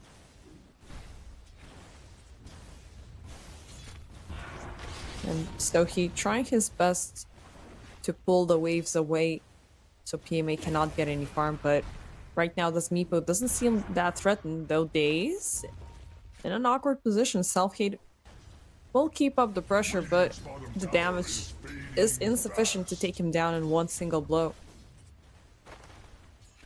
As PMA will gladly pull the wave back into a little bit more of a safe zone, and Sunset in danger by Riddies, and that's a solo takedown from the Clockwork, even resulting with a tip.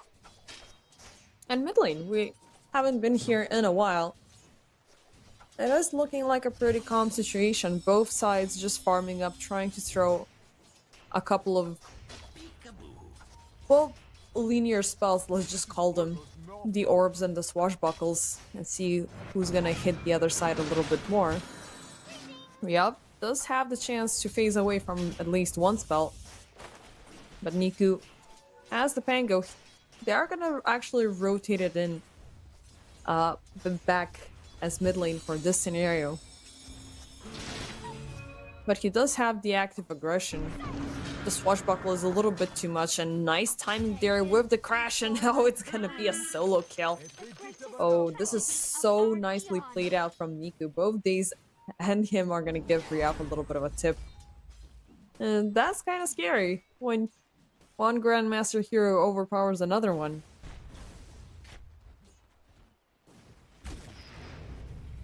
And still, at the same time, you do have the Pango, who does like rotating very, very early on. That could cause some additional calamity, and second Riaf comes back to lane. Niku already greets him with a bunch of pain. As for up top, Pretty still keeping up the pressure onto Sunset. And got Juice, so nice pop there. of the wand. And they will fail to take down Sunset. Yet down bottom, it is Daze who has been defeated. PMA still keeping up a little bit of pressure. And so he's just going to be forced to high five from the tower. Yeah, that's a very nice takedown there for SIBE. But the question is, can they keep it up? As now you have two meepos that you need to deal with, so one mispositioning is gonna cost you. Nice jump there, followed up with the smoke screen, but there's the stun coming in from the sidelines, followed up with a hex. Poof, is it gonna be available? Yes, it is. And Selfgate is gonna be bursted into smithereens. And with these just, well, wanting to look like Emo with the question mark. God, I'm merciless, man. Don't be like that. But yeah. It's just the smoke screen that you need to worry about here down bottom. As Meepo already is able to pick up his own weight. Looking at last hits and denies, that is looking very decent. And to top it all off, it is Nico on the Pango. Rolling Thunder already available. And Ryaf doesn't have the coil, and as we can see from the minimap, he is taking the long stroll back home. So that's kind of an awkward start for sure for this puck. The one thing that I'm also a little bit unfavorable of is SIBE are a little bit too much leaning on these disables, these silences, and a lot of magic damage at the same time, so once Nico gets a BKB, once you get a BKB onto PMA, things are gonna be a lot more manageable. Not as if NaVi Jr. are suffering currently. PMA has already broken out of the lane, so that's a really good start for... I mean, for a player who got super punished last time onto the Pango, now it's looking a lot better. And speaking of mid lane and the Pango, Niku finds Sunset, but he's gonna be leashed up and silenced down. Not gonna be having any chance to run, but NaVi Jr. are there to back him up. Fighting off versus Sunset, the coil is gonna expire eventually, and now he breaks free again. Riddies is gonna cover him up with the coil cogs though, but so he will eventually be found. Daze on the chase right now. Reopens, and it's a really wanna take down the Lion, and he's gonna burn in the scorched earth though. So NaVi are gonna take two down. For the price of one. And it's gonna be Niku getting the best out of it, so... Radiant's bottom tower is fading fast. Not the most positive of features that you can hope for. And God, did you... He does have the focus fire available. And with a nice setup from Rudy's, it could look at the chance to prolong the Doom yet again.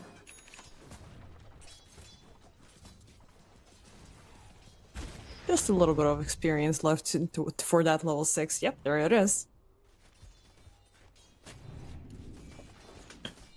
And Niku is closing in as well, so... Oh, actually, he's just there for the bounty. This Pango is all about farming. NaVi Jr. are getting the best out of this so far. They have enough space to keep up with the farm. They have enough space to punish SIBE to the best of their ability. And at this point, with pretty much 6 heroes, let's call it, on the map, they can walk around freely and keep up the pressure across all lanes. Still no towers to be taken down, but maybe if NaVi Jr. just double down on top lane a little bit more, they can use the next I mean, it's all about the next focus fire. At least for now. SIBE, best idea right now is to avoid conflict. Get a hold on the rest of the level 6s to try to get somewhat of a strike back.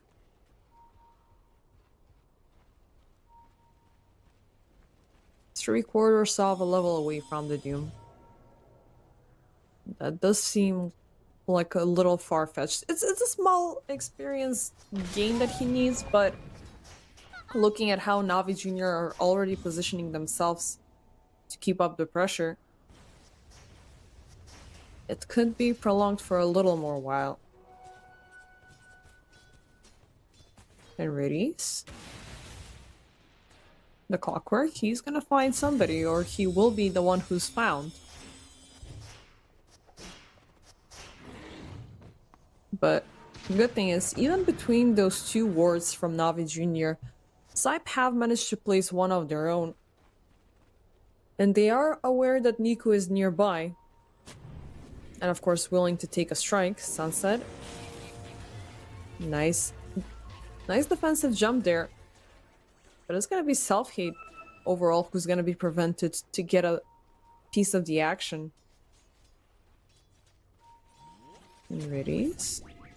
Oh, keeping up with the ward. Nice last second drop there off the sentry.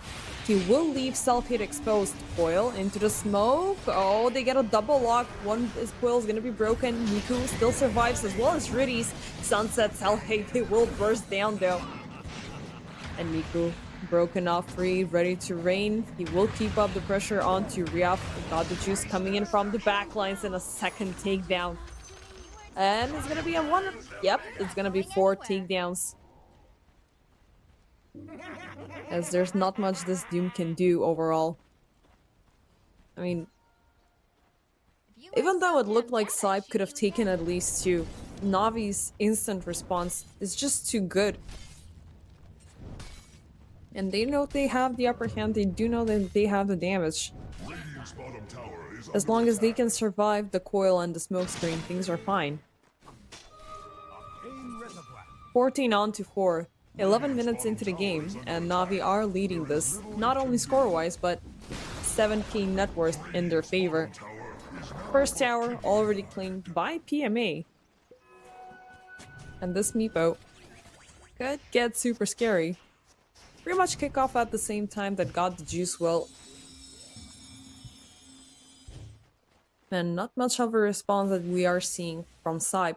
They were opting in for this catch sort of a draft, but which Self-Hate will need to get the most out of, but it's not looking like it's happening. They need some. On the strike, tries to hide, but Niku says hi, instantly hexing him down, spiked up, and taken down Sohi.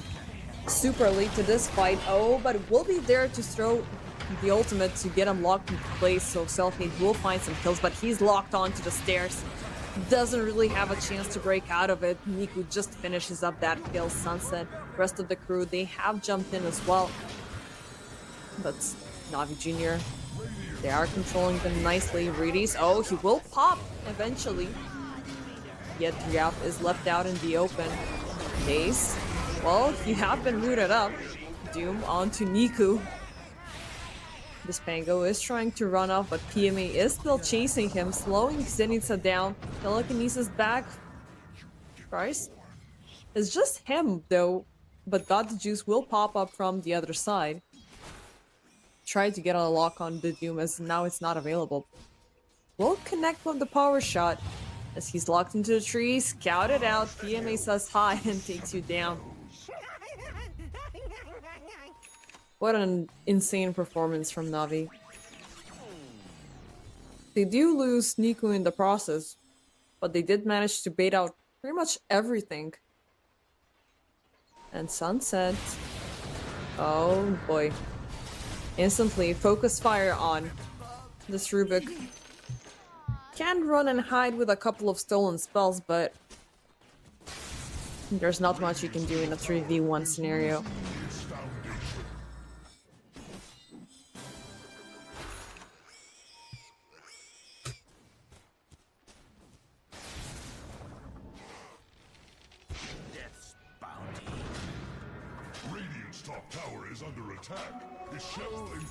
I don't know. I'm still trying to see what SIBE are gonna do here. As I was saying, your general idea of how this draft could work, it's pretty, again, countering the Pango a little bit too much, and PMA pretty much abusing this entire scenario. The overgrowth idea was pretty good, but you gotta have all 5 people available. And should Niku survive that initial jump, and he breaks out to pop a Rolling Thunder, it's over. Dream Coil, nice catch, Sunset from the backlines. And nope, God the Juice is not gonna survive. NaVi a little bit too late. Still they get a lock on to Zenitsa and take him down under the tower. Riaf using this opportunity to wreak more havoc. Riri's keeping up with the vision, and Niku jumps in just to be caught up once again. But no coil available, and Sunset as well with the Rolling Thunder. It is gonna be a speed chase. Sunset versus Niku. Swashbuckle is gonna connect, but Sunset is not gonna die. Oh, but no, he will actually. Thanks to Riddies. It was fun while it lasted, but Niku, actually he's not done with this. Even through the silence, he is willing to fight it off versus Riaf, and he's gonna get doomed up right after. Hexed up. Oh, a little bit of an oversight there from NaVi Jr. As they pretty much fought into 4 of SIBE. They got the Rubik out of it. Middle tower is under attack. But yeah, a little bit too aggressive. Dire's top tower SIBE, is feeling they got its God's Juice as well, mortality. which is the best trade that they could have been hoping for. But I don't think that they have hindered him that much behind. Scepter available on the Meepo. Things are about to get a little bit more annoying, and he has the defusal. Gonna get the Dragon Lance very soon. And with BKB, this Meepo is gonna be super annoying. Speaking of, one is already queued up onto God the Juice as well, and I assume onto Niku. Once those items pop up, things are gonna be a lot more disgusting. Yeah. EMA has spotted him out, but still doesn't have the Blink Dagger to initiate yet. They will initiate upon him. Double coil. They will focus onto one Meepo, throw everything they have, and instantly destroy him. Pretty super late to this one. Will they get more out of it? He's still holding on to Sohi. Yup, Niku is there to keep up the fight. Overgrowth available in 5 more seconds. And Radius is the next target, instantly jumped upon by Riaf and to self-hate. As Niku, there's the Thunder once again. He is gonna scout out where SIBE are located, but they cannot really do much to keep up with this fight. I like how SIBE have approached this one. They have waited out for NaVi to just...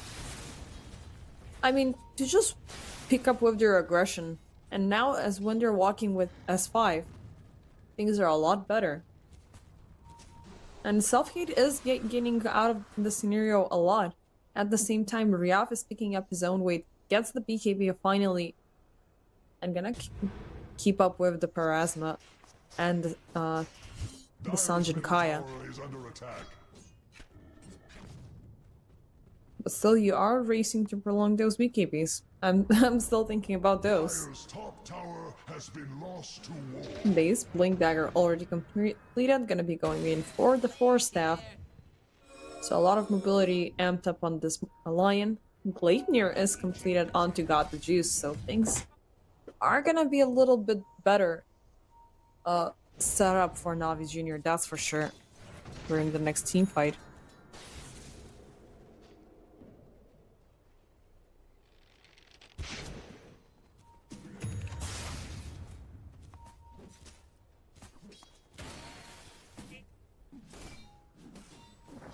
PMA still keeping up the farm, aiming towards the disperser. And he found Riaf's courier in the meanwhile,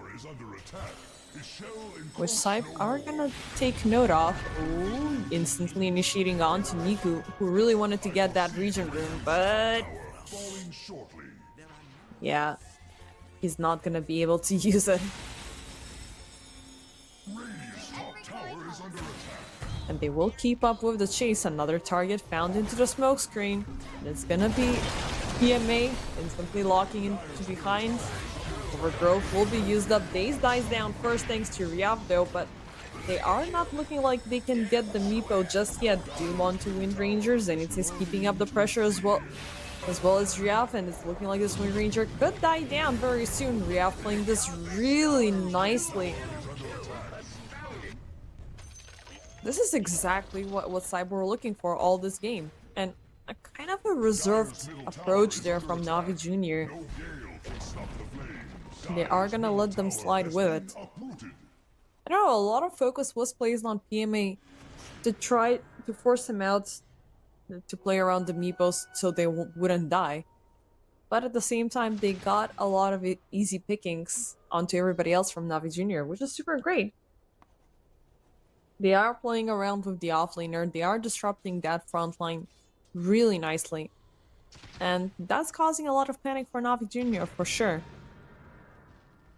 And of course, Ryaf is playing the puck as well as he can, pretty much bouncing back from all of that suffering he had at the start.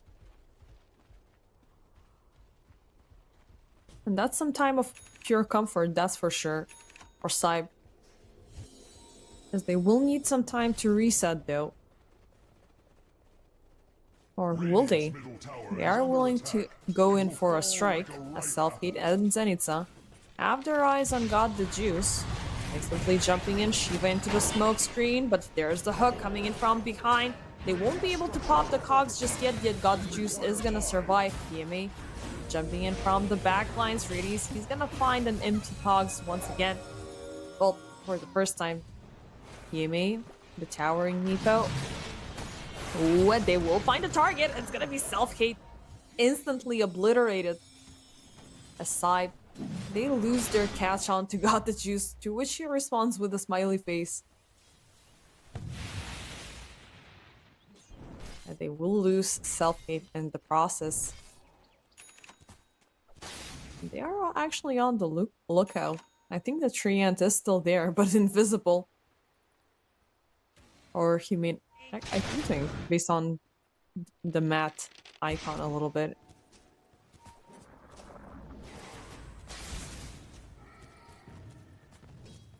At the very least, they got control of where God the Juice is.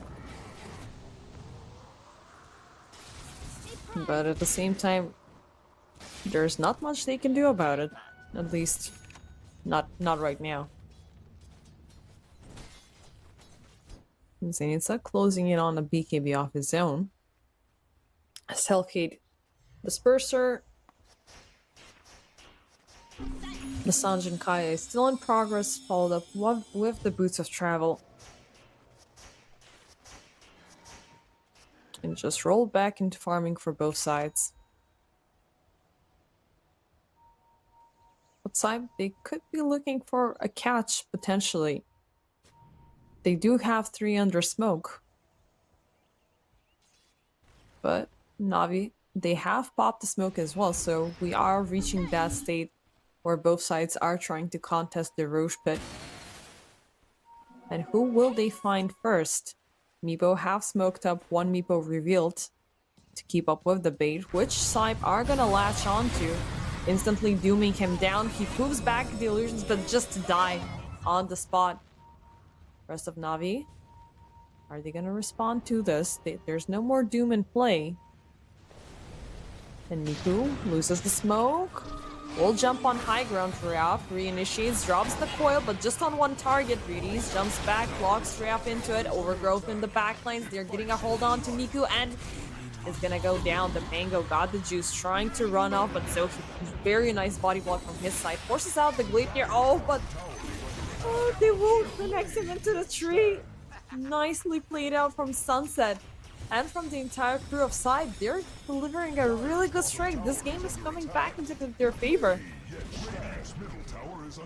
Really nicely played out, I mean. They didn't get the jump that they were looking for with Ryaf. And obviously, NaVi did, well, underestimated them when it comes down to how much they can work around their big ultimates. But they delivered. And yeah, it's looking a lot more positive. This draft is kicking off. And of course, catching PMA off guard like that was a really... It was a super free setup. That's for sure. And yeah, they will give the puck the Aegis, who needs to lead the charge at every given scenarios. Self-hate. A little wandering out there. will alert Navi Jr. of his presence, which means they will make a run for it a little bit further away from the Twin Gates. And finally, PMA is gonna opt in for that Blink Dagger. But you do need a... Well, one Force Staff is already available for Navi Jr., which can throw people away from the Xtreme, but how can you avoid it at this point? Aside from piling up the BKBs. There's a lot of Scepter play, there's a lot of Diffusal play. Yep, God the Juice is gonna be the one opting in for a BKB. But some additional protection on PME is sure as hell needed. SIBE, they have their Doom available once again and willing to take a strike. So he leading the charge across the trees, trying to find a target, and he's gonna get scouted out. Actually, as he did walk under a sentry there. The Navi Jr. are gonna fall back to see where their contenders are.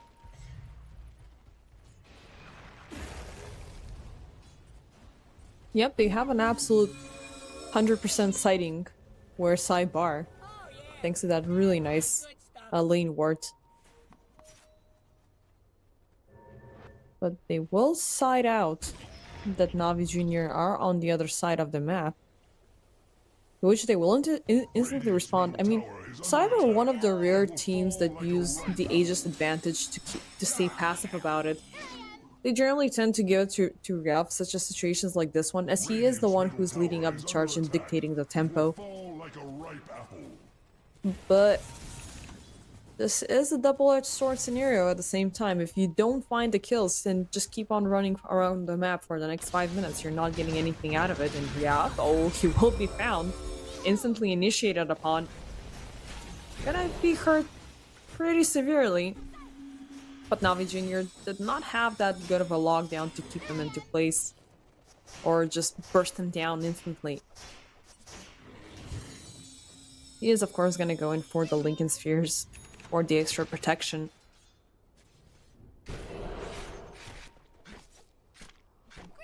Self-hate. It's gonna be a BKB. Now that this disperser has been complete for quite some time.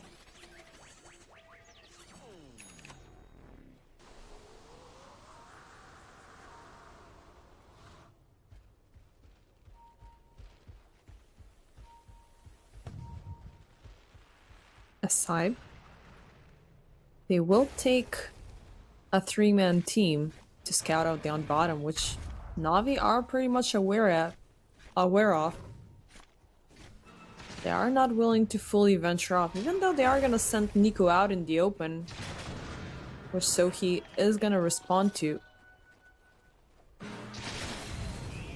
Will they take a strike? Sunset, nice telekinesis jump, but he's not gonna land into the smoke screen. It's only gonna be PMA still. They're gonna get a lock on to self-hate. Oh, in the finger of death. He is being held up, but PMA is keeping up the pressure and knocks him out of the smoke screen. And oh, self-hate will actually survive. Nope, actually not. Nico will catch him with that shield crash, and now eyes on the Rubik. Sunset tries to run up with a shield crash off his own, but not gonna happen, and completely doomed out Nico. Doesn't really care. They will take a strike back, Navi Jr., with Riaf only being left out. They're just really cocky about this. I mean, there was a point out in chat that Navi Jr., I mean, they have Nico, who is 15, and the rest of the team being 18, 19, which is a super young team to deal with. But yeah, I do understand their happiness here, because SIBE, they missed out on the setup with the smoke screen. Nico didn't get caught up in it. It was only PMA, who is beginning to be super tanky here.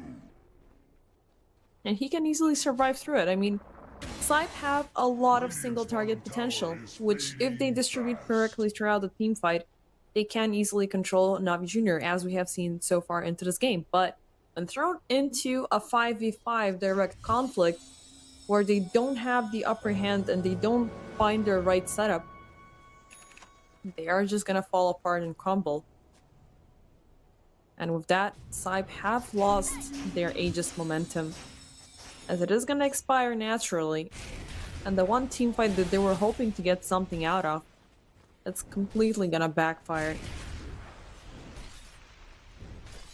Zenitsa, BKB.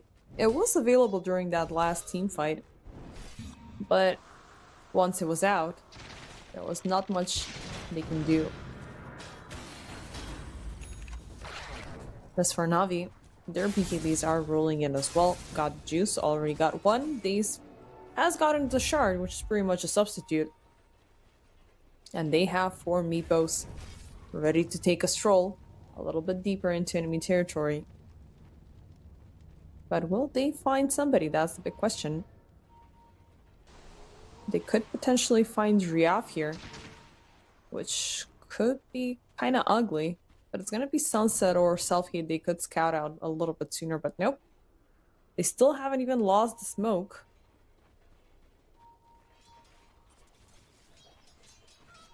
They're just gonna lose a bunch of time, actually. And surprisingly, not find anybody. Every coin helps. Nico, there's another BKB. I mean, the good thing about it, you can pretty much send as many Meepos as you like to keep up with the farm and keep one with the rest of the team. And then just jump back and forth. And finally, there will be a sighting of a SIBE player. That is going to be Zenitsa. Ooh, they're instantly going to jump at the gate. Daze just mono draining right in the middle of it. Miku finds the setup. They will cancel out TP overgrowth in the backlines, but it's not going to stop anybody from doing anything. So he Sunset.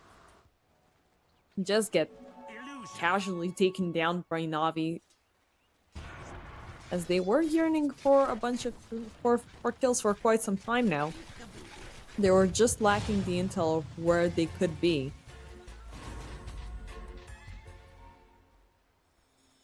And Riaf was gonna be spotted out. Triggers NaVi Juniors' interest as well, as they are hoping to find more targets around this bottom side of the map. But will they reach them is the question. They are closing in onto Riaf. They will make contact. And nope, it's gonna be actually Daze who dies down thanks to Zenitsa. Coil, Niku, it's gonna be broken but not bent. And Zenitsa will still die right after. Rooted up, but nowhere to run. Will they reach him? Actually, no. Blinks out back to safety. Niku a little bit left out in the open. But this finds Self-Hate, who instant initiates onto Riddies. PMA jumping in from behind. They will use up everything that they have on Self-Hate. Now Sunset is locked out away from the rest of the team and just gets obliterated by Niku yet again. Self-Hate was very much yearning to find a good setup, but he keeps on losing all of these, well, good potentials. As NaVi Jr. have pretty much assessed the situation, they have read how SIBE are gonna approach this game, and they're working around it really nicely. I mean, adapt, overcome, improvise at its finest. This Meepo is turning into a wildcard hero, as it seems. He was completely unaddressed by NaVi Jr., and he pretty much kicked things off with 202 before the horn went off, so... And yeah, at the same time, he has been ignored, he has been free farming, and now he hurts. Like, he pretty much... the second you get the scepter, you are avoiding your biggest issue. And there's not much that can be done right after that. And we are itching for the next Roche fight. PMA, Riaf jumping in first. Will he latch onto somebody? Coil in the back, Zenitsa wanting to find a Doom target, but he's not gonna get anybody. Overgrowth is gonna be used up. Oh, but the Doom will eventually be popped up onto the Pango, who is still rolling and running across. Got the Juice, trying to run away. BKB popped up. PMA finds Zenitsa eventually. But they will lose 2 supports over it. PMA, in the danger zone, locked into the smoke screen. One Meepo looking super low, and they will take it down. The towering Meepo wasn't able to be popped up this time. And this was a very nice setup from SIBE, for sure. But right now, they are kind of exhausted. They cannot take Roshan below 1 minute, so going across the gate is inevitable, where they could potentially find NaVi Jr. Yep, got the juice. Is gonna make contact with Riev, and they scouting out with a glimmer, insta jumping and popping the Lincoln Sphere. Sunset will find him from behind, but Redis is gonna find this as a setup. Coils pushing Riev back. Sunset is gonna be bursted down, and Riev still keeping up the pressure. His focus fire is still unavailable. Niku jumping in from behind, coiled up. Oh, they got 2 targets. Sohi, nice lock there. They are keeping up the fight. Sohi is gonna be bursted down. Niku tries to hide on high ground, but he will die off by Zenitsa, and another Ogre Totem attempt to run away. It's not gonna work out. Got the juice. Will need to force a wind run to run away, as Riev is still keeping up the pressure. But then again, it's SIBE once again taking these in-between team fights in a little bit of a scattered around fashion, as from what we're seeing, but this is how you get them in this given state. Just divide them, try to fight against them before they get all together as 5, and they're done for. And of course, prevent PMA from getting into a tower. Very important. Every time.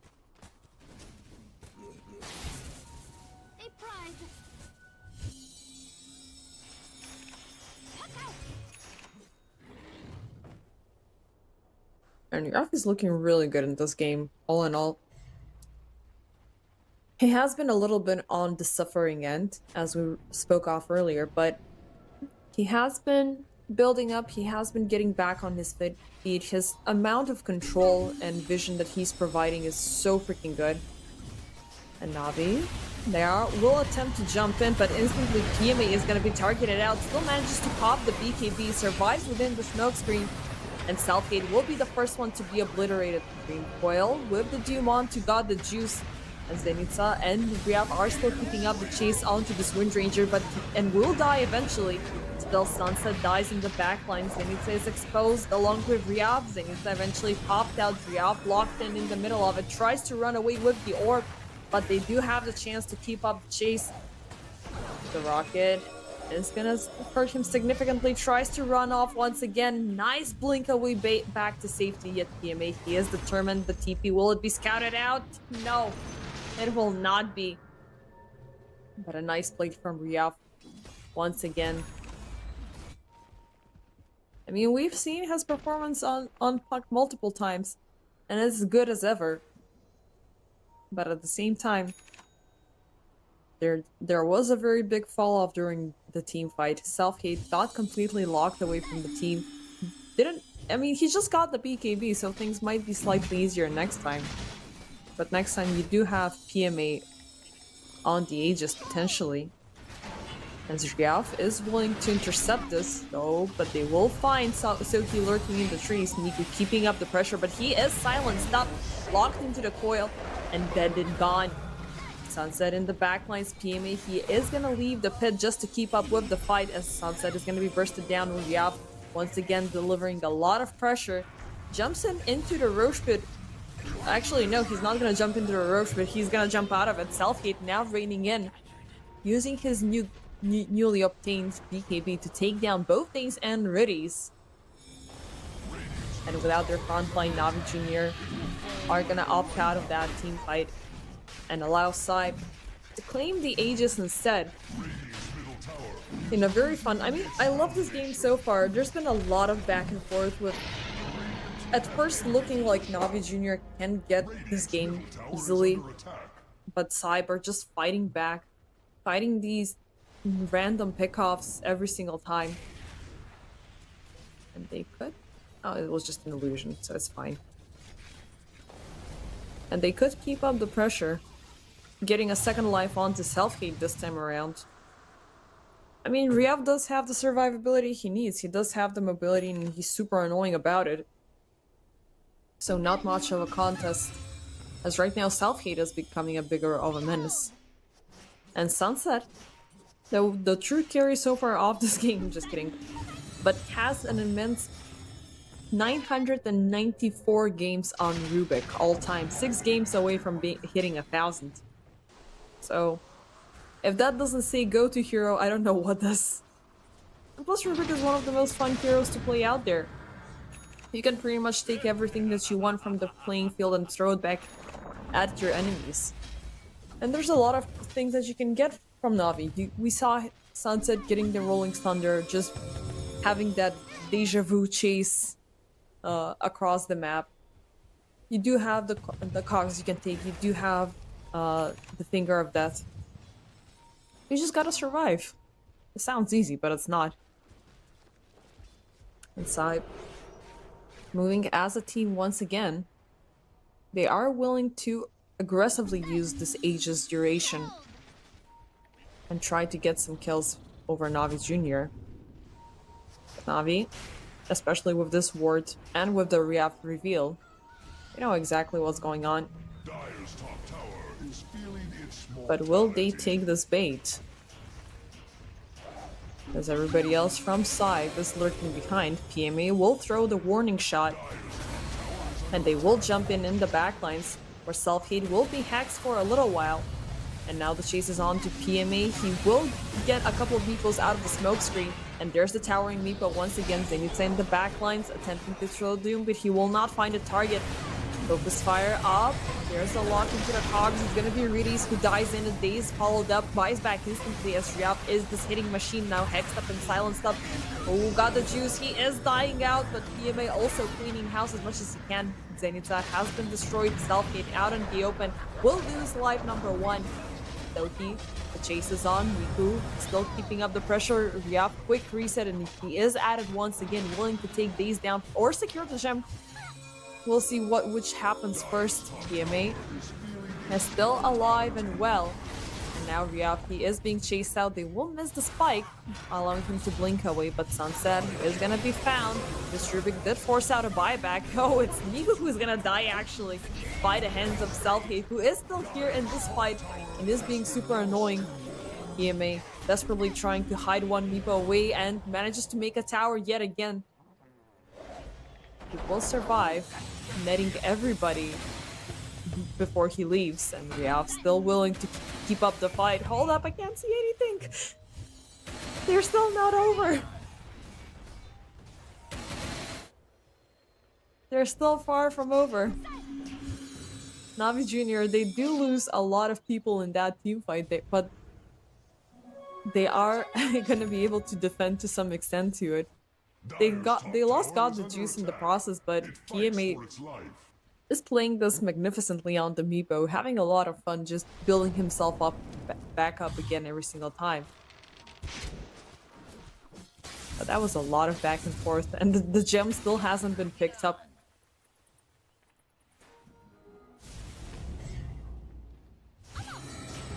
It might have been though. I don't think that Riaf caught it. Actually, it has been. The Treant has it at this point.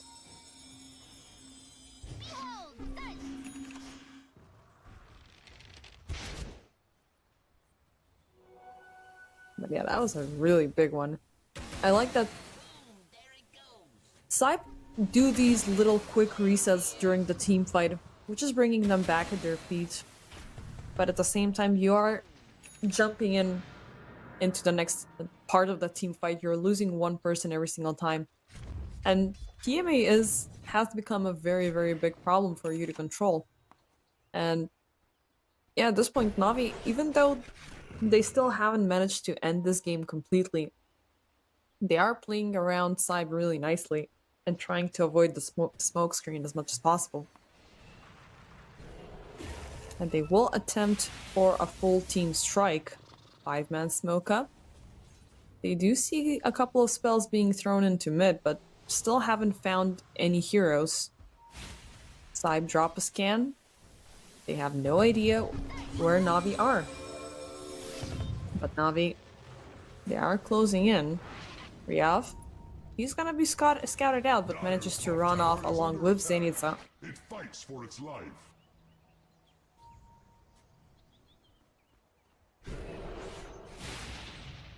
It's all about finding this buyback farm, I assume.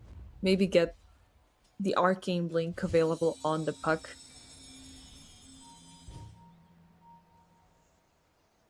And haste. These. He will see what happened. And Ryav just backs off. Even though now it's SIBE with a smoke of their own. They do have Ryav still on the haste to just try to scout out what's going on. But then again, there was a ward there from NaVi Jr., so now they know SIBE are close by, and they gotta be careful. PMA, the Meepos are out in the open, and they want to get a strike and get a catch possibly onto Ryav, but there's a smoke screen. Now they have only one Meepo to work with. All of them are coiled up, but they still haven't broken up. There's the tower once again. Miku leading the strike. Riddies tries to find a catch. He will connect with the hook shot, but doesn't manage to set up a follow-up. Tango, overgrowth in the back lines. Riddies leading the charge, but Sunset, they will die along with Sunset in the process. Miku locked into the smoke screen. Oh, and they're gonna get another one. Yet the BKB has been popped off on Selfgate. But PMA is not feeling like he's willing to fight into this. And they are trying to close in. One Meepo has been left all behind, but nope, no longer. Tower is up again. They will. Oh, he will break that off though. Oh, a very bad call there. Did fling the Meepo back. God damn it. That was a really awkward misplay. And SIBE, of course, happy for taking down 3 targets that easily. They will lead in the charge. Try to hurt NaVi Jr. a little bit more. I mean, Selfgate on the Ricky is playing this really, really nicely. Dividing the Meepos to his liking and just taking them down. And they are gonna go in for both of these racks. Maybe get another set up top. It is gonna be an Omega Fast Roshan back in 20 seconds. Which SIBE can easily... Well, you cannot really take it that NaVi will be reset at the same time, but you will have your go-to spells along with it. The Doom and Overgrowth will be back in business. But maybe SIBE are not even gonna go for it at all. They want to end this game.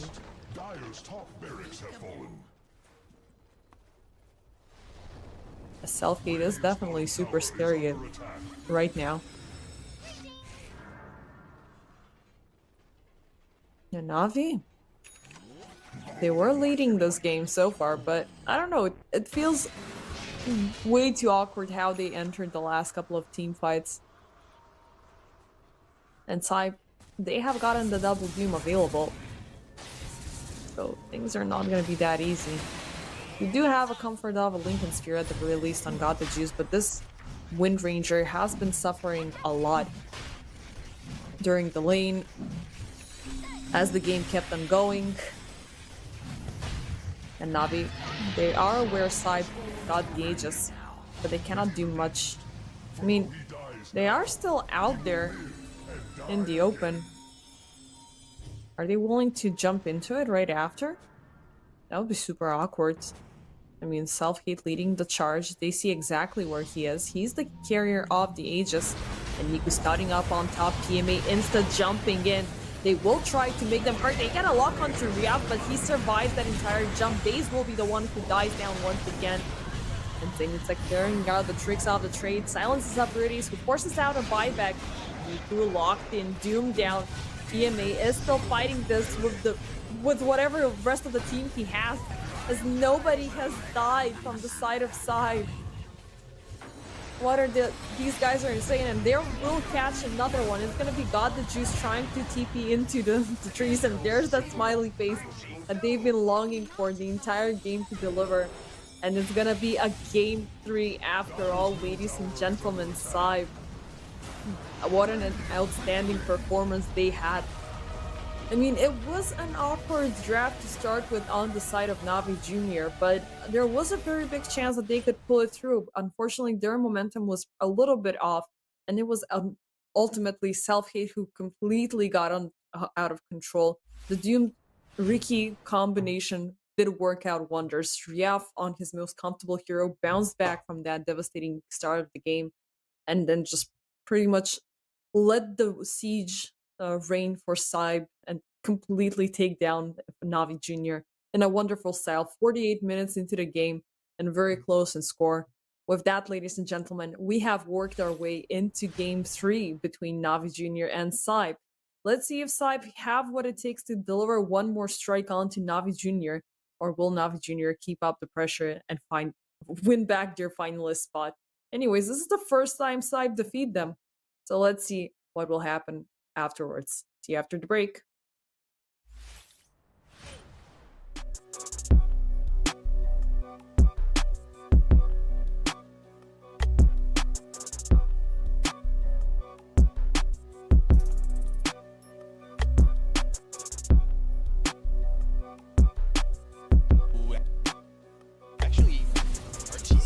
Close. Arteezy, Lotus Orb, reflecting a little bit, save. Nightfall, time walk in, they had themselves the Fiend's Grip, they go to the Chronosphere, that's going to be on a 2. They look for the damage, but they've got the Disruption, that's going to be a save on a 1. They go to the Refresher, they've got themselves another Chrono, bing bong, they're coming for more. They want to take out the entire side of Shopify Rebellion. GPK doing the damage, has the right click, Fiero in with the Black Hole, that's going to be right onto the Naga Siren, and they will get the kill on Arteezy. The longer they wait. Light, Blink, Spear, Arena, it lands perfectly. They've got the Rolling Thunder with the Lotus Orb, though. That might reflect a little bit. That's going to reflect the silence that was coming through. Toronto's going to stand there. They've got the Chrono. They had the Fiend's Grip, but they've got the Disruption coming up from Kidtrack. They're going to walk over. They've got the Black Hole. It's going to be on Arteezy once again. Kidtrack's dead. But can they get the kill onto Arteezy and take out the Naga Siren, who just used the 5-back? They've got the Black Hole once more. 2 heroes caught in. Saberlight, Arteezy, Sumail all fall. And that will be heroes gone with no buyback. 2-minute timers on them. And this is going to be so hard for Shopify Rebellion. Stolen Black Hole will extend the inevitable. Goes to the Refresher. Another Black Hole? Oh, another Wind Waker. All right.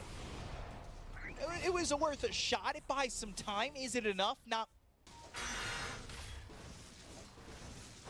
Now to prep to defend this tier 1 mid tower. They are not willing to let this one go.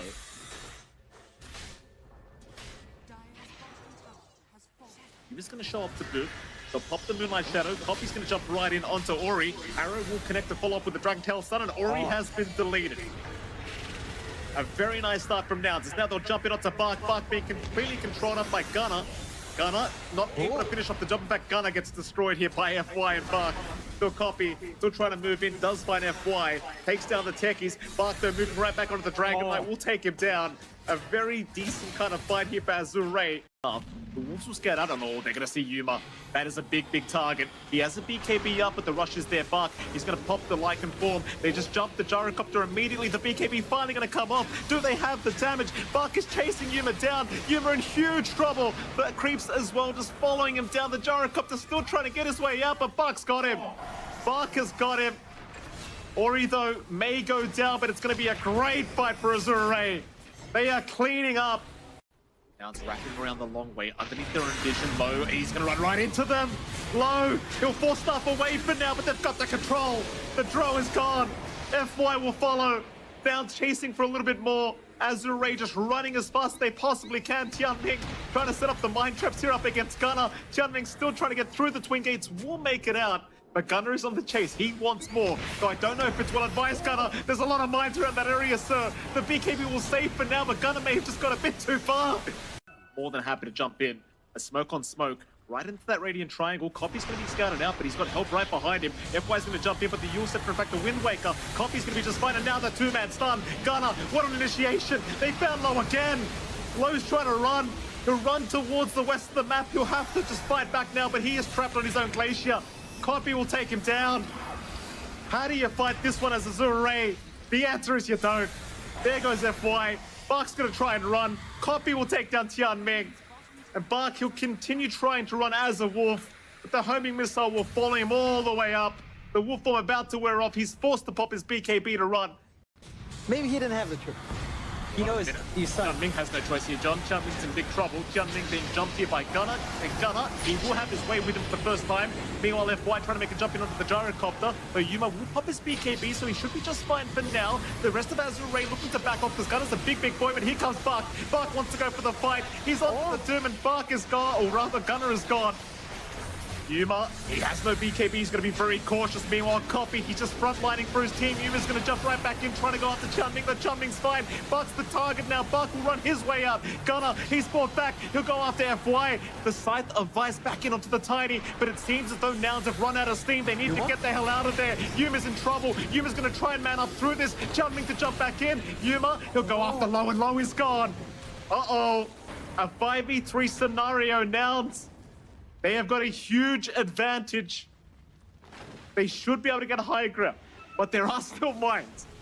Low's got buyback once again as well, by the way. And this is the opening they're looking for on Nouns. Forces buyback on Low.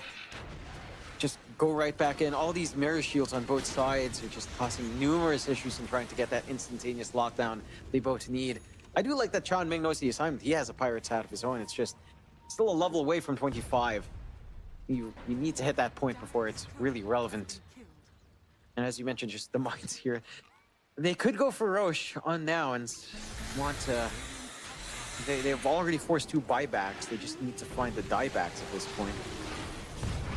FY, back is there. Copy. Nullify. It's going to cancel off the wind wave. Copy is getting blown up. FY, he will drop Copy. He's saved by the disruption. He will be able to chain his way out. As Bark is going to go after Fly now on the Crystal Main, and Fly dropping very, very low. They're still alive, and Bark does take him down and just rushes his way out of there. Eventually he'll be here. I know. Why can't we have Ags? Why can't we have Agan enjoying the game? Maybe we see Ags again in the next chapter of Groundfall. Oh, wait, whoa, a siege? He got a range Rax. Run low. You're the hero we need, but didn't deserve. Get out of there, sir. He actually he took a Rex ahead of now. Zealous. Oh, they caught him. They see Low. The jump is there, Low. Oh, it may not have been worth it. There is a smoke out. Boom. Might be able to take the follow-up fight. They could make it. I mean, Sacred, he could just jump right in. It's too late, though. The Aegis is taken. They're still looking for the fight. Sacred, he could go for a big avalanche, and he will find 3-man avalanche, tossing Arme back. They want that Aegis down immediately, though Sacred might have to give his life away for it, and does. Meanwhile, Q, a 2-man rebound. He'll take down Knight and Panda. Slot him. He'll pop the Rolling Thunder now. Meanwhile, Picard's on the high ground, trying to survive, but he's almost out of mana in the Fiend's grip. It's going to hold down the Rolling Thunder. Picard needs to run. He's completely out of mana, and he is down. Kill. Telekinesis clips him. Toss, though, he was close enough, and GH taking a lot of damage from Eidolons as well as this tank. They'll get the kill. Oh, Miro's in with the Black Hole on 2. Eidolons again with this Black Dragon, and the disruption's just there for a split-second save. Is it going to be enough? Avalanche comes through from save from this cliff, assassinating Sumail from a distance. And another one. Oh no, Arteezy? They got Kitrak, but Arteezy's able to make it towards this camp. More resources on Gyrocopters just hitting their racks, as this should be the first lane of Medirex of the game. But in comes the smoke. However, the smoke will not hit onto anyone just yet, as Timbersaw gets jumped first with the Pangolier initiating. And PMA, as such a huge playmaker, he's trying to go for more, but a double BKB will allow the first down Niku, as that is the first death on got the juice, but it's just in time for that Aegis to at least still get him back to life, as Pangolier jumped in once more. 2 for 2. A great counter initiation from 1win, but that did cost them their Timbersaw, who isn't buying back just yet. Okay, it's the Shadow Demon buying back, hoping that that's gonna be enough against the Gyrocopter, that he can't kill him with his own illusions. But guess what? Got the juice. He still has his own BKB, but he quickly realizes he has to teleport out and doesn't make it. He underestimated the damage of the Luna, and now Bad Rider will be caught and killed off as well. And Niku is now slightly falling off, but it's going to be Cloud going for a very aggressive initiation. He's instantly going to force out the BKB on the Bad Riders. Pangolier realized that this may be an opportunity to go for more. Will be getting himself in with the Rolling Thunder, but look at the amount of physical damage he takes. That's the problem. All the damage is physical. BKBs do nothing. Roll-up does nothing. The Shadow Grave will keep Daze alive, though, but only for so long, as more Glaives are bouncing. And Mukushi is only getting more fed as time goes on, still trying to hold his own against Niku, but Niku's BKB is allowing him to get Tira Jr. extremely low. Still not quite killed up as more glaives are bouncing, killing off the gyrocopter, and will finish off the Dazzle the moment Shadowgrave goes down for a split second. In the previous game, and one in the previous series as well, so I may be expecting that again as far as win rate goes, but no, because Patch misses the hook, which would have let them instant kill Urza's first life, as now Sniper has to get out of there, but the rest of the Snapfire ultimate is going to be committed into the team fight instead, as out comes a Fiend's Grip, but Bane just instantly dies. Timbersaw doomed up, cannot do anything to defend himself. With the gyrocopter in front of him, Sniper at least gets another kill out of that. Currently farming some stacks. This is exactly the timing they want for got the juice, however, does not quite get the vision he wants. He will start stealing some stacks, and there's the Dismember to deal with. The Timbersaw's puck comes in with a silence. Templar Assassin gets to live thanks to the refractions coming out. Patch not melting those fast enough, as he cannot stay on top of Tira Jr. with how much right pick Tira Jr. does, as Niku trying to run out, but Battery Assault says nope. Clockwork interrupting the TP out. Trying to look for kills around bot and mid, with PMA getting spotted. And PMA is a lot easier to kill than a puck. It's gonna be jumped with the Templar Assassin, will be taken down, traded for respect, but that's an excellent trade to start a team fight off with, as long as you can now deal with the Got the Juice Patch, but the Got the Juice Patch with the BKB. He's doing so much work, as that was his 9-second BKB, but the 9-second BKB, it's still not gonna be long enough. Everybody low health, nobody killed off though, as Tira Jr. more Desolator hits after days. As the tier 3 tower will be desolated. Got the Juice trying for the hook, but the hook has missed, and now they know it. However, that will lead to the Templar Assassin stepping forward, while there is a missile flying at her from the gyrocopter, as a good whirling depth gets decent damage in on everybody, but BKBs are procced, so they hold their own against the Tira Jr. Templar Assassin. But Templar Assassin getting kill after kill, while Wind Ranger cannot be focused, because they wanted to focus the Wind Ranger in fights like these, so you don't have to deal with the refractions and get some great damage stolen from the Wind Ranger as well.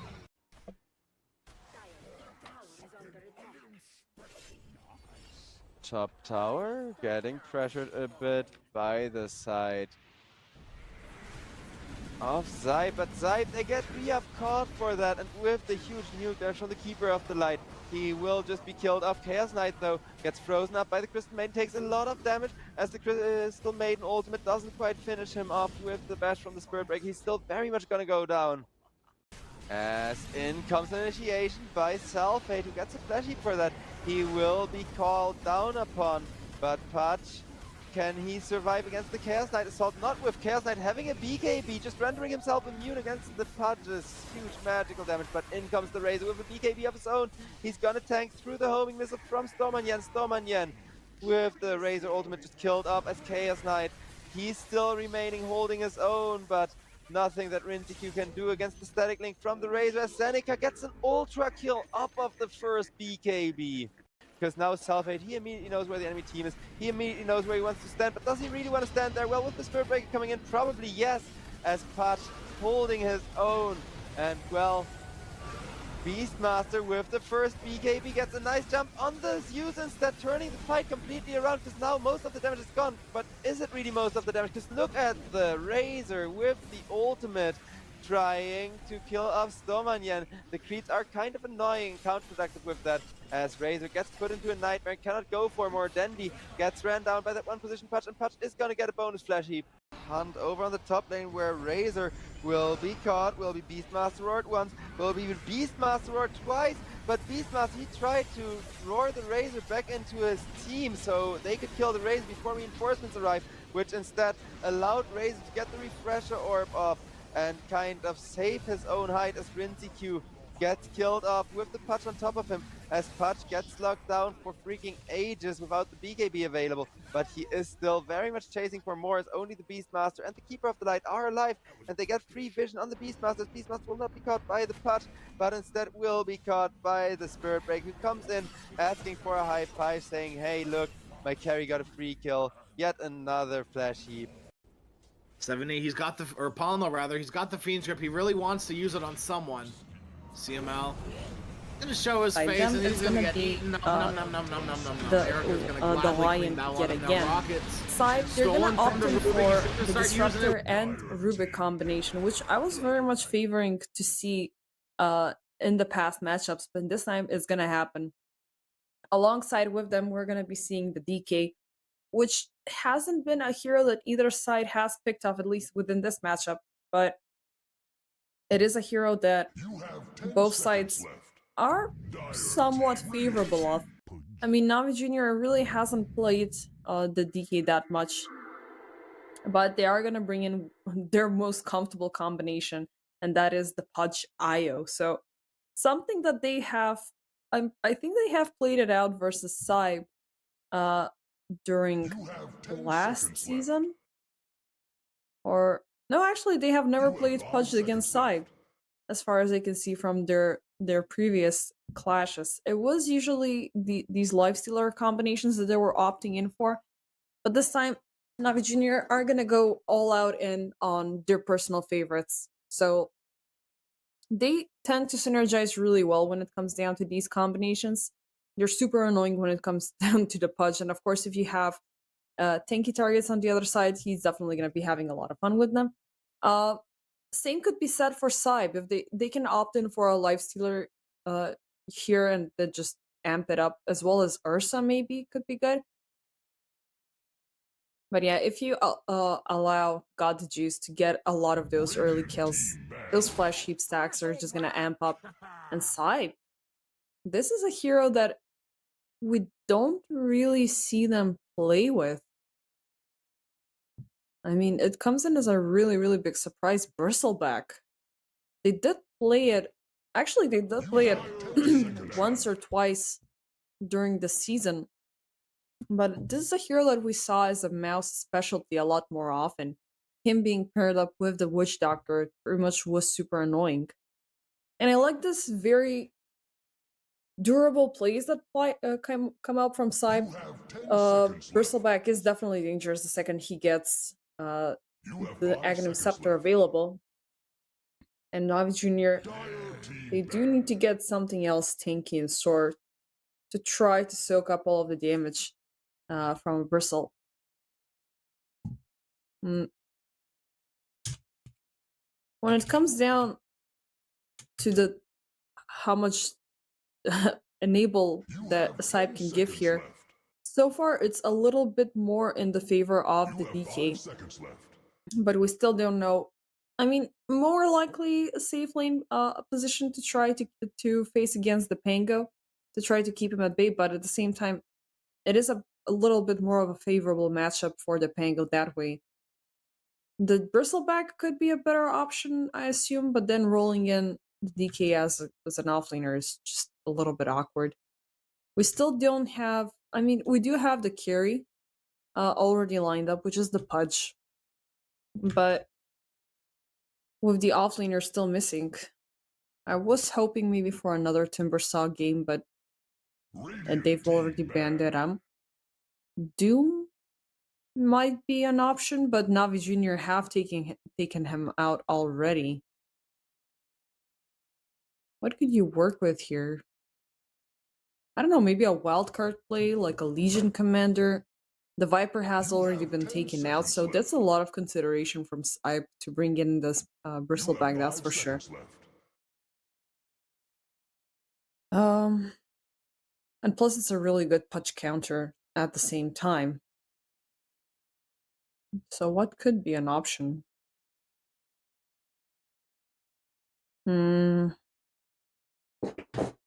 They have... I mean, what could be an option could be the Pango rotating in as offlane onto PMA once again and opting in for a different mid laner. But other than getting a Necro or an OD or something of that sorts, ODs are a little bit counterintuitive when you have a Pudge in play. And we really haven't seen them popping up that often. I mean, SIBE, they have a pretty good rounded up draft here as far as I can see. There's a lot of control just enabled by the supports, but at the same time without them it's going to be a little bit too difficult. I mean, Both Bristleback and DK are a little bit slow, so you can latch onto them, catch them, but at the same time, he works really well against what you have. The Pango is your best option to try to circumvent him, and you do have the IO as a support here, but he's an easy target to just blast through. And to add insult to injury, it is gonna be a Zeus mid that SIBE bringing out. So a lot of global presence, a lot of durability, a lot of abilities to just rotate heroes back and forth during the team fight, which is something that Navi Junior cannot really work with well here. They want to keep an active channel during the dismember, and plus you can easily just prevent it from going through. Get a glimpse, get a telekinesis, dragon's tail, something of that sort. Misclick with my mouse, it just changed back to the previous page just because my freaking finger slipped. My bad. But yeah, you do have a lot of control from SIBE. You do have a lot of aggression. It's going to be difficult for Navi Junior to keep up the dismember channel, which is kind of scary. And IO can really easily be popped. I don't know what you can go for here as Navi. I'm kind of conflicted. I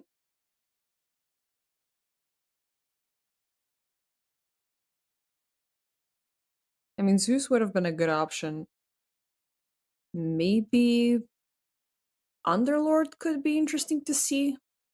We did see pop of once or twice, but all in all, it's gonna be a Huskar being picked up. So Huskar mid lane got the juice going as carry, and PMA taking the Pango as off lane yet again.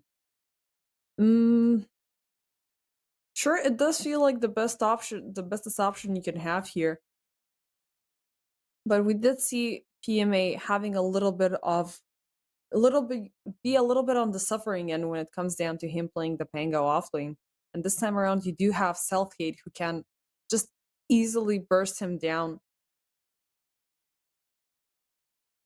I'm not sure. I mean, I really want to see what happens.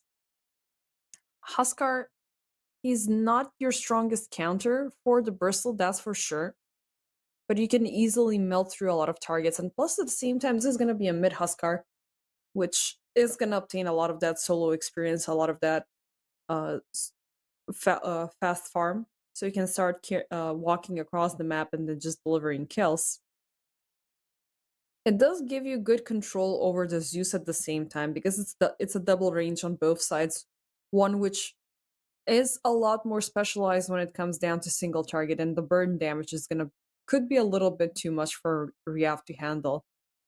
There's a lot of aggression for Navi Junior, that's for sure, but there's a lot of defense and a lot of durability coming in from SIBE. With the Bristleback, you are bringing in a lot of this frontline stability, and of course, every single time he turns around, you're pretty much just dead. It's gonna be super important for God the Juice to just pile up on as many stacks as he can, get a lot of these early kills as soon as possible. Definitely something that is enabled by Niku here. But yeah, I just want to see it happen. I mean, having that game 1 being super good with the Pango, having game 2 with that much of a fall off, and then game 3 going in for it once again, it does weigh away a lot of that pressure away from the Pango, because right now he has been pushed back into the back lines a little bit more. But still, it is an easy target for Selfhate to farm off. And plus, we did see Sohi having a really fun time on the Disruptor last game. It's gonna be crucial for him to find these good storms and fields. And a lot of positive attitude after all of that game 2 banter from both sides. As it is, the last one, the one game to determine it all. Who will go home and who will go further on into the finals. Both sides already kicking off with a 5-man smoke. All team members are hand-to-hand together, as SIBE are anticipating a strike from Navi Junior. but they're not gonna give them the pleasure. Instead, they are waiting, possibly, to catch them on the other side. But no, it's a kind of an awkward movement here from NaVi Jr., that's for sure. But let's see if they find somebody.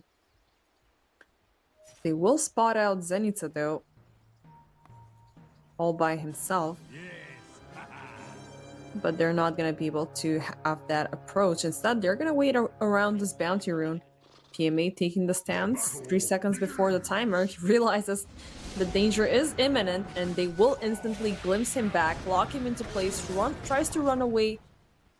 But so he nice body block there. PMA still on the run, and that last blood grenade jumping in. It will secure the first blood for SIBE. And it's the easiest target that you can control here. It is PMA. But hopefully, NaVi Jr. are gonna take that precautionate approach as they did in game number 1. And they will actually get Daze to be side by side with him. So he preventing the IO from getting into the lane as soon as possible. It is interesting. Usually teams opt in for a position 5 IO to either double down on a tanky carry or a super weak carry. But instead it's going to be Riri, so onto the Lion instead. So that means there's going to be a lot of aggression topside, potentially for NaVi Jr., and a lot of sustain provided by Daze, which, in the face of a bristleback, it does look a little bit weird. Another glimpse back. And it's just gonna be trying to keep this Pango close in range for the Quill Spray so it can stack up and then just burst through the Pango very easily. I mean, sounds dangerous, and it is, because that could be a lot of free farm for Bristleback, and that's a very difficult thing that you need to deal with as the game keeps on progressing. You do have the possibility for a long duration lockdown enabled by the Dismember, and oh, they're gonna take a strike back actually, and a nicely executed kill there. As top side, Sunset will be lost, so all in all, NaVi do manage to actually keep up with this early aggression really nicely. So far. Let's see. I mean, right now you have a Bristleback back with full HP, so you will need to try to survive through that one and try to hit him once again.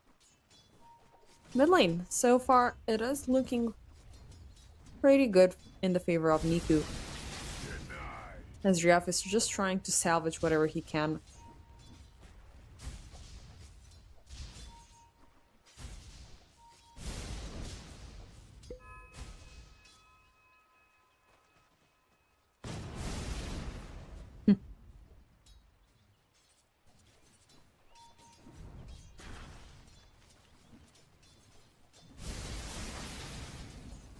I mean, even if it's looking like Niku is a little bit lower on HP, he does have the stick. He does thrive on being a little bit lower compared to the other side. As for up top, a strike will be made once again onto Sunset, but as God the Juice drops a little bit severely low, NaVi Jr. will not be able to keep it up. As for down bottom, PMA a little bit in danger, and they will trade off against Sohi and Self-Hate. Yeah, you gotta have to always present. Otherwise, it's free farm from Self-Hate, and this is the exact scenario that I was throwing off. So he does not have the trouble of trading his life off as long as Self-Hate is getting more out of it as the Bristle. And as the game keeps on progressing, he can keep a little bit more control onto PMA. And even ventures forth being under the tower.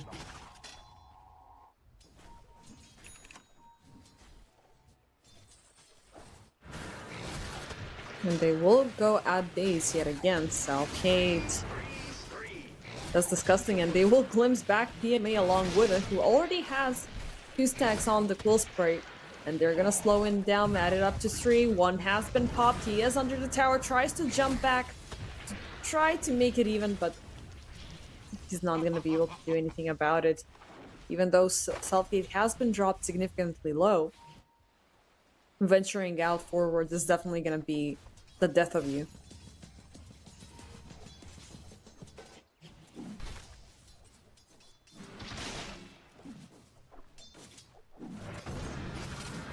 Yeah, you really cannot face self-hate just like that. Even though PMA is trying to strike him a little bit with that Blightstone already available. Unfortunately, there's not much of a follow-up that you can do here. At least not for now. I mean, you will need some extra support. You will need Riddies or something of that sort. But even so, even if you get a lock on the Bristle, he's just gonna keep on spamming those quill sprays. And attempts are being made to try to tackle somebody down. PMA out in the open. And even though he is feathered up, he is severely hurt. Self-hate still keeping Daze at bay. And oh, there's a rotation coming in from Riaf. Definitely here to even out the score. And it's gonna be a bottom lane once again falling into smithereens. Self-hate getting a very good start of the game. As a nice hookshot dodge there from Sunset.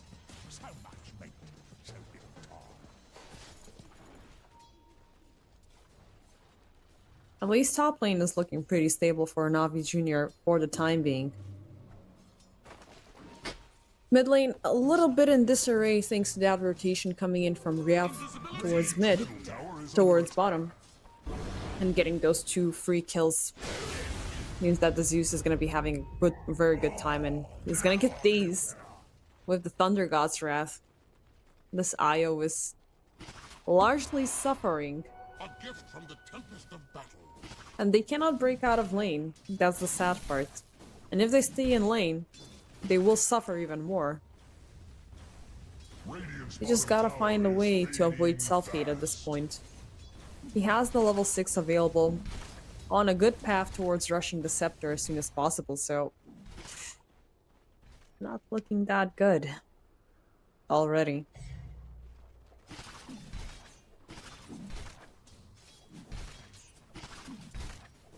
PMA will be forced up to make his own stacks to try to get some decent farm out of this,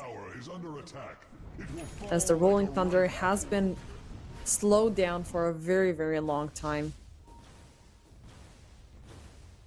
Even though we have Nico looking in a pretty decent position, he still hasn't gotten a part of the action in any way. And he needs to jump in and get some kills as soon as possible to start aiding his lanes as soon as... Well, I mean, he is able to break out of the lane, obviously. But if the rest of the team is not giving him good team fighting options, there's not much he can do either. Yes, he does have the extra damage, and a lot of it. But... yeah. I guess he will need to play carry and AFK farm for the next 10 minutes. While SIBE just getting better and getting their XP, getting their first core items that they need. And they will start eventually pushing with the Elder Dragon form.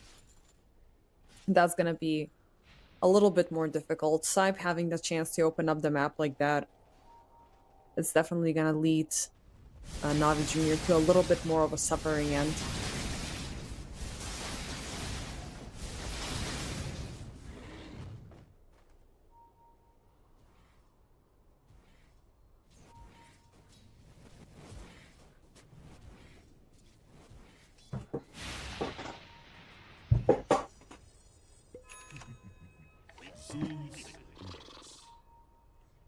And with Nico being a little bit away from the lane for quite some time, he does set up an alert for SIBE where he could possibly be, and they find him along with Riddies trying to set up some nice tags. Riddies will lose his life in the process, but now those tags will need to be protected. Daze got the juice, they have eyes on Sunset, the Rubik will be jumped upon, and Riaf, oh, he is been found on the other side, Dismember onto Riaf, and they're actually gonna make it count, while defending the stacks in the meanwhile, and only losing Riddies in the process. So that's a pair of decent catches. But you gotta keep it up somehow. Dire's bottom tower is under attack. I don't know, I am looking forward to Niku rotating up top, rotating down bottom, as down bottom has been left just for PMA to take. Days has been called elsewhere. But right now, even with his positioning to find a tethered target, he could be instantly glimpsed back. SIBE calling out 2 more for the next team fight and Days. Uh-oh, he will be spotted out, glimpsed up though, and finds the target to tether onto, which is gonna be Niku. That SIBE will keep up the pressure onto.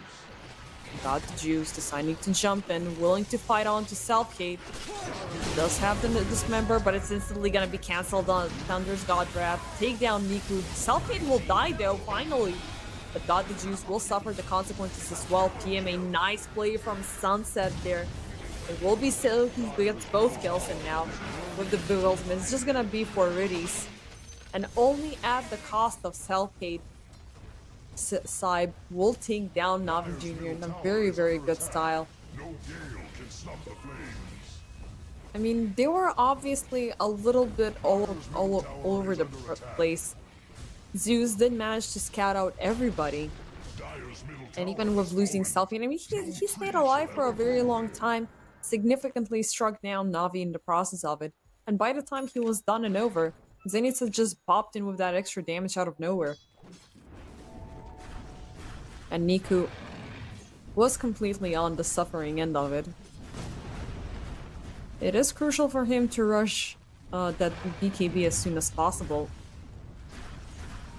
And of course, try his best not to stay super low health like this while you have the Thunder God's Wrath on the other side. Days. Uh-oh. Glimpse? Oh, it just breaks the feather. This Io just dies once again. So he playing a really, really good Disruptor game this time around. I mean, the amount of setups he has provided so far are just on point. Even though Self-Hate did appreciate that, he will just need to high-five the tower.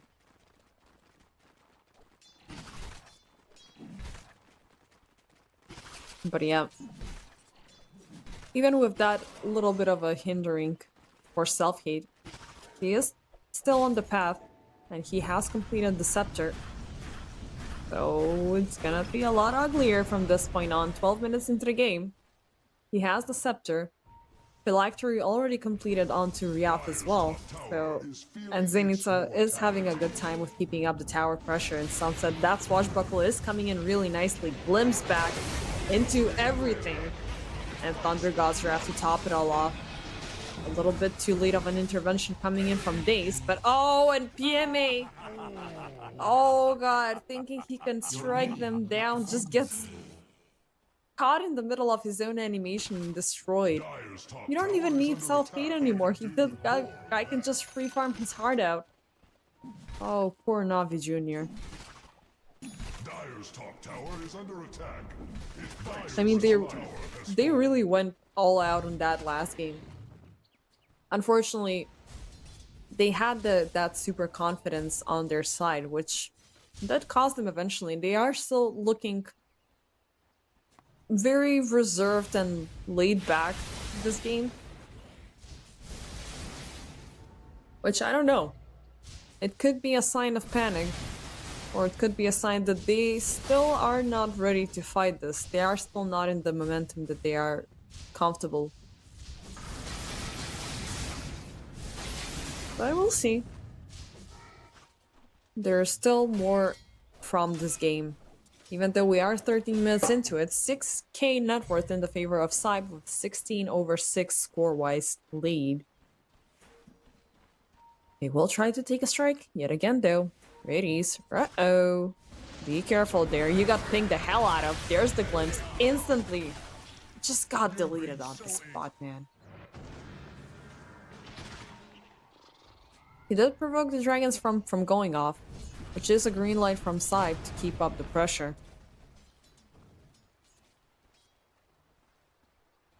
And they could find Niku as he is backing out here. Getting close to completing that BKB, which is definitely super crucial. but at the same time,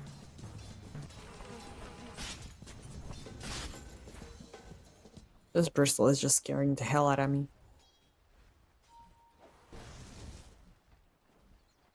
NaVi Jr. Not the light that we have seen them, especially not from last season. And during this one, there has been a little bit of a struggle on their end. But I don't know, when they feel comfortable, it's obvious as hell that they're feeling comfortable, and you can see how reserved they are until they get the moment is right. But now, I don't know, even with these picks, it's looking like could be super difficult. Sunset is doing a really good job at keeping things in place. Sohi as well. I mean, the performance from SIBE is just top-notch. And they are measuring really well against NaVi, Sohi. That glimpse is gonna lead to a save on to Niku, but Sunset is gonna keep him busy. Anyhow, Sohi will die right after it. Daze. Locked on to Niku, dies in the Thunder God's Wrath as the rest of the team is revealed. Self-Hate leading the chase. He has eyes on Niku. Rolling Thunder will be popped up, but the hook shot from God the Juice will be delivered. Dismember, it's not gonna go through. Still, Self-Hate is gonna die under the tower.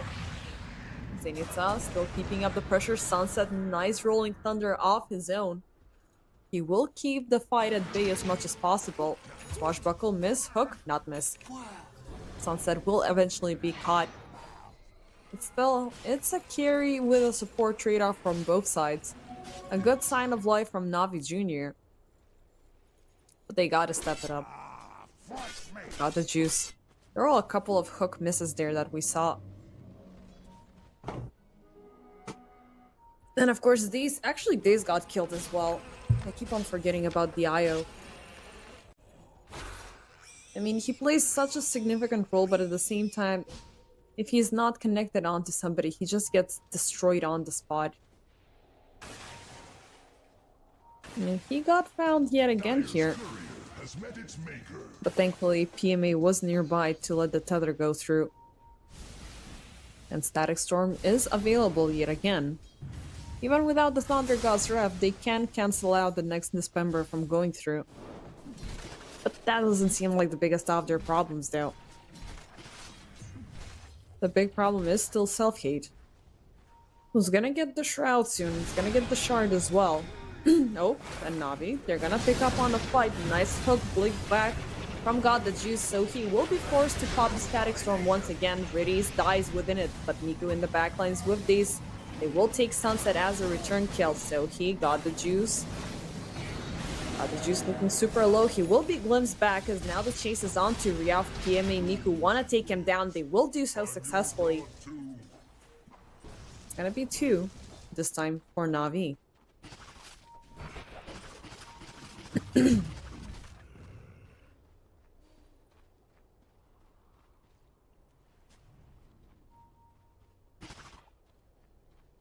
Tier 2 items popping up. We do see SIBE already obtaining a couple.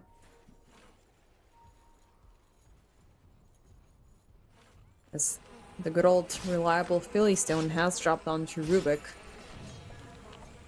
So items are gonna start piling sooner than later.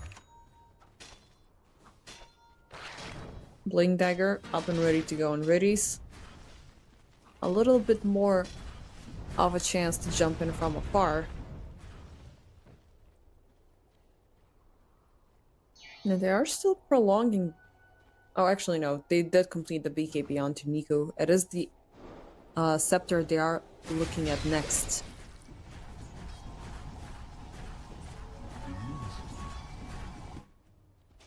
And now this Huskar, from a mid play, he is turning into a carry.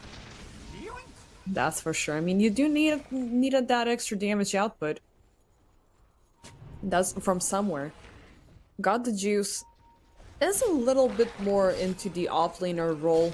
I mean, NaVi Jr. do tend to have these rotations. They do rotate in heroes in different lanes. And they try to make interesting combos around it. And sometimes it can work, sometimes it cannot. Daze and Niku. Oh, Navi were looking for an attempt to take down SIBE there.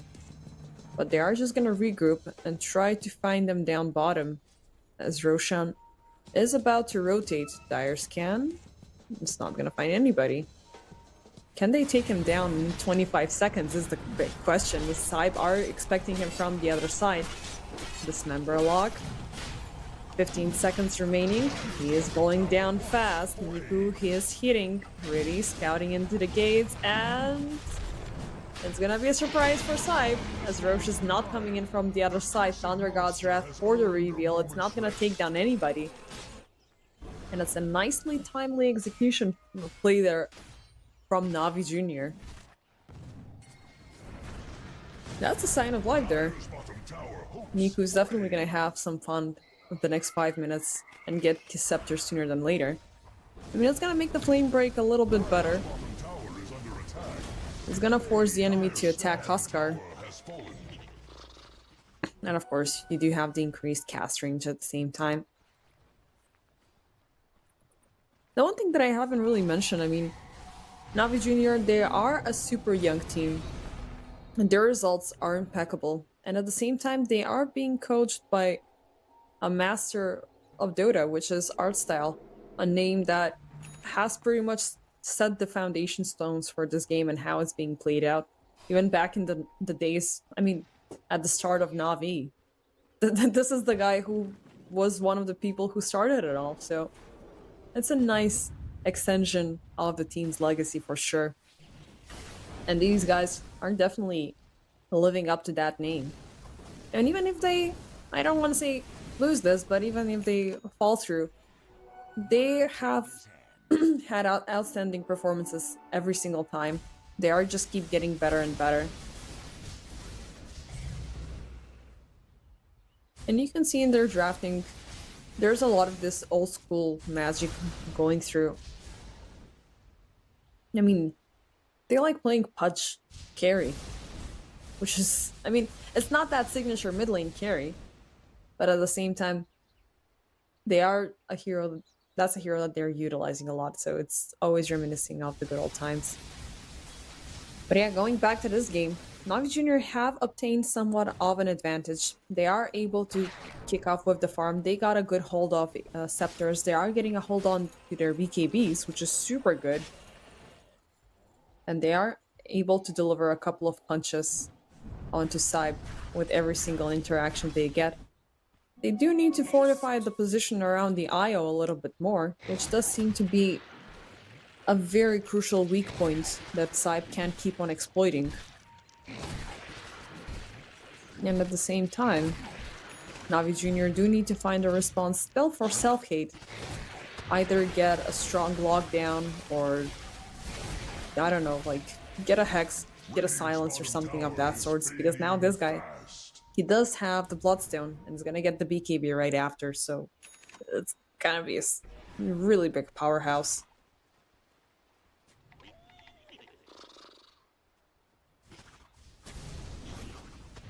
And NaVi, they are gonna play out this Aegis timing very passively, using it up to farm.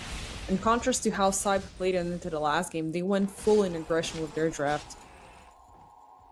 As for now, NaVi are still gonna keep up with that laid-back approach, wait for the BKBs of their own to pop up with a couple of more Blink Daggers, and that's when they are gonna be going in.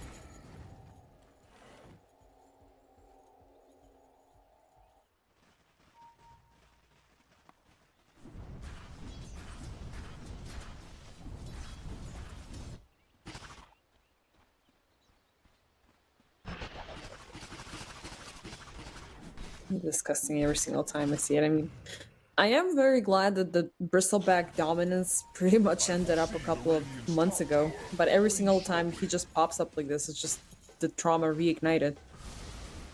And NaVi Jr., with 1 minute remaining, they are gonna venture forward onto SIBE's side of the map to try to find them.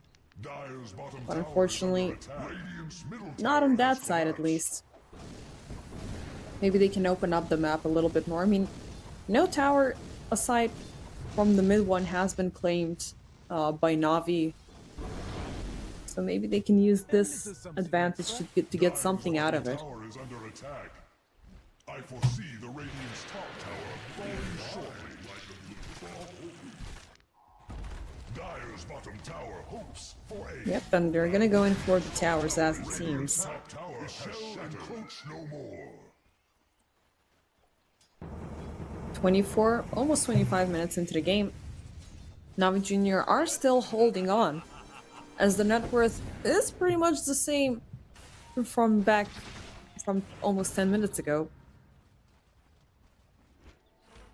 Radiant's top tower is under attack. And there's a scepter also available on God Juice. Gonna go in for the blink right after. And speaking of BKBs, Self-Hate is closing in on his, which is something that is pretty scary.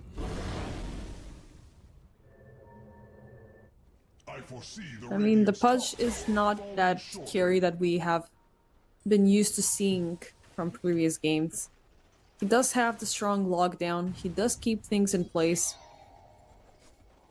He does have the BKB, thankfully, but he does not have that burst, at least in this case. It is Niku's whose job is to do that. And we are seeing him just slowly getting there, bit by bit. Dire's bottom tower is under attack. It may yet stand. Thunder God's Wrath for the reveal. Dire's bottom tower is under attack. It may yet stand. Like, SIBE are a little bit on the reserve side themselves this time about. They can fight now. They do. There's even an Amplify rune, but they're not actually seeing it, unfortunately. But yeah, obviously they are trying to keep up. SIBE are trying to keep up with what NaVi are doing, and they will eventually just try to venture forwards and find something. Daze is gonna claim the Amplify rune though. Radius. Uh-oh, nice Hex TP cancel. And everybody will be called up for NaVi Jr. to rejoice on the kill of Zenitsa. Even a relocate will be called out, which could take Daze and Niku places. Okay, it's not that far off. The scariest thing with relocates is always if the other side sees where you went off from, that's exactly where they will be expecting you. But at this point, that's not gonna be the case. And of course, with one core down, NaVi, they do have the comfort of pushing a little bit more across the lanes. But obviously that does provoke a response from SIBE, as they're not letting them have it, so he instantly jumping in to try to protect, to find a kill. Niku pops the BKB at the very last moment, but he is looking super low. Riddy's nice triple stun. They will keep it up. PMA jumping in, finds Sunset in the backlines. He will throw a Mule though. Sunset right in the middle of a Dismember, keeping him occupied, but no, it's not looking like he's gonna survive. God the Juice is taken down. Niku forces out a TP out. Daze all by himself.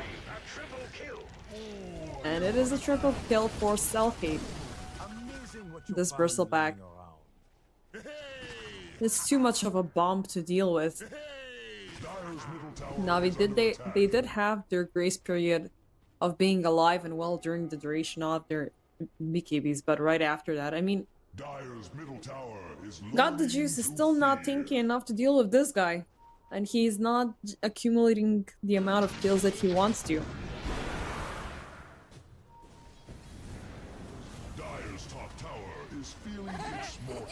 And Niku, even with the amount of damage that he's dealing, he's not able to stay alive for long enough. He does thrive on being low HP at every single moment, but that's something that can be easily thrown back at him. The Husker. My bad.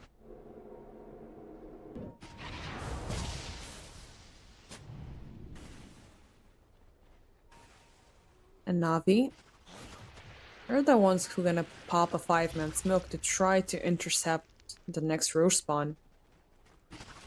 But they gotta be careful, because this one next Roche fight is definitely something that could either topple you down or give you some sort of advantage. Riav spotted out, Radi's instantly jumping in. They will throw everything onto the Lion and take him down, but they have eyes on everybody else. Riav jumped upon and instantly destroyed Niku, now on the run. Nice hook to keep them away, but the focus is all onto this Huskar, who will be destroyed on the spot. Zenitz and Southgate joined forces really nicely and got the juice. It's gonna be Glimpse back, and this is not the team fight that NaVi Jr. were looking for. They will lose their momentum even further, even before Roshan comes back. It's not looking that shiny. I mean, these last couple of team fights do prove that to be the scenario. I really don't know what you can do here as NaVi Jr. What this Bristleback does is super scary. And there's absolutely no way to topple him over. Even goes in for a solo Roche. When you don't have a high ground defense as NaVi, you can try to hook somebody away and pray he's not gonna kill you. Because if you take a support, if you take Sohi, yeah, you could possibly prevent the kinetic field and the static storm from going through. But you will give SIBE the intel where everybody is. They have Zenitsa, who's tanky. They have, obviously, the Bristleback, who's also freaking insane. And they can just jump on high ground and take everybody down. Self-Hate got the opportunity of a lifetime to play this hero, and he's doing it very nicely. I mean, NaVi Jr. don't really have that much of a fighting chance here. You know, they will commit for a jump though, but it's gonna be followed up with a glimpse back. Still, Riddy is once again left in the open. They will not catch him into the field this time. But there's not gonna be a follow-up. At least not about now. NaVi Jr. gonna take this time while being outside to take down the Tormentor. Even though Daze is in an awkward position, he will pop the mecha, and we'll get the shard right after it.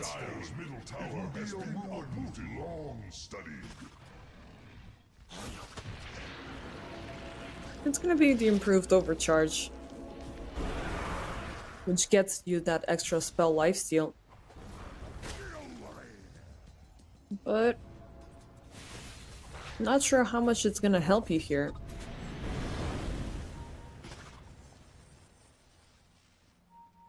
At least maybe, I mean,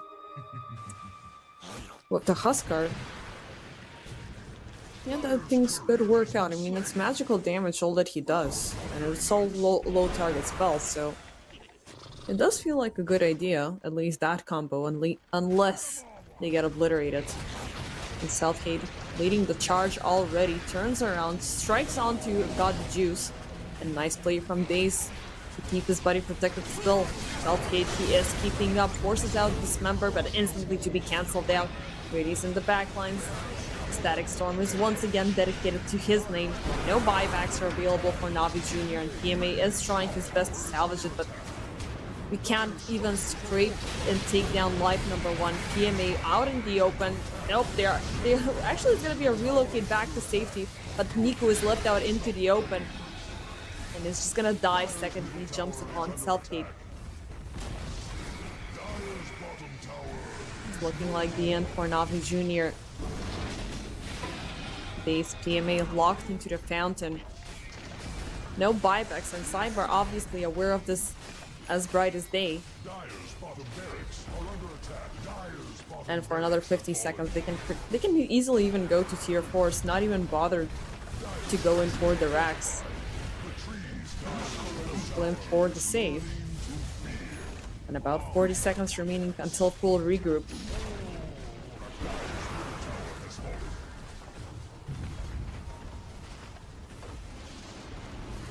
Glimpse back. Hello, Days. Walk into the field, are ya? The Glimmer is not gonna save ya. Easy takedown. And are gonna go for the tier 4s. They can even risk losing 1 life on self-hate easily within the next minute. No glyphs available. Hero pool not fully available. Self-hate. Oh, he will be caught with the hook. Nice double stuff there. Sunset dies down. First life will be taken down. Yeah. In the backlines, PMA is dancing around the backlines. While the rest of the team are trying to keep self-hate locked out. Dismember available in 4 seconds, but without having a good lock onto the bristleback, it's looking like he could reign superior and just keep up with the bursts. Niku super low, trying to fight up against Zenitsa. God the Juice gets taken down, forces out a buyback. PMA still fighting in the backlines. God the Juice really wants to get on Sunset, who just bought back as well. Zenitsa dies. Riaf will die by PMA, and Sunset will go down with on a dieback. It's just so heat. Along with self-hate being left alive as NaVi force out everything they have for this last defense. 2 buybacks. Actually, on both sides, there will be a double buyback, but Sohi is not gonna die for a second time. It's just gonna be the Pango that's gonna be in the backlines for the time being, as NaVi, they gotta use this time right.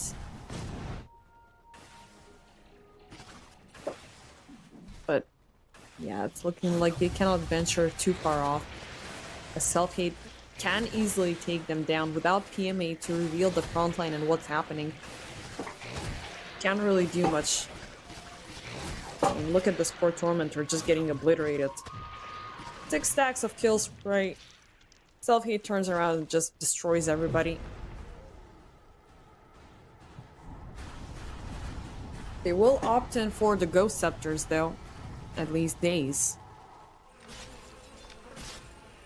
But there's only so much of a comfort you can get against him. Got the juice. 9 stacks already. But it's not looking like it's much at the same time. He also forced out a buyback. So NaVi Jr., they gotta find 6 minutes of precious time to be able to fully regroup. Pretty much the same thing that SIBE are up against. But I don't know. NaVi Jr. don't have much to survive another siege like that. And they lost God the Juice super easily.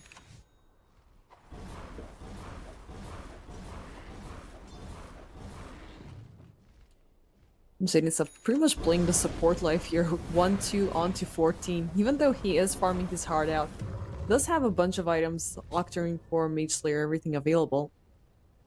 His core is just completely support.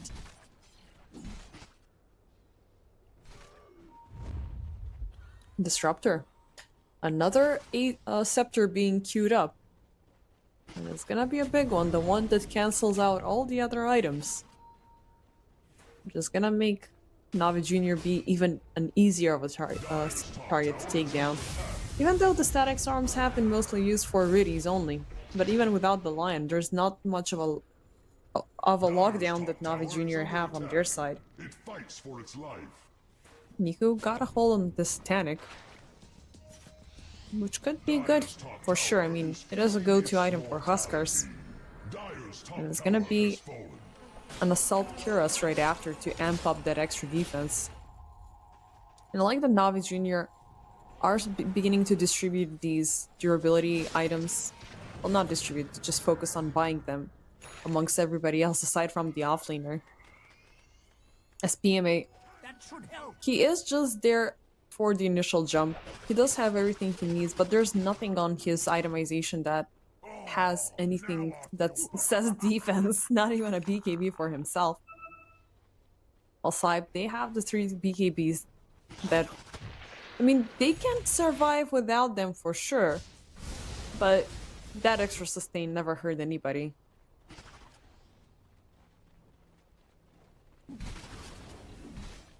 And we are nearing the 40-minute mark. SIBE having the 17k net worth advantage in their favor, NaVi Jr. still willing to find a chance to bounce back. They have delivered a couple of strikes onto SIBE, but nothing of significance. I mean, they can get self-hate all by themselves, or they can jump into a big team fight and then completely forget about the bristleback who is obliterating everybody in his path.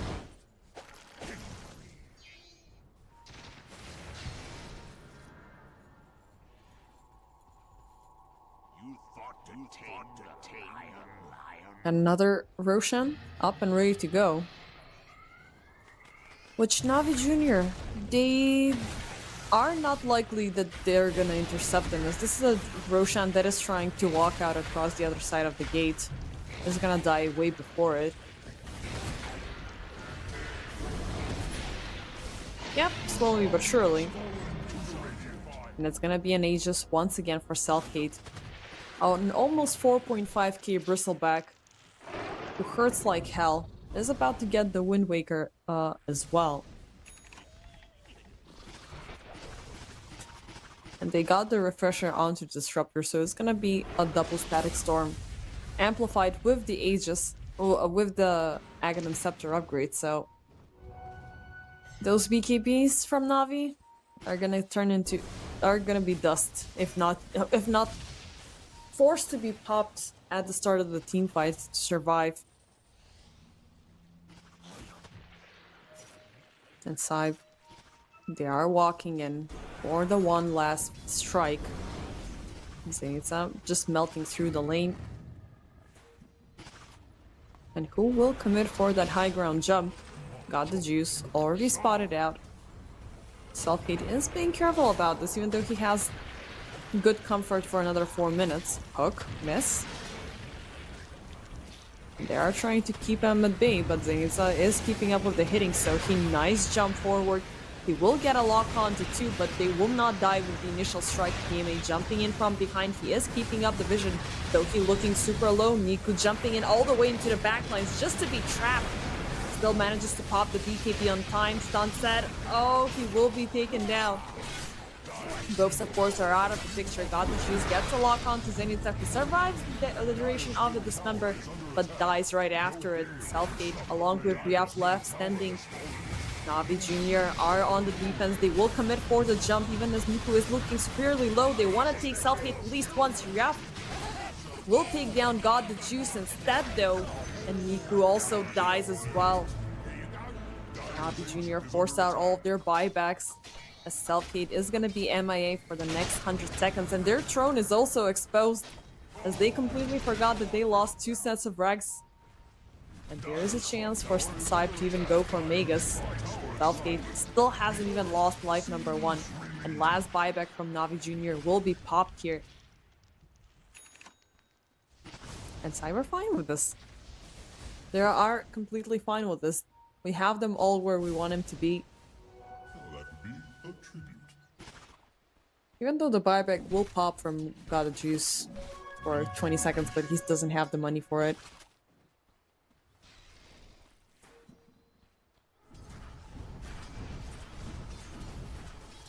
Now left up vulnerable SIBE.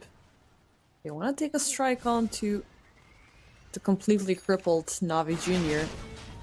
Even though they did provide for a pretty good defense, it was that double static storm that helped out a lot. They kept Niku and Bay for a pretty long time, instantly canceled, forced them out away from their base at the same time. Get ready, he will make a jump there. Nice find on to Ryaf, who instantly pops the BKB. Ooh, but he's not gonna survive anything out of it. Self-hate will find this as an approach, insta takes down Riddies, and Ryaf just forces out a buyback. Days out of this, as the relocate is gonna take him back onto high ground. Still, the glimpse. Oh, it's gonna be cancelled. Niku, oh, still left out in the open. Zenitsu jumping in from behind, trying to harass Daze, and Niku is fighting it off versus Sunset into the Nimbus. Oh, he wants to get him. Nice save with the Satanic there, but he's still out in the open all by himself and Daze, and there's the dieback. It's gonna be a buyback on today's God the Juice is back into the picture. He is the one who is trying to fight this off now. But Benita is keeping the supports at bay. God the Juice left out in the open into the mercy of SIBE yet again. But the throne will go down as the creeps are gonna secure a victory for SIBE team over NaVi Jr. And with that, fortifying a good position as the second finalist of season 18. Kudos for NaVi Jr. for keeping it up, but that draft was just absolutely crap. One of my bad, sorry for saying that, but I let the intrusive thought wins. But it was a really weird draft to begin with. They opted in for an early putch pick. They had no way, and for a PMA, for a Pango pick, once again, they just went in all greedy on that. But it was obviously something that SIBE knew exactly how to counteract with, and that bristleback pick was a blessing in disguise. And there you have it, ladies and gentlemen, the second finalist versus one win. They will be playing it off tomorrow. And I don't know what else to say. It's gonna be a fun match. Kudos to both teams for surviving it this long, and SIBE do have a chance to prove that they are top one for this season. But then we are gonna end it all right now. I wish you all a very good evening, and let's see what happens tomorrow. Have a good one.